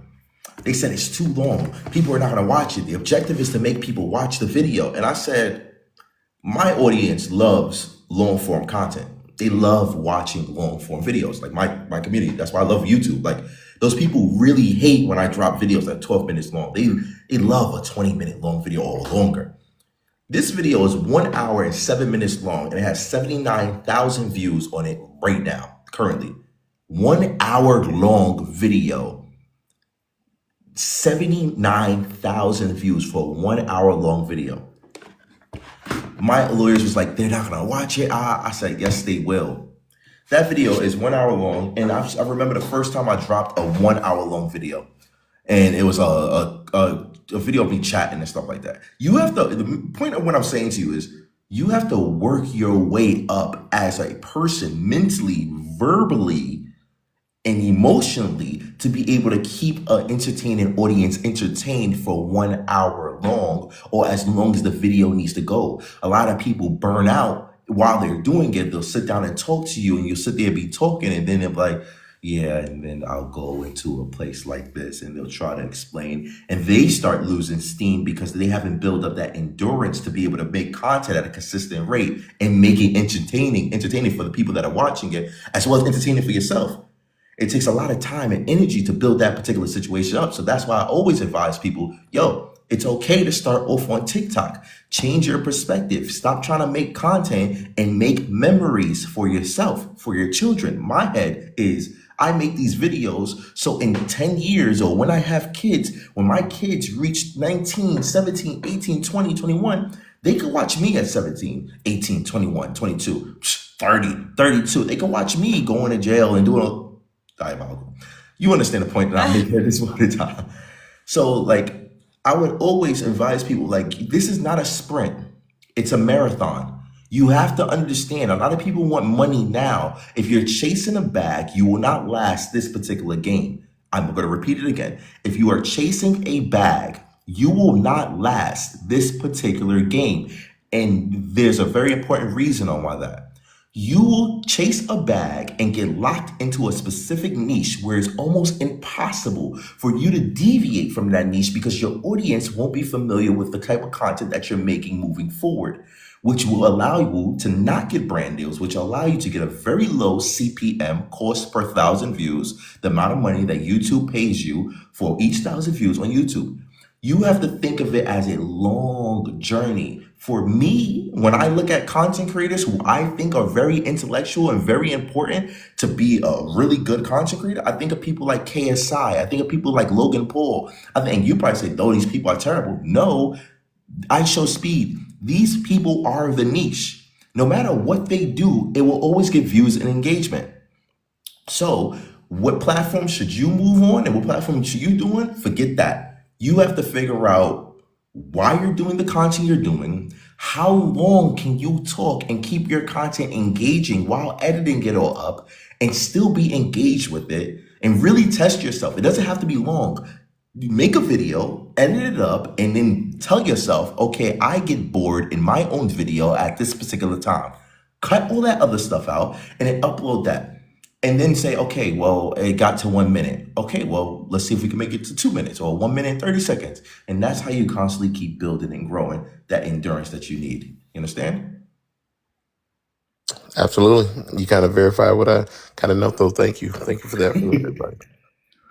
Yeah, I love content talk. Like, this is all I do. Like, I could literally teach people how to become like some of the biggest content creators in this particular niche, any particular niche at this moment in time. I could probably teach people how to become like super big on platforms just by understanding how to play the game. The game is completely different. So like even with the whole this whole situation, you know, and the media was going crazy on me, I was just sitting there and everybody's like, oh my God, the media. And I'm speaking to my lawyers and I'm just like, I'm way more influential than these media platforms. They're like, yeah, but I'm like, I have way more followers and engagement than these guys. Like, so social media is a game that you have to understand. I love your That's nice to have that in your back pocket like that. That's nice. That's power right there. I see what you're saying. It's Somebody. Oh, go ahead, Adonis. The biggest power about this is because I learned how to use my voice. I learned how to be myself on social media. That's the biggest thing that I've gotten out of this. A lot of people fake it. A lot of people try and they can't unlock and get past themselves. Yeah. I've gotten to the point where I am myself. I'm the same person in real life that I am in these videos. Nothing changes. And, you know, that's the best thing about it so far. Okay, we have one last person up here. I don't know. They love Rico. Oh, be careful. Hey, boy, on my mama, boy, I love your videos, shorty. On bro, no. I love your videos. You smacked that nigga on the pavement, boy. Hold my up. Bad. Don't say the N-word. My bad. But I love your videos, on bro. Yeah, I respect that. That's all I had to say, but I'm about to get off here. But hey, boy, keep doing your thing. I love you, boy, for real. Where you from? I'm from Chicago, South Side, nigga. Yeah, I can hear. I appreciate you, gang. I'm gonna keep it real with you. I appreciate it. Nah, for real though. It's all love. Stay you up. You gotta cut him some slack. He from Chicago. Yeah, I know. I'm from Milwaukee. I knew as soon as he started talking. I'm from Milwaukee, Wisconsin. I knew he was from Chicago. Call him out, Love Jones. They say on phone them. Man, but you wanna know something? Look, real talk. On a side note,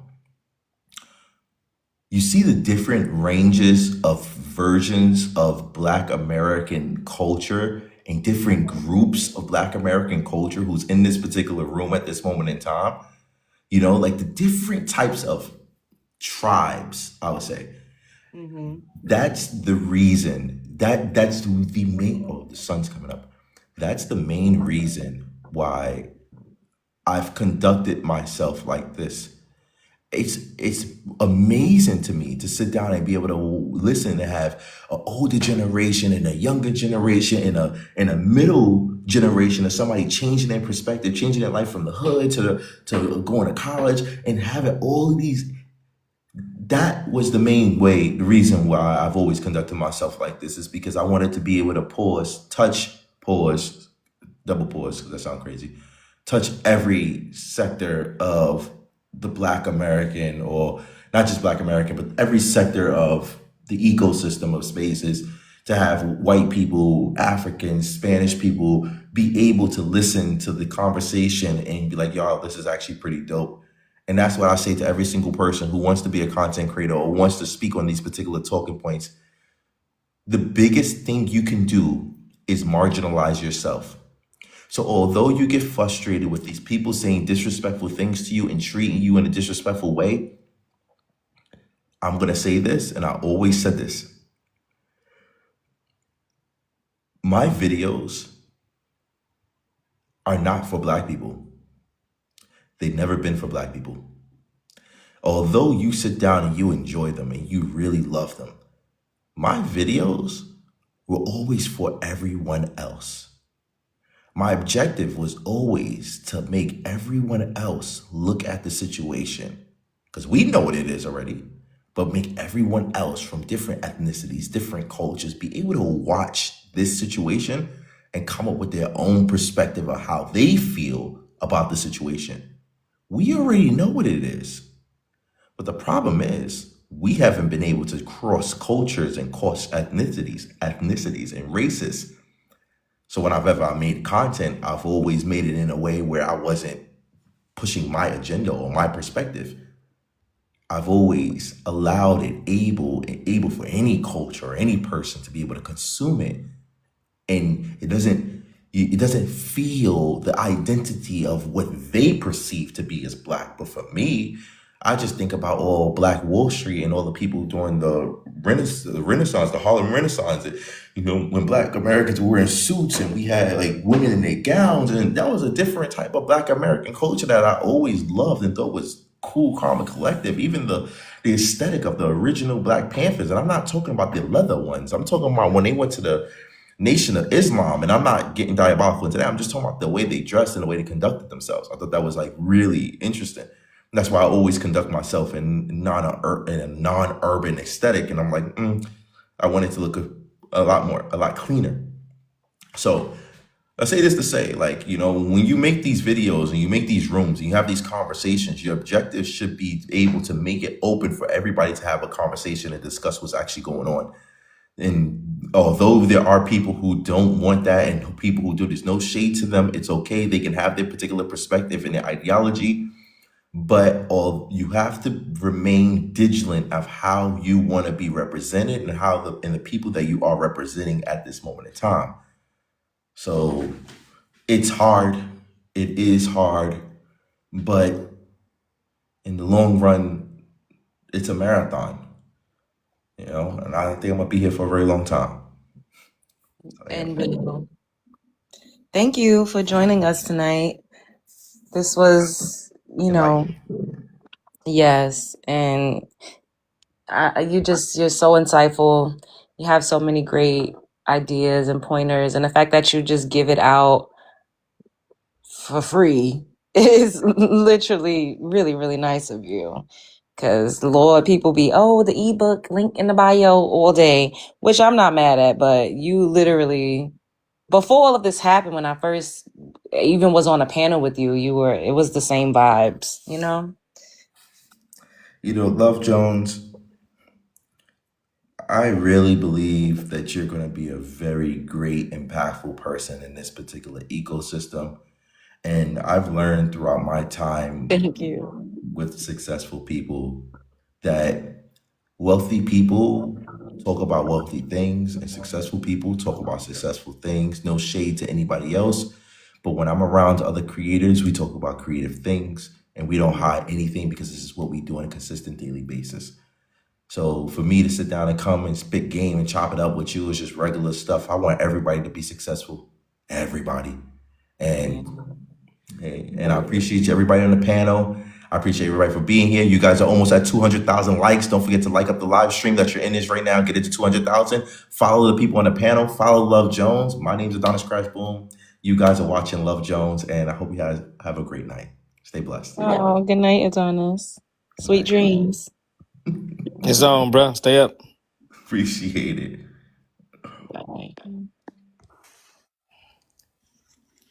All right, guys. That was unexpected, but very well welcomed.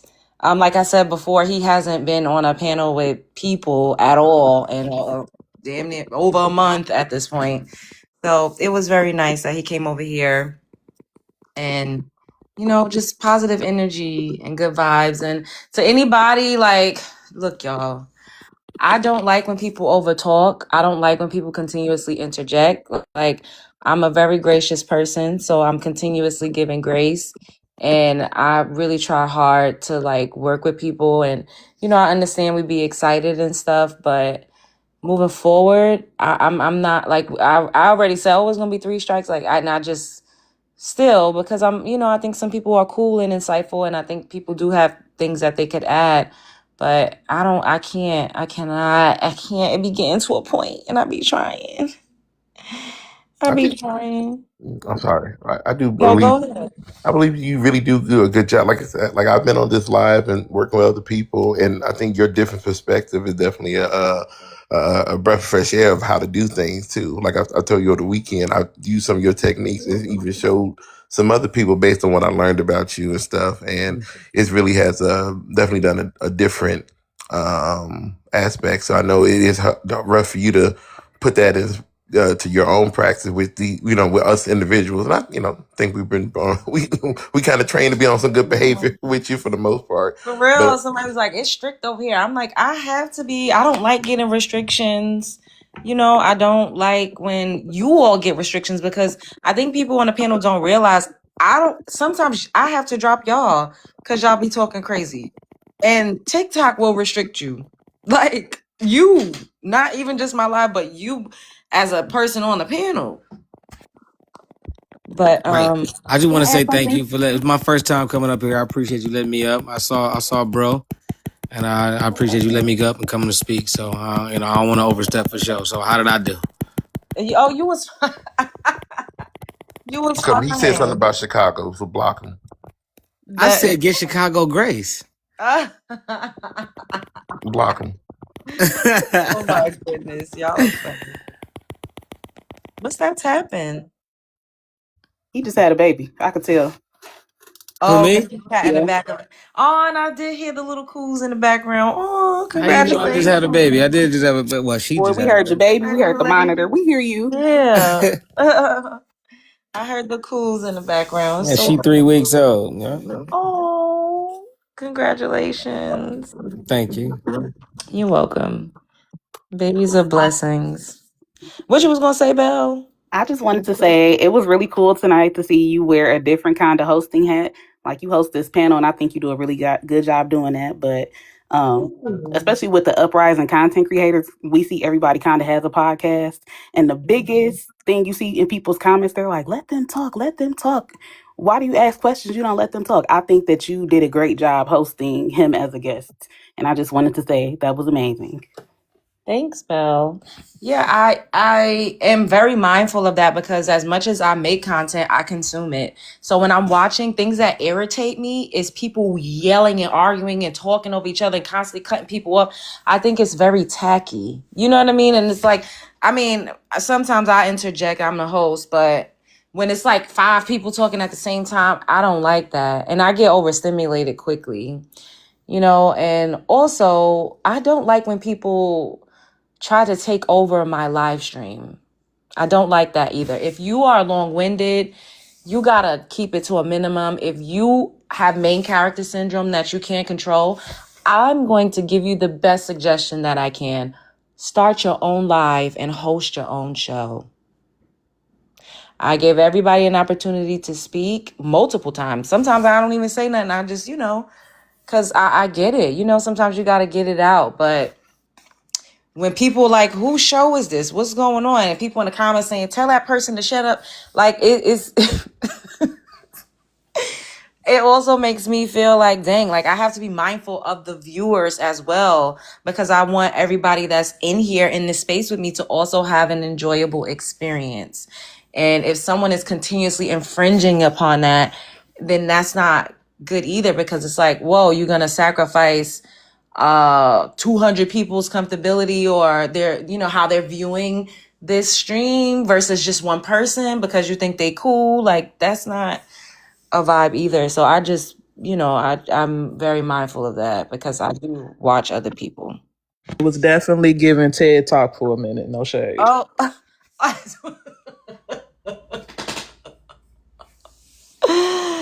oh my God, you definitely was trying to help. You like, hey, hold on, hey.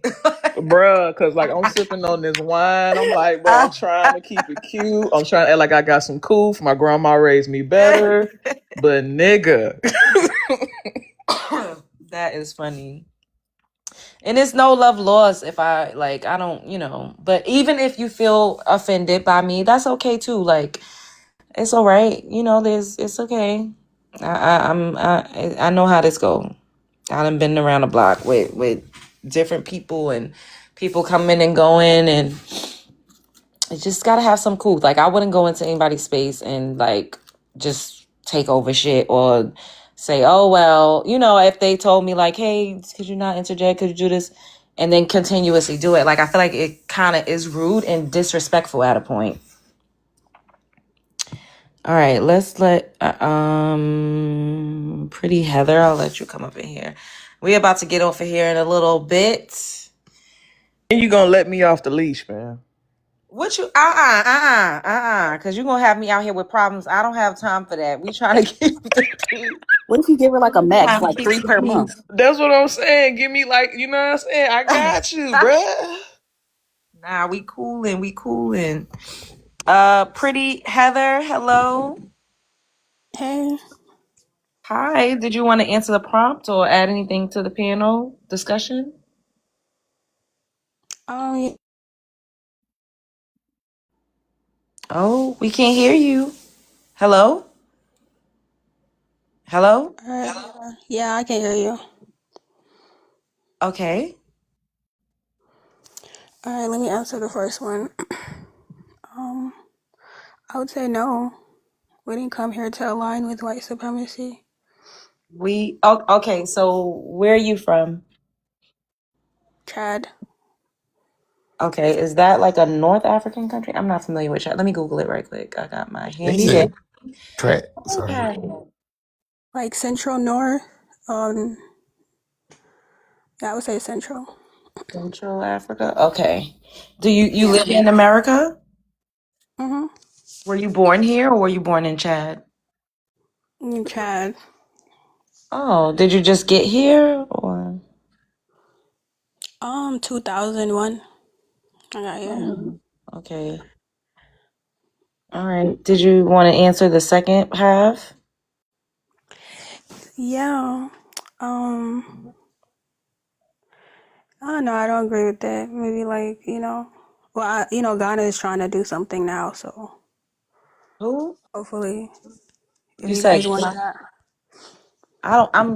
I'm trying to find. You said what you said? Ghana is trying to like do more. So we'll see how that goes. Oh, you talking about Ghana trying to get reparations? You think that that's going to benefit Black Americans in the United States? If he give you guys land, that'll be more beneficial. But some people don't want to go back, so. Yeah, the thing with going back is that we've never been. So to go back is that's very odd. I've never been to any of those countries. I don't have any family over there. I wouldn't know a thing. If they dropped me off, I'd cry and I'd be very distraught, discombobulated, and depressed because I wouldn't know a thing. Yeah, it's depressing. But yeah, that's it. I just I'm distraught. I would. So So, I ain't gonna lie, me too. are you pro immigrants? am I pro immigrant? I'm pro Black American. Okay, that's cool. Hmm. Yeah, I see you talk about the hot topics on Yeah. immigrants. Hmm. As it pertains to my lineage, I don't, sometimes I'll talk about things that's going on that like really disturbs me, like that Azoro festival where women were getting raped in Nigeria. I spoke about that because I couldn't fathom the fact that, I see so many Nigerians or just Africans in general speaking on what we have going on here, but they don't talk about atrocities that's happening over there. And then, like you just mentioned, the president of Ghana, I seen a video today where they were like really in a devastation as far as like there's like a bad flood out there. And I don't see any of them speaking on that, which is, I just don't understand why they don't advocate for the things that's going on and use their platforms for that. But instead they'd rather talk about what we need to do and it's just odd. I mean, I don't think his intentions were bad since the UN is for locations, so one of them is here. So I don't think he was like trying to bombard anybody. Well, that would be different if he wasn't using literally talking points from civil rights leaders or literally centering the plight of Black Americans to make a lot of his claims, like saying Africans picked cotton and Africans built the railroads here and Africans built the infrastructure. It's really disingenuous and it's disrespectful to my ancestors. I was privileged to know and grow up going to Glasscock County, Georgia every single year of my life, where my great great grandmother lived on a dirt road, running barefoot, like climbing trees. The stars were so beautiful. I remember laying on the grass, feeling like I could reach out and grab them. And hearing her stories, and for people to just Africanize her is so disrespectful. She was born But in what do you mean 1993. Africanize her? Oh, she was native? She was indigenous? She wasn't African. I asked her exactly who she was. She had a rocking chair. She'd rock. She'd tell me stories, and no one was African. Okay, if she was an African, what was she? American. Oh, like indigenous? American, whichever way you want to turn the key. I mean, there's indigenous / Native Americans, there's Europeans and Black Americans. We're all American at the end of the day without immigrant backgrounds. You said without? Yeah, without immigrant backgrounds. No. Africans did build some stuff here. No. Africans didn't come here in mass and in influx until literally like the 70s. If you do a little bit of research, you'll see when we were building and going through a reconstruction and an industrial revolution, there was like literally less than 1,000 Africans. And that's why during the Civil Rights Act and the Immigration and Nationality Act that was passed in 1964, you all were able to migrate over here in mass because they had a quota and a cap on how many Africans could come here, and other immigrants that were, they call themselves people of color, but the Chinaman, the Latino, like you all couldn't just come over here like that in mass. Yeah, but I'm not talking about migrating by choice, like forceful migration, which is what transatlantic would be called. I wouldn't consider that migration. I would consider that human trafficking. And Yeah, trafficking, yeah. those people primarily went to the Caribbean, and a lot of them went to South America. Less than 4% of those people actually came to the United States of America. You should just look into it. That's why in Brazil they have the largest Afro-American population, which is so ironic that you guys are never ever focused on Brazilians. No, we know about Brazil. I know, but and generally speaking, I don't really hear you guys making any claims toward them. I don't hear you guys telling them to call themselves African Brazilian. They do. They celebrate it. They just had a festival. I don't hear you guys on the internet. That the side of the internet that I'm on is just mainly immigrants or just people outside of here always harping on and centering Black Americans. Because you guys just take that away from our ancestors too that built this land.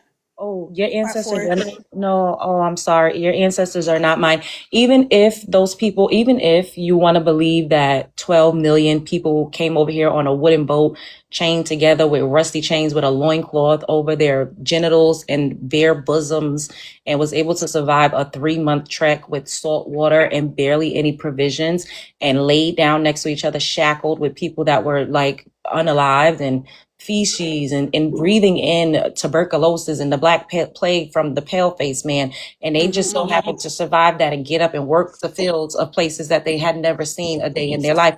If you want to believe that, those people that did come over here are no longer your people. That's a completely I severed know. eye. So Yeah. those wouldn't be your ancestors. Your Yeah, ancestors are but still when in they were Chad. building, they just got here.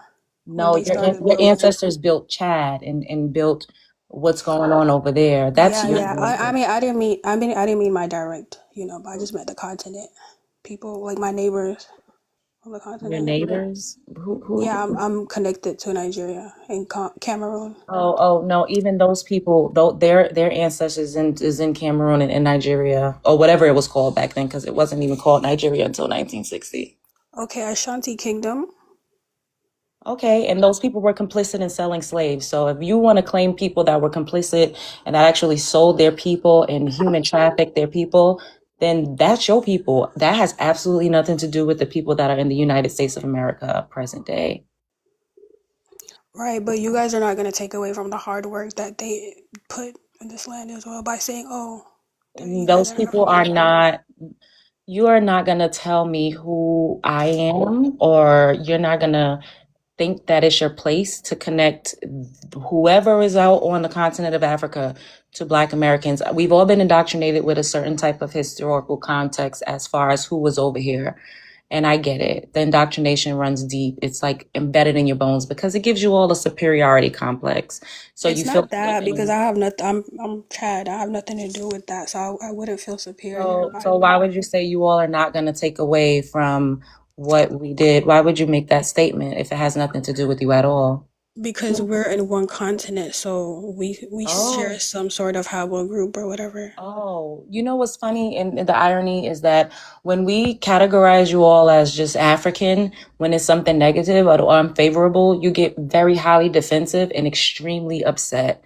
And you go on a rampage and a crusade about how ignorant we are, that we don't know that there are 54 countries and you all have different backgrounds and you all have different tribes. But when it comes to something like this, conveniently, you are all one. I was just making separation due to Chad was taken elsewhere. People in Chad they dealt with their own slavery. So you see how you prove my point. I love What? this. Coming full circle. The fact that you're concerned with how we identify and who was over here when it don't even got nothing to do with you. That's what I was saying earlier. But Ghanaians are still like Africans. That's my people. Nigerians. That's my But you're people. not Ghanaian and you're not Nigerian. They're literally in South Africa beating Nigerians' ass in the street, telling Africans, and they're saying Africans. They're not saying Nigerian, Ghanaian, Zimbabwean. They're saying Africans go home. Africans go home. They're literally beating their ass in the street and terrorizing and literally pillaging their shops because they're tired of them and the illegal immigration and how they're bringing down the quality of their homeland. We've had South Africans on this panel saying those very same things. And Is it the black South Africans or the white ones? they're dark skinned. The black ones, they're not. They're from Congo. They're from Central Africa. So So the South Africans are not South African. They're Congolese in South Africa, posing as South Africans, cracking down on illegal immigration, no, it's perpetuated kind of by like when the very long. Siberians, Native Americans came here thousands of years ago. So it's like that. But the Khoisans are native to South Africa. There's just a migration south thousands of years ago. But yeah. So we got a time travel. Okay, so we in the DeLorean Back to the No, Future. no, not time travel, just migration. What does that have to do with? Back to the bushes. I was gonna ask. Can I ask Back a to the question? bushes? Really? Because You're about to say something? I You wanted would to cry, ask you. right? we're not going to cry, but I wanted to ask you a question because you mentioned that we're not going to erase what, quote unquote, your people built, right? My continental people, yeah. Since you guys are saying I'm chatting, they're not my people. My continental people. Okay. built. So But you can erase yeah, us so since though. since you said you brought that up that you guys are protecting what you quote unquote built here, why don't y'all help protect what y'all built in all these other countries? Like Love Jones just said, they're snatching I y'all mean, we did. businesses. We did. When yesterday? Because this is current events. Do you have ChatGPT? Why would I? That's your problem. Y'all some Do you Wikipedia have Google? warriors. I'm That's your saying, do you have the problem. internet? They offer them KMAI summaries. They be wrong. Y'all If you love look up my Wikipedia. country, Chad, we have I don't. skyscrapers, I don't buildings, have to look roads. up things like that because I'm American, grew up in an American system, an American education system. So I grew up with real resources, real education. I don't use AI. I mean, AI just came out. I don't think it was there When you when. gotta bring Right. skyscrapers and shit up as a flex, you know you just got it. It's like you No, new to no, that. circle. She was saying, why aren't we building over there? I Like, didn't say we're in why it. aren't you building. I said why aren't y'all advocating for people, your real people, current date, that are being extorted, that are We being do. robbed, that are being pushed out internationally. You keep saying we did, but I'm talking about right now. Why Yeah, I don't y'all just do did that? yesterday. Yesterday? What I city take you in? turns. What city you in? Where you do that at? Okay, so if you look up, every place has a country and a city. The country is Right. deserted Who taught you roads. that? I mean, I live in USA. Right. Who taught you that? Who taught my eyes? I travel. Your eyes where? Your teachers here? No, no, my eyeballs. I travel. Oh, okay. Yes, I've seen it everywhere. There's not one area that has the entire skyscrapers buildings. It's called the country and the city. Okay. We learned that in preschool. I mean, I wasn't here for preschool. I came Okay, here in you're 2000. negating the fact. Why don't y'all help y'all real people who are struggling in real time? Y'all come over here and spend your time wasting arguing with us because you can't stop nothing that we have going on when y'all have real people who are impoverished and suffering and literally experience famine. Famine is not a thing in the United States, but y'all sit over here and argue with us wasting time. Why Well, don't y'all yeah, go and because help those real taxes people? taxes feed you, of course. You don't have famine, but everywhere, yeah, we have And famine. we So pay our We pay taxes. taxes. What are you me talking too. about? I damn sure pay taxes. Right, we pay our Okay, taxes. well, yeah, we have famine, but Okay, so we ate today, but again, why He don't y'all said, go "Oh help the yeah, people we who have didn't eat famine, today? but We I mean, didn't yeah, we eat. have famine in like Why talk about the 2%. people who ate today? Why talk about the people that ate 3 times today? Why talk about us? Why not go help the people who did not eat all week? Why don't y'all go help those people? I mean, yeah, I would like to teach them how to garden, grow food, but they know how to. Send the food, send the money, send your tax money. I mean, yeah, I You don't even gotta do. file every year. You can file every couple of years in America. Yeah, Send I the mean, tax money. yeah, I do Yeah, send the tax money. Help the to my people. relatives. But that's besides the point. You guys That's are the not whole gonna. point. Stay out of our business when you got too It's much not your business of your own. business. All right, our ancestors built this land, What so we about gotta stay out of it. your what's brothers and this sisters? our?" Forget your ancestors. What about your brothers and sisters, your siblings, your cousins? Forget your ancestors. They're gone, boo. Your My ancestors are brother, gone. no, my siblings are Any not there. anybody that came over here got absorbed into what we was doing. So and it's just we and all of that. You can't claim what we is over here. Simple as that. Absorbed into what? Excuse me. I went to a all majority white school. Okay, predominantly white. And that's what's wrong with you, right there. Y'all No, always want to be around them, and y'all think y'all more educated and no, smart it just because wasn't y'all by was next to choice. white. But we It's don't even just want. that's just where I grew up, lived. But You said don't it try like it to But was that's test what me. your hard. parents thought. That's why they raised you over there. No, no, we just grew up there. At good, affordable housing. Miss Heather, can I ask you a question? Yeah, but I need you guys to confess. Hey, What? We'll confess after I ask this question. go So, ahead. the transatlantic slave trade happened around the same time some other current events happened. Well, it wouldn't be current, but back then it was current. Do you claim Indian people to be African? Yes, So you just gonna boldface lie? everybody. That's where humanity started. That's And who taught you that? My forefathers, the Your generation before forefathers? me, those that came before me. Your forefathers? You said that Those that traveling. You came said that before traveling me. taught you, but you got your education in primarily white America. So who's your No, no, forefathers? no. If I said George those that came Washington. before me, my forefathers, that means African people, not white Who's your people. forefathers? My forefathers. What do you mean? It's passed down Name them. information. We can name ours. Name them. That's a I don't fact. want to give you their government names. You might go look them up. Forefathers would literally be the government. What are you talking about? Why would I give you their names? Because it's just because you can't. That's what I'm saying. Okay, if I can't, okay, cool. The whole point is they taught me that. So they They didn't lied to teach you you. well because you can't name the forefathers of your country. The whole point is the information they gave me is The very whole point is there valuable. is no information if you didn't retain nothing, girl. If we didn't regain, You didn't retain.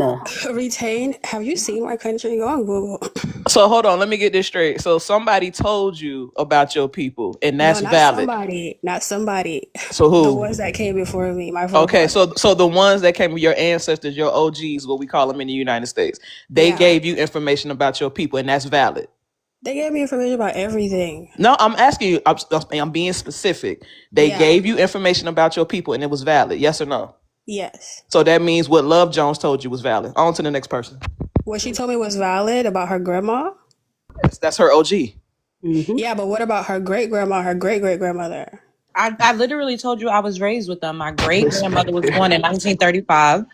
She passed away in 2015. My great great grandmother passed away in 2013 or 14.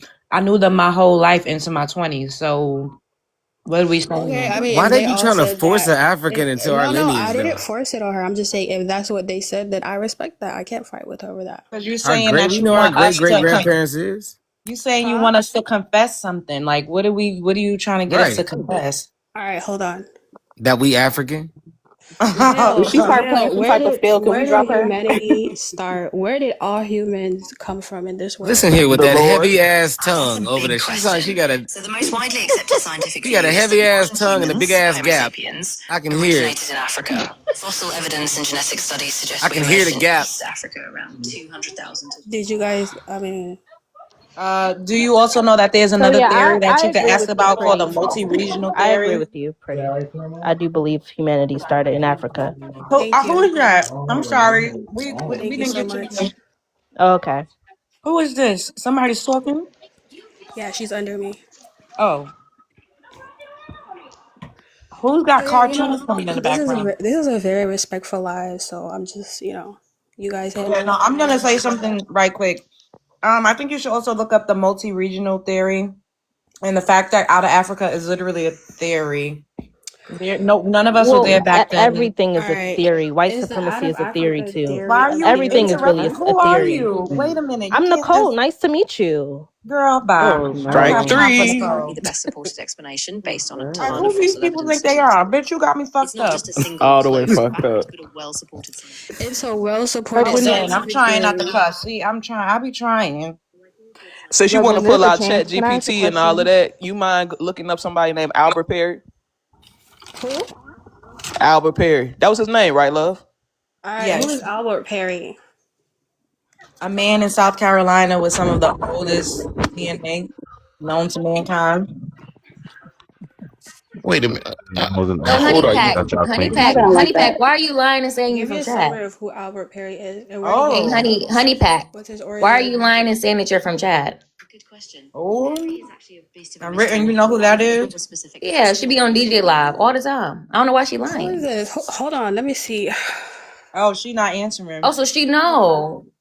Who is this? I'm not Where's trying she to fight. from? We're Honey just having a pack, civil. why are We're you having a lying? cool conversation here. Who is But this? why you lying though? You just going Who are around lying? you? You got different identity each panel? Does that itch you?